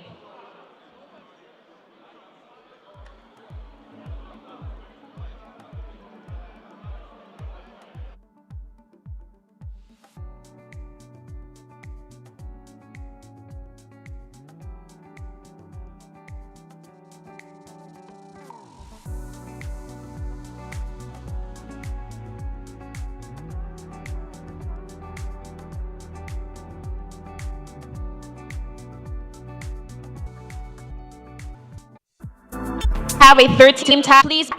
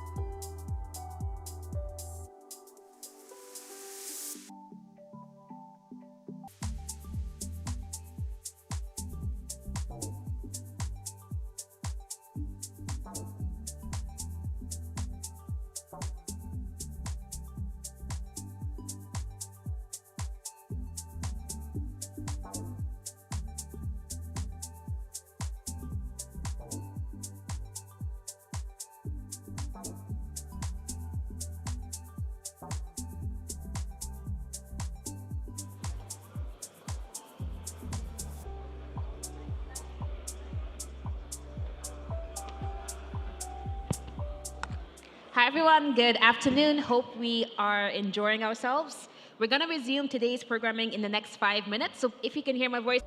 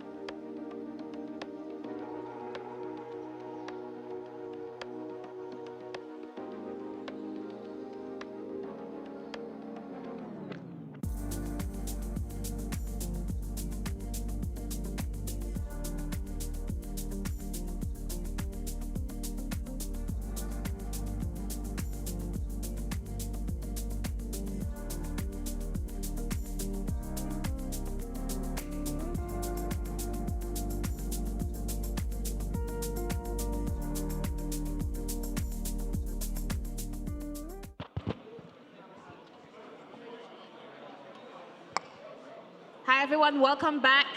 I hope we enjoyed the break time. Hope we were able to network, meet somebody new, exchange contact details, discuss some of the things we heard so far today, the importance of going back home, investing in Nigeria. The afternoon sessions, we have two amazing panel that is upcoming. We do ask, please, for everyone to grab their seats. If you can hear me in the lobby, please make your way into the hall and grab your seats. We are about to begin in the next 2 minutes. So please get seated. Get ready to hear more about capital, inclusion, and growth funding, Africa's next generation of fintech segments. Upon Osas Obano, Uchinik Uchibeke, Franca Siambela, to please come forward. This panel will be moderated by Unyeme Abasi Odong. And the topic is all about building scalable financial corridors between Canada and Africa. What can we do to build financial corridors between Canada and Africa? Can we please give them a big round of applause?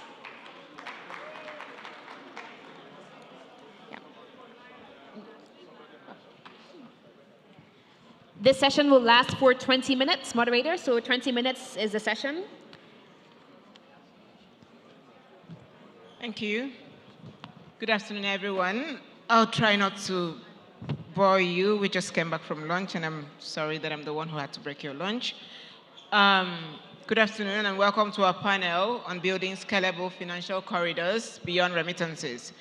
To provide context for why we think that this discussion is important,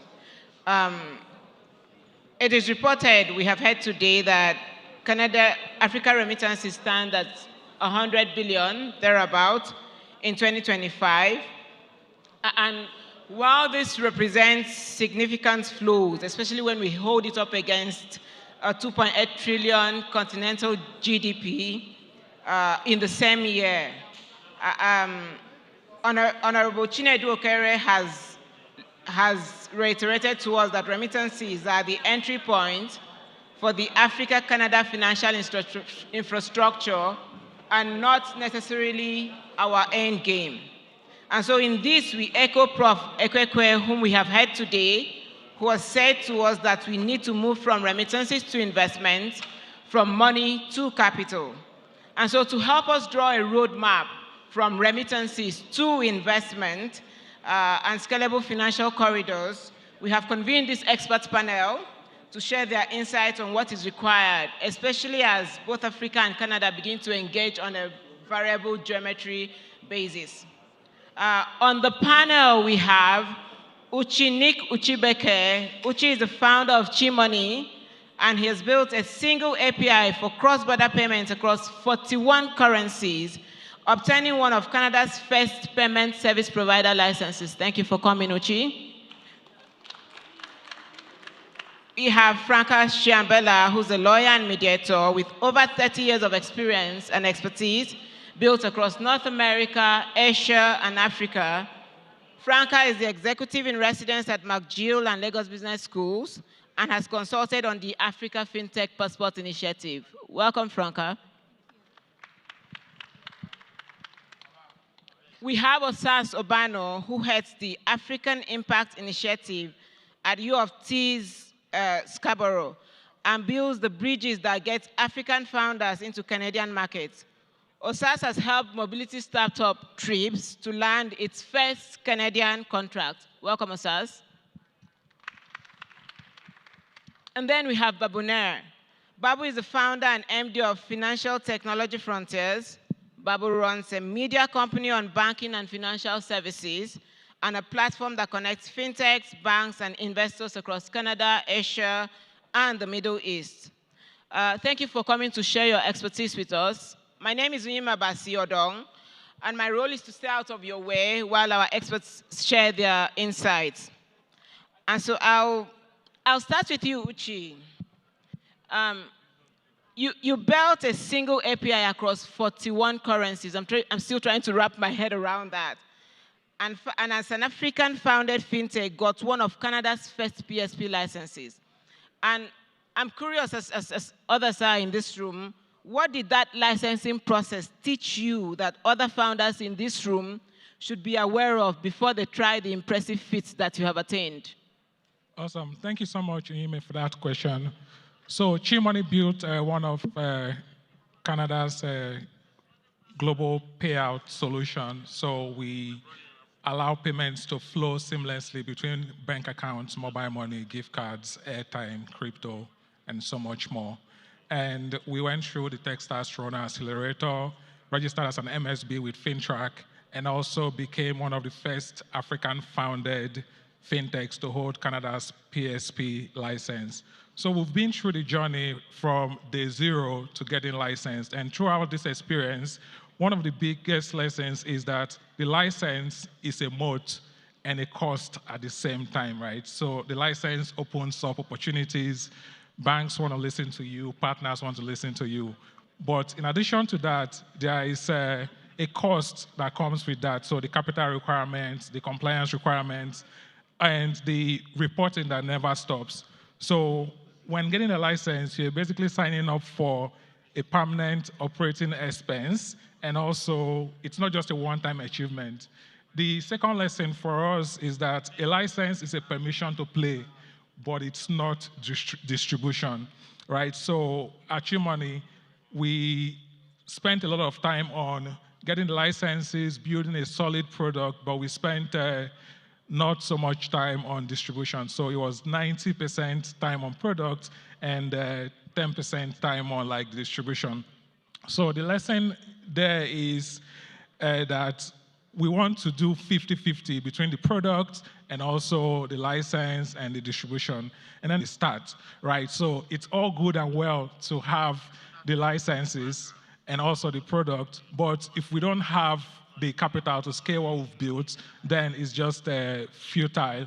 So I think from the start, as founders, when we're starting payment products or building a fintech, we want to decide if we want to be a venture-backed business or if we want to be a business that scales from day one by focusing on just one market. So finally, Chi-Money today is acquired by Capital Sage, which is a Nigerian conglomerate. So the lesson for us there is that, I mean, when building a product, build something that scales, build something that also adds value. And I mean, this transaction is one of the first times that a Nigerian company is acquiring a Canadian one. And it's also a lesson and opportunity for founders and reaffirms the need for investment between Nigeria and Canada and also the rest of Africa and Canada. Thank you, Chi. Thank you. Thank you. So pay attention to the licensing as well as to the product distribution. And while licenses open doors for you, they also call Africa FinTech Passport Initiative. And we are curious in this room, what would it actually take African markets? Okay, thank you very much. Firstly, I'd like to thank Dr. Shagan Aina for inviting me here. It's really a privilege to be here. And then very quickly, you know, I'm Canadian and I'm a Niger wife. I've been married to up in Montreal. Is that there's a renewed interest in Nigeria, in Africa. And three things have happened very, very recently that seem to be putting things in motion, and I'll just take a second to say it. The first one, of course, is the Air Services Agreement. Everyone is really, really thrilled to hear about that, both Canadians and Nigerians.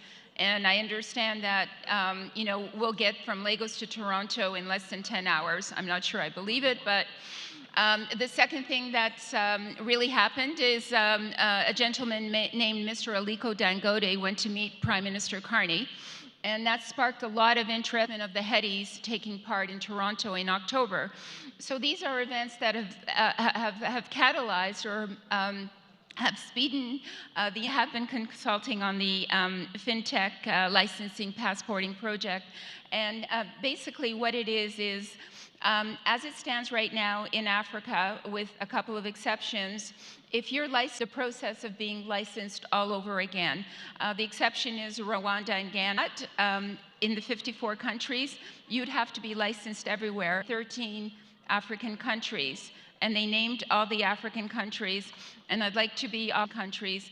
And it was very expensive, very time consuming, and at the end of the day, they gave up and just chose. If you're licensed in Austria, you're recognized in Italy, scheme in place well, to add a difference between each of laws and recognition come in. Well, again, you know, we have a similar problem in Canada, whereas if you're licensed in one province, are you automatic? Very easy to if we succeed in getting this passporting done, then Canada could enter an agreement with the Free Trade Agreement or the African Union so that there would be an automatic recognition of the FinTech passport. Thank you very much. Thank you, Franca, for your expert insights. Thank you. I'll come to you now, Babu.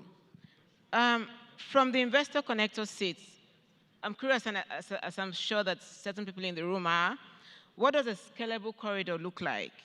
What does it need to look like before you'd actually recommend that a client puts money in it? See, whenever you are investing into payments in any country, okay, the first and foremost thing that any investor looks at is commercialization. Is it commercially a viable proposition? That is the first. Second, payment is not just taking money from one hand and giving it to the other and some money gets stuck into your hand. While that sounds very simple, the remittances business is very complicated. Okay? It involves multiple governments, multiple compliances, and regulatory frameworks. So interoperability of the regulators is very important. And if it is not viable, it becomes a very difficult situation for each of the businesses. Third thing, financial corridor and payment corridors are two separate things.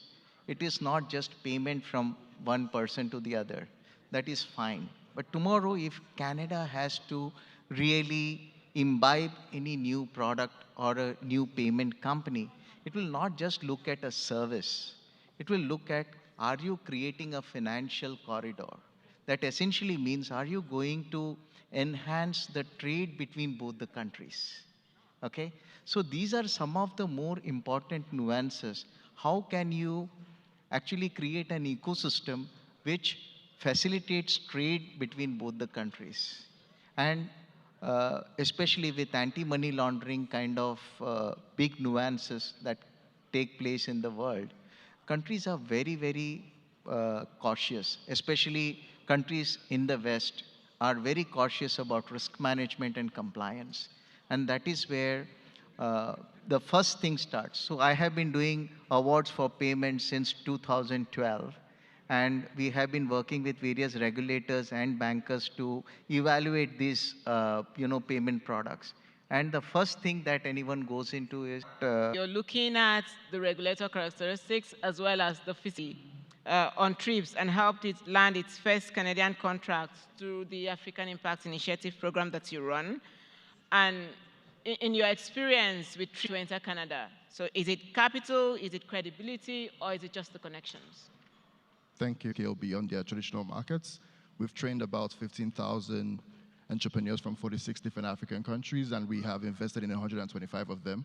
40% of our portfolio is Nigerian. So very well invested in the Nigerian ecosystem and the work that they do. And we're currently hosting a cohort that is located in Nigeria this year as well. We'll present at GITEX in a couple of weeks. With TRIPS, I think the secret sauce for them to land the contract, which was actually with our program, because what we do is that when we get our cohorts of founders, in addition to give them capital and training, we do take them to multiple different markets to expand, meet partners. He learned about our program. We do a team, see how that contract could be landed, and help TRIPS with that. So I think for a lot of African startups, it's not magic. Like a lot of folks, I see a lot of folks come into the country, whether during Toronto Tech Week or Startup Fest or Collision, and they start trying to sell right away to folks who are strangers to them. People lack trust for what's coming from the continent. That's true. So you need to piggyback off somebody who is in the ecosystem that you can trust, that can open those doors for you. Like we have some great folks in the room, like Sunil, for example, who can do that. So how can you find those folks who are plugged into the ecosystem that have the network and can speak on your behalf? Sales in anything is a relationship game. Whether it's in tech, big tech with the IBMs and the Microsofts, or it's as little as the startups, you have to gain trust from the people who you're trying to sell to to be able to land those contracts. So for a lot of founders, I don't really think it's about capital. I think it's about who do you know in the ecosystem, how can you build that credibility with them so they can speak on your behalf. Thank you. Thank you. I'll just ask one more round of questions to everyone. If you could do it in 30 seconds, 45, 30 the better. It's just this one to everyone, and I'll start again from you, Uchi, is if you could remove one regulatory or infrastructural barrier between Canada and Africa tomorrow or today, what would it be, and who in this room has the power to actually remove it? So the barrier would be license portability, what Franca's team is working on, to reduce the amount of time it takes to get a license as a Canadian PSP in Nigeria, and also for funds between both countries, and it would unlock more opportunities for investment across Nigeria, Canada, and the rest of Africa. Thank you, license provider for Canada. Biggest businesses conducted in Nigeria and the opportunity. Thank you. So we'll take out the lack of information and remove some of the online barriers. Where we put folks who are building businesses within the Canada-Africa corridor in front of diaspora investors for the first time. And in a week, we raised about $200,000 to go to the founders to help scale their businesses. So I think the key thing here when it comes to access to markets, while they are the regulatory bodies that lock some of those doors, the diaspora themselves too can provide some help and some access that they don't currently do because they lack awareness to who's building within those corridors, whether you're in Africa, whether you're in Canada, and how can you facilitate that connection or support or investments. So putting those opportunities in front of the diaspora would help unlock a lot of doors and supplement what comes from the policy side. Thank you, Asas. And Babu, what would you remove and who would remove it? I would remove friction. I think the friction is the biggest issue when it comes to payment. And how do you remove it? With trust. Interoperability between different governments, different regulators is a very important thing. Creation of digital public infrastructure for payments and for banking is a very important thing that is happening in different parts of the world. And I think by bringing in trust, by getting in more confirmation, especially in the payment space, where you really know whom you are making payments to, that gives you a lot more confidence, and removing as much as possible the kind of friction and credit worthiness. These are the three elements that would bring in a lot more transparency and speed in payments and fintech engagements. Thank you, Babu. So we remove friction and build trust. And so to build your trust, I'll make sure that I end this in 20 minutes, as I promised. Thank you for having our experts, and thank you for coming and sharing your insights with us. Good evening. Thank you very much. To all of our speakers, could we please give them a better round of applause? Thank you. And can you please stay on stage for a quick group photo? If you can please stay on stage for a quick group photo.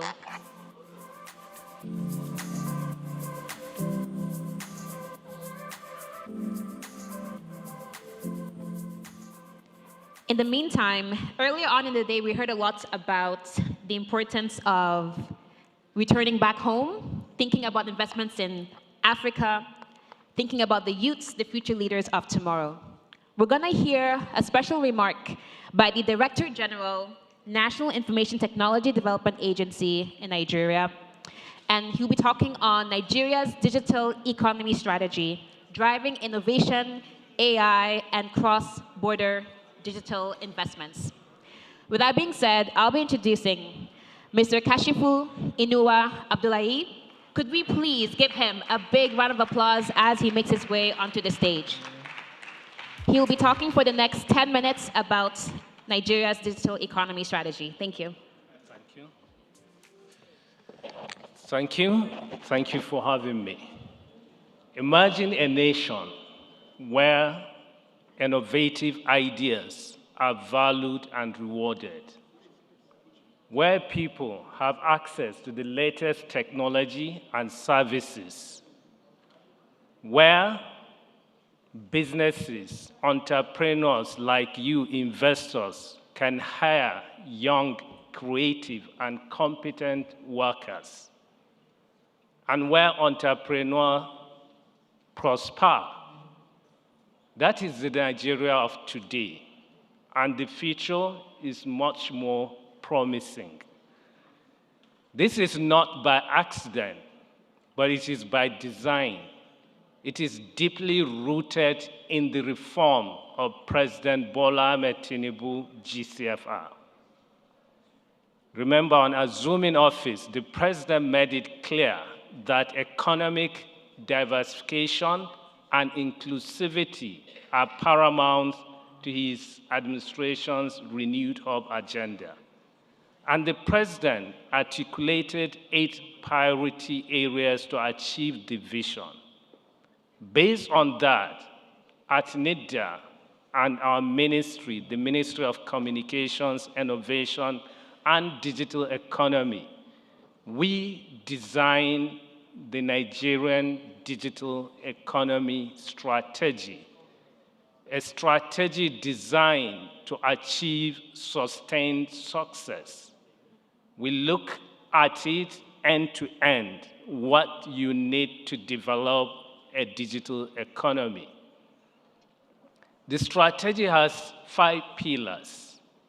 The first one is about knowledge, because digital economy is a knowledge-based economy. And knowledge is the foundation upon which countries build robust and sustained economy. Therefore, in Nigeria, for us to succeed, we need to focus on that. We have different initiatives under that pillar. We have we developed National Digital Literacy Framework with an ambitious target of achieving 95% digital literacy by 2030. Because digital literacy is the fluency our citizens need to use digital economy and contribute meaningfully. Our target is to make sure every Nigerian contributes to it. And we are implementing it in 3 tracks. The first one, we are integrating digital literacy and skills into our formal education from kindergarten to tertiary institutions. The curriculum has been developed, policies developed and approved, and implementations has started. The second one is about talent.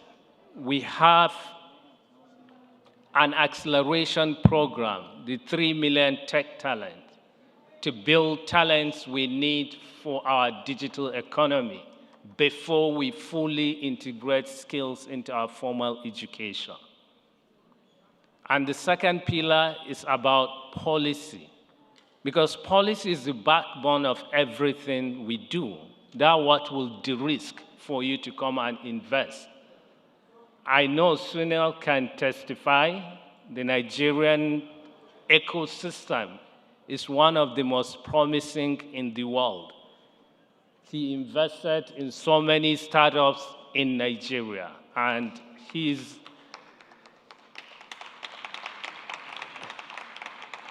will continue investing. One of them is a unicorn, the startup he invested.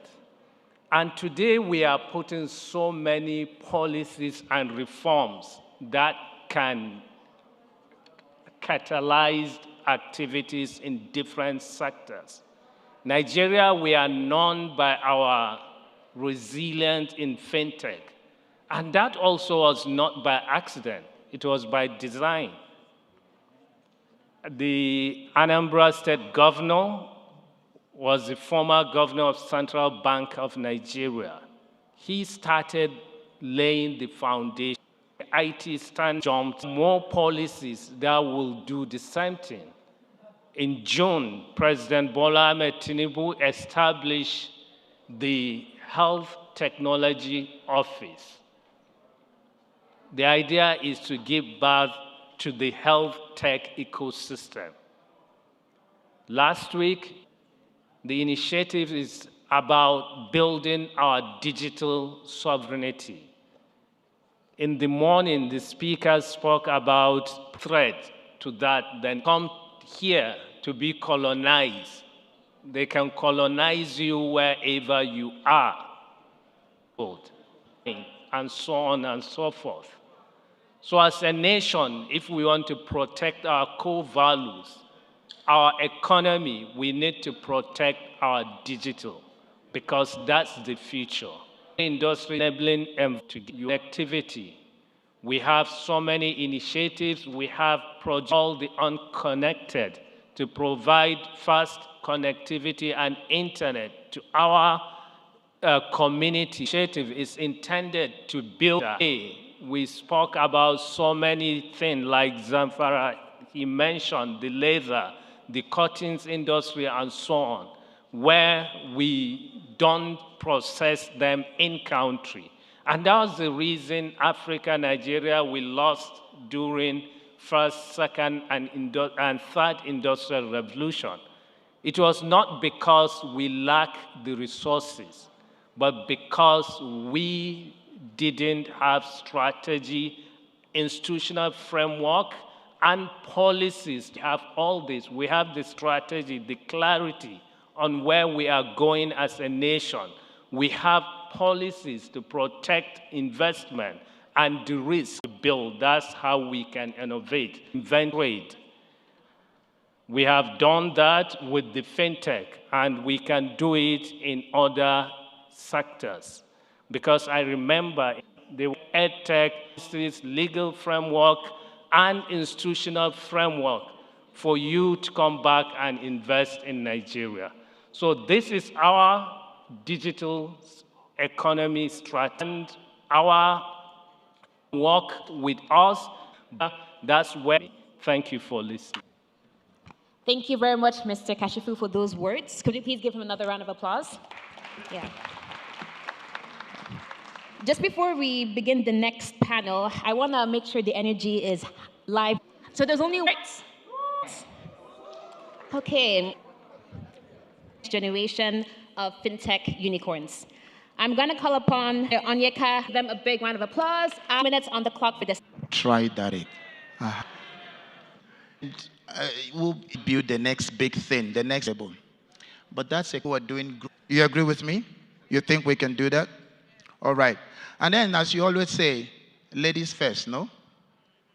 Fair enough? And so, we're going to start. 1 minute each. We're going to have our panelists introduce themselves, starting with our one and only Professor Tin. Okay. Hello, thank you. It's a pleasure working on fintech as well over time. Senior man with corporate banking in IG. We funded that back in Nigeria before moving to Nigeria. So very familiar with the entrepreneurship space in Nigeria, and also very familiar with how Nigerian companies can scale internationally. And I most recently was CEO of Trips, expanding into Canada. That I had built exits already before now. So excited about. No? Not at all. Well, I would want to start with you, sir. You have evaluated over 50 startups. You are in the growth funding business.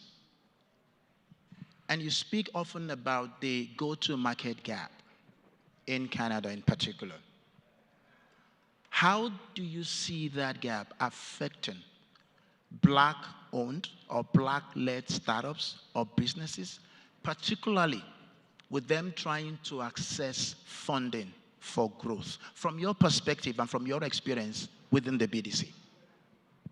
Thanks for that. Great question. So I would take a contrarian view of that question. And what I mean by that is, taking a step back, Canadian companies, especially the most innovative ones, and Canada as an economy in a whole, our innovation is driven by capability. And what I mean by that is the universities invest a lot in research and development. We also have one of the largest, if not the largest, development fund in Canada in the form of the SHRED as well, that enables you invest in research and development, and you get reimbursed for the cost of doing that. So technically, the cost of research and development in Canada is technically free. Bringing it back to an African context, and that is also coming because I have that bit of background as well, both as a Canadian and as an African. Our necessity as African, our innovation as an African is from necessity. So, banks are unable to reach the last mile consumers. Where, to your question, that is where the opportunity exists for African and Black founders, is because we have that innovation driven by necessity ingrained in us. I believe we have a good foundation to enable us tap into the capital that there is available for there. Because back to the point I mentioned earlier, Canada does have a commercialization gap. There are needs. There's actually a huge demand for companies that are innovative driven, but also have a way of keying it back to commercialization. I feel Canada is actually there's a huge market for those kind of companies as well. So I would say focus on distribution. I wouldn't want you to reinvent the wheel. What makes us African is the fact that we have an innovative culture imbibed in us from the ground up, right? From the young as well. So I would say focusing on that innovation driven by necessity, tying that back to commercialization, I feel and I believe that would enable you to tap into the capital that is available for you in Canada. Focus on innovation. Founders, you've heard it from the horse's mouth, literally. Sir, we'll come to you. I've got a very interesting question for you. You've done a lot of big stuff. You've built, you've sold. What did you learn when you were funding trips and any other startup you've ever funded, and you're applying that differently? And that, it's a game changer. Okay, Kingsley, I think that's a good question. In my time building trips, one of the things I noticed is, as an African building first from Africa, there was the pressure about building my business to model after the Silicon Valley businesses that existed. And it's not far-fetched because the LPs that would back the VC that brings the money is coming from San Francisco. And what they're used to is what you have in San Francisco.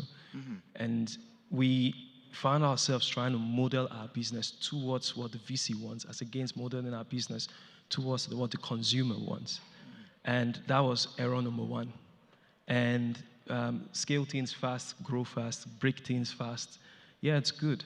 But what gave me peace of mind, especially that we needed to be a margin-first business as against just scaling super fast with VC funding. That allowed us, me and my team, to then have the opportunity to expand into new markets with our own money, with our own resources, and then command better value from investors when they were looking at us. The other thing I noticed is patient capital is scarce. And to the extent that you push your business out there and you're talking to an investor, they want to give their LPs money back in 7 years. Maybe you meet them in the third cycle of their fund, and then they give you that money. They want to put money back, and they start asking you questions. You go out there and you're pitching and you're raising money, and you come under serious, intense pressure to give that money back, as against having capital that allows you to build an endless business, an empire for business, which is what we're used to. The $13, we had to explain and explain and explain why, with all the work that we're doing, it still didn't even give us a return on investment. You couldn't even equal what you had raised the money on. So I can just go on and on about those problems. But what I've seen is, if businesses today in Africa build and use places like Lagos as a springboard to take off from, create margin business that your revenue is what is powering your success, you will get the right capital, and not all investors are for you. Correct. You get the right capital, the right investor who will back you, give you the patience to grow, and eventually turn that business into a solid one. And the last thing I would say, don't focus on Nigeria and think Nigeria as Africa. There are people doing businesses. One of the things I learned in Jumia, I was one of Jumia's first employees, and one of the things I learned they did very quickly in Jumia was market around the dollars. We expanded into Canada, still with our revenue, and that has helped us. Amazing, amazing, amazing. What a great lesson. Well, I'll come to our first lady on the show, the Prophet. Economics, intersection, funding, fintech, technology. What would be your advice to them in terms of depleting the traditional funding barriers?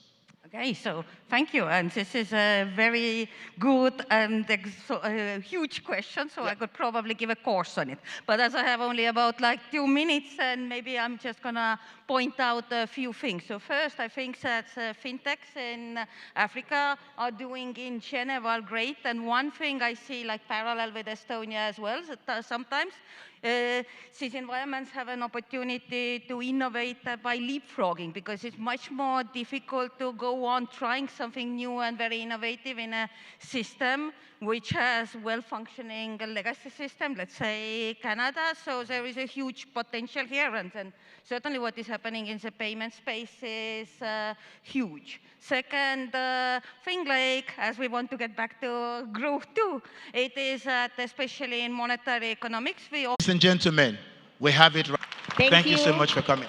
Please stay on stage for a quick group photo. So thank you very much for keeping to time and for those engaging insights. As you're taking the photos, I would like to ask each and every one of you to please locate a flag that's on your table. There should be a Nigerian flag on your table. If there's none, just look to the table next to you, your left or your right side, you should see a flag.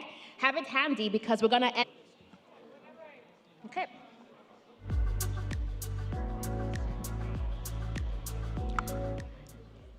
To wrap up today's programming, we have a special FinTech showcase. This is the time to learn more about. Some of the people we'll hear from are Mr. We're going to hear from these 4 founders on their journeys, and it will be moderated by Ms. Vanessa Zim. So can we please have each of these speakers and the moderator to come up front? This session will last a maximum of 15 minutes. So get ready to give us your best elevator pitch to talk about and showcase what you do. Thank you. This session will run for 12 minutes. 12 minutes. Thank you.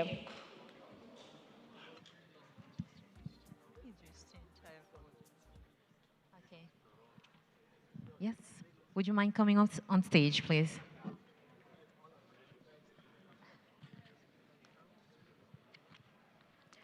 All right.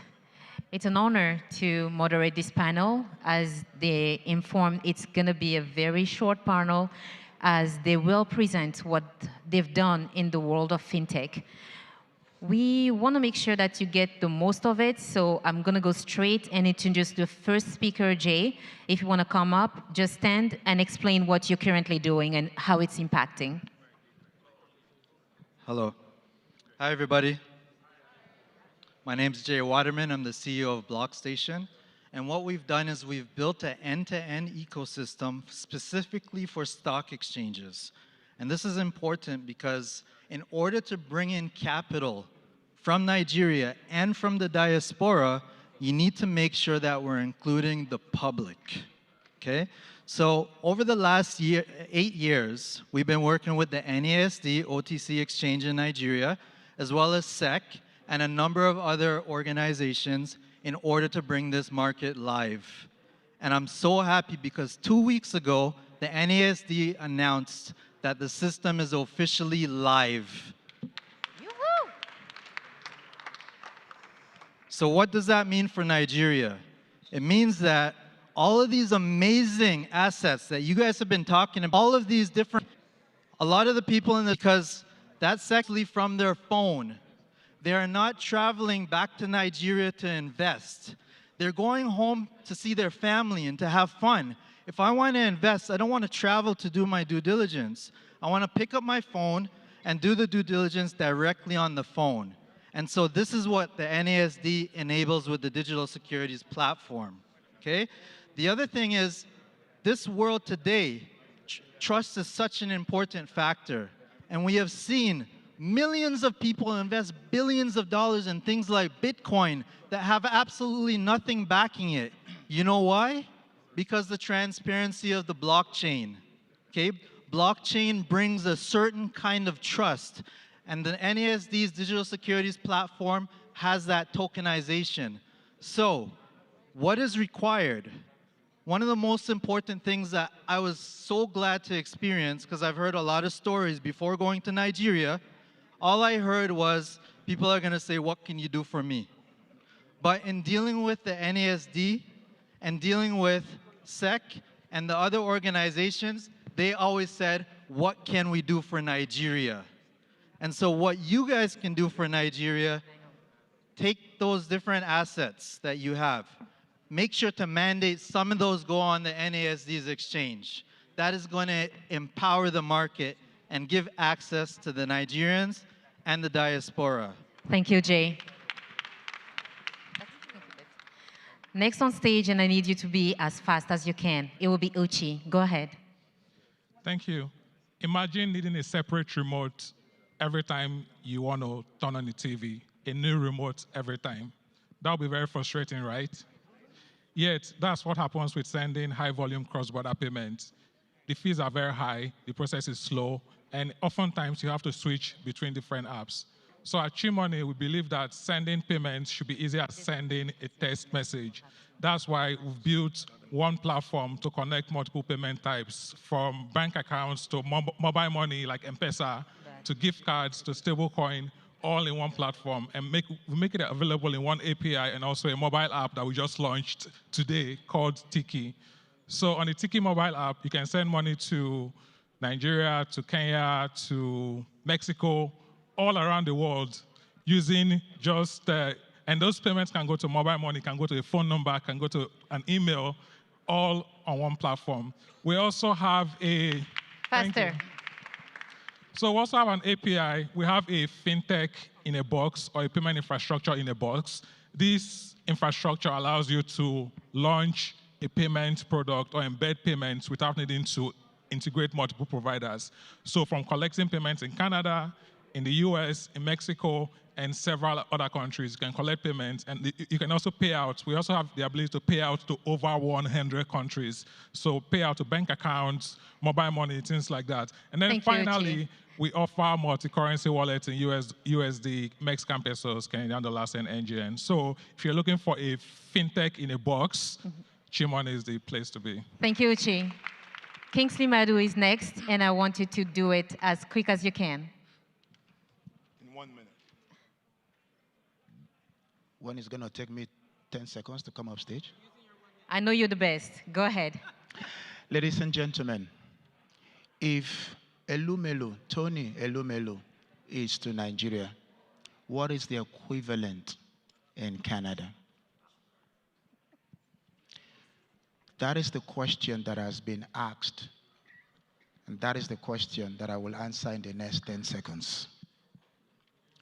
I stand here, as I did last year and the years before, when we were building and iterating, to say that today, we, the blacks, we have our own bank in Canada.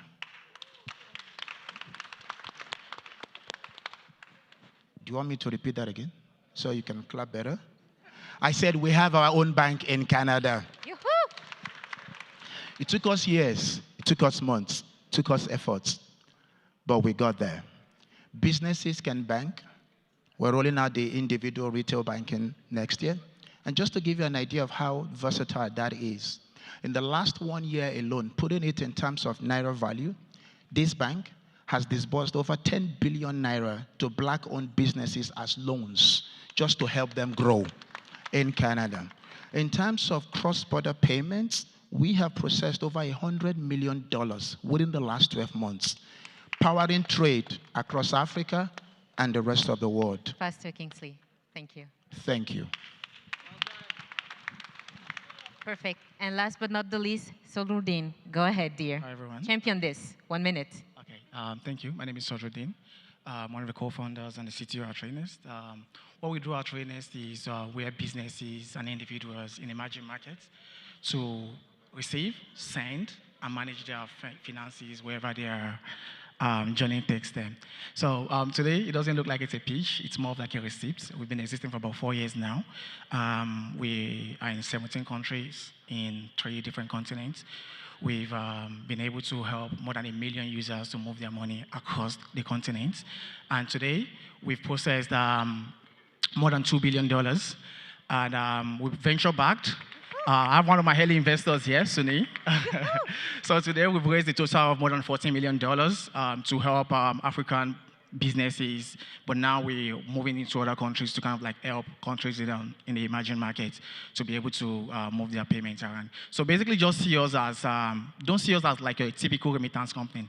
See us as your global banking partner and more. So today on Readiness, we are able to issue you a US bank account in your own name, a pounds bank account in your own name, euro, and obviously Naira bank account in your own name. And most recently, we introduced stablecoin. But when I talk about banking, and we are able to kind of like bank you in different countries, it goes beyond just having the money with us. We also allow you to be able to access your funds by being able to issue you a Visa and a MasterCard. So as you're traveling from Nigeria now, coming over here, you don't necessarily have to be changing dollars, euros, or whatever. With just your mobile phone, you take your finances everywhere you're going with you, basically. Time is up. Thank you very, very much. Round of applause for those innovators, please.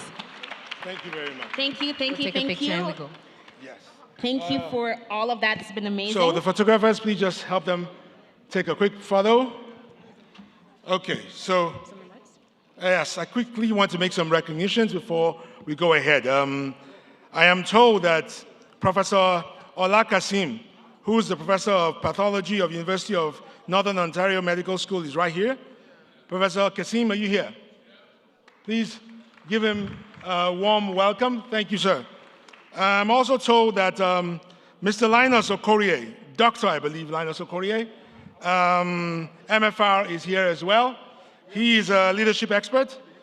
He's someone in my field, don't worry. A round of applause for him, please. Thank you.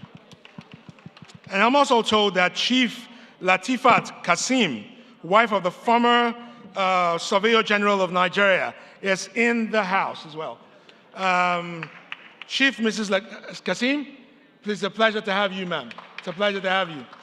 And I'm also told, but last but not the least, is Ambassador Abiodun is in the house. She's a highly experienced diplomat, and she's in the house with us, looking very green and looking like money. Thank you very much, ma'am.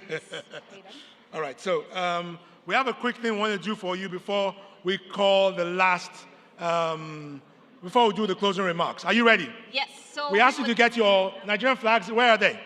Can we all please stand up and get our Nigerian flags ready? We're going to say a statement together. I'm going to say thrive abroad, and each of you would say invest in Nigeria while you're waving your flag. I will say thrive abroad. You say?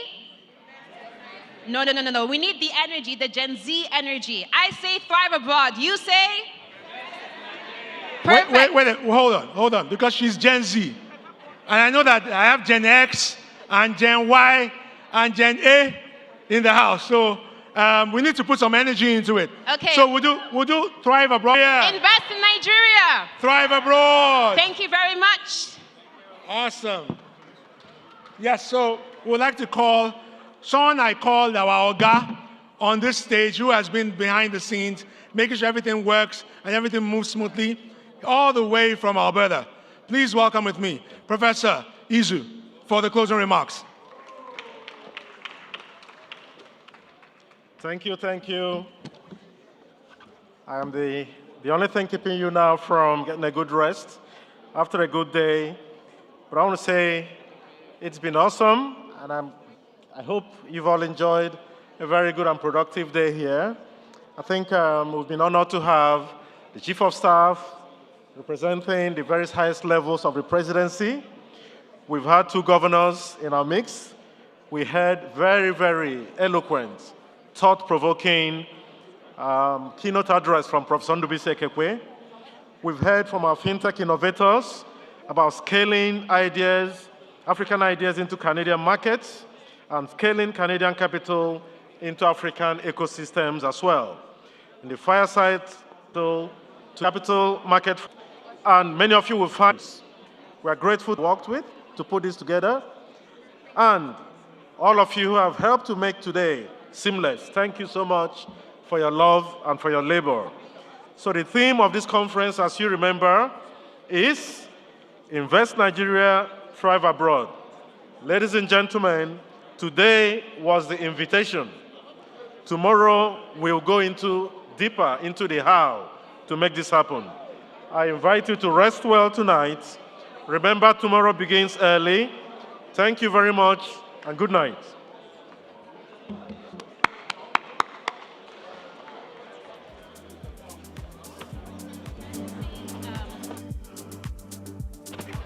Thank you, everyone. So we have officially tomorrow and for Friday. Way outside and continue your conversations outside. See you tomorrow. Woman, you didn't say it like we ought to say it. Ladies and gentlemen, I have to make very much. Please make your way out of the banquet hall. You can continue your conversations outside. Carry your name tags with you. See you tomorrow on time. We have more opportunities for networking throughout the weekend. Please and please and please, let's vacate the hall. It is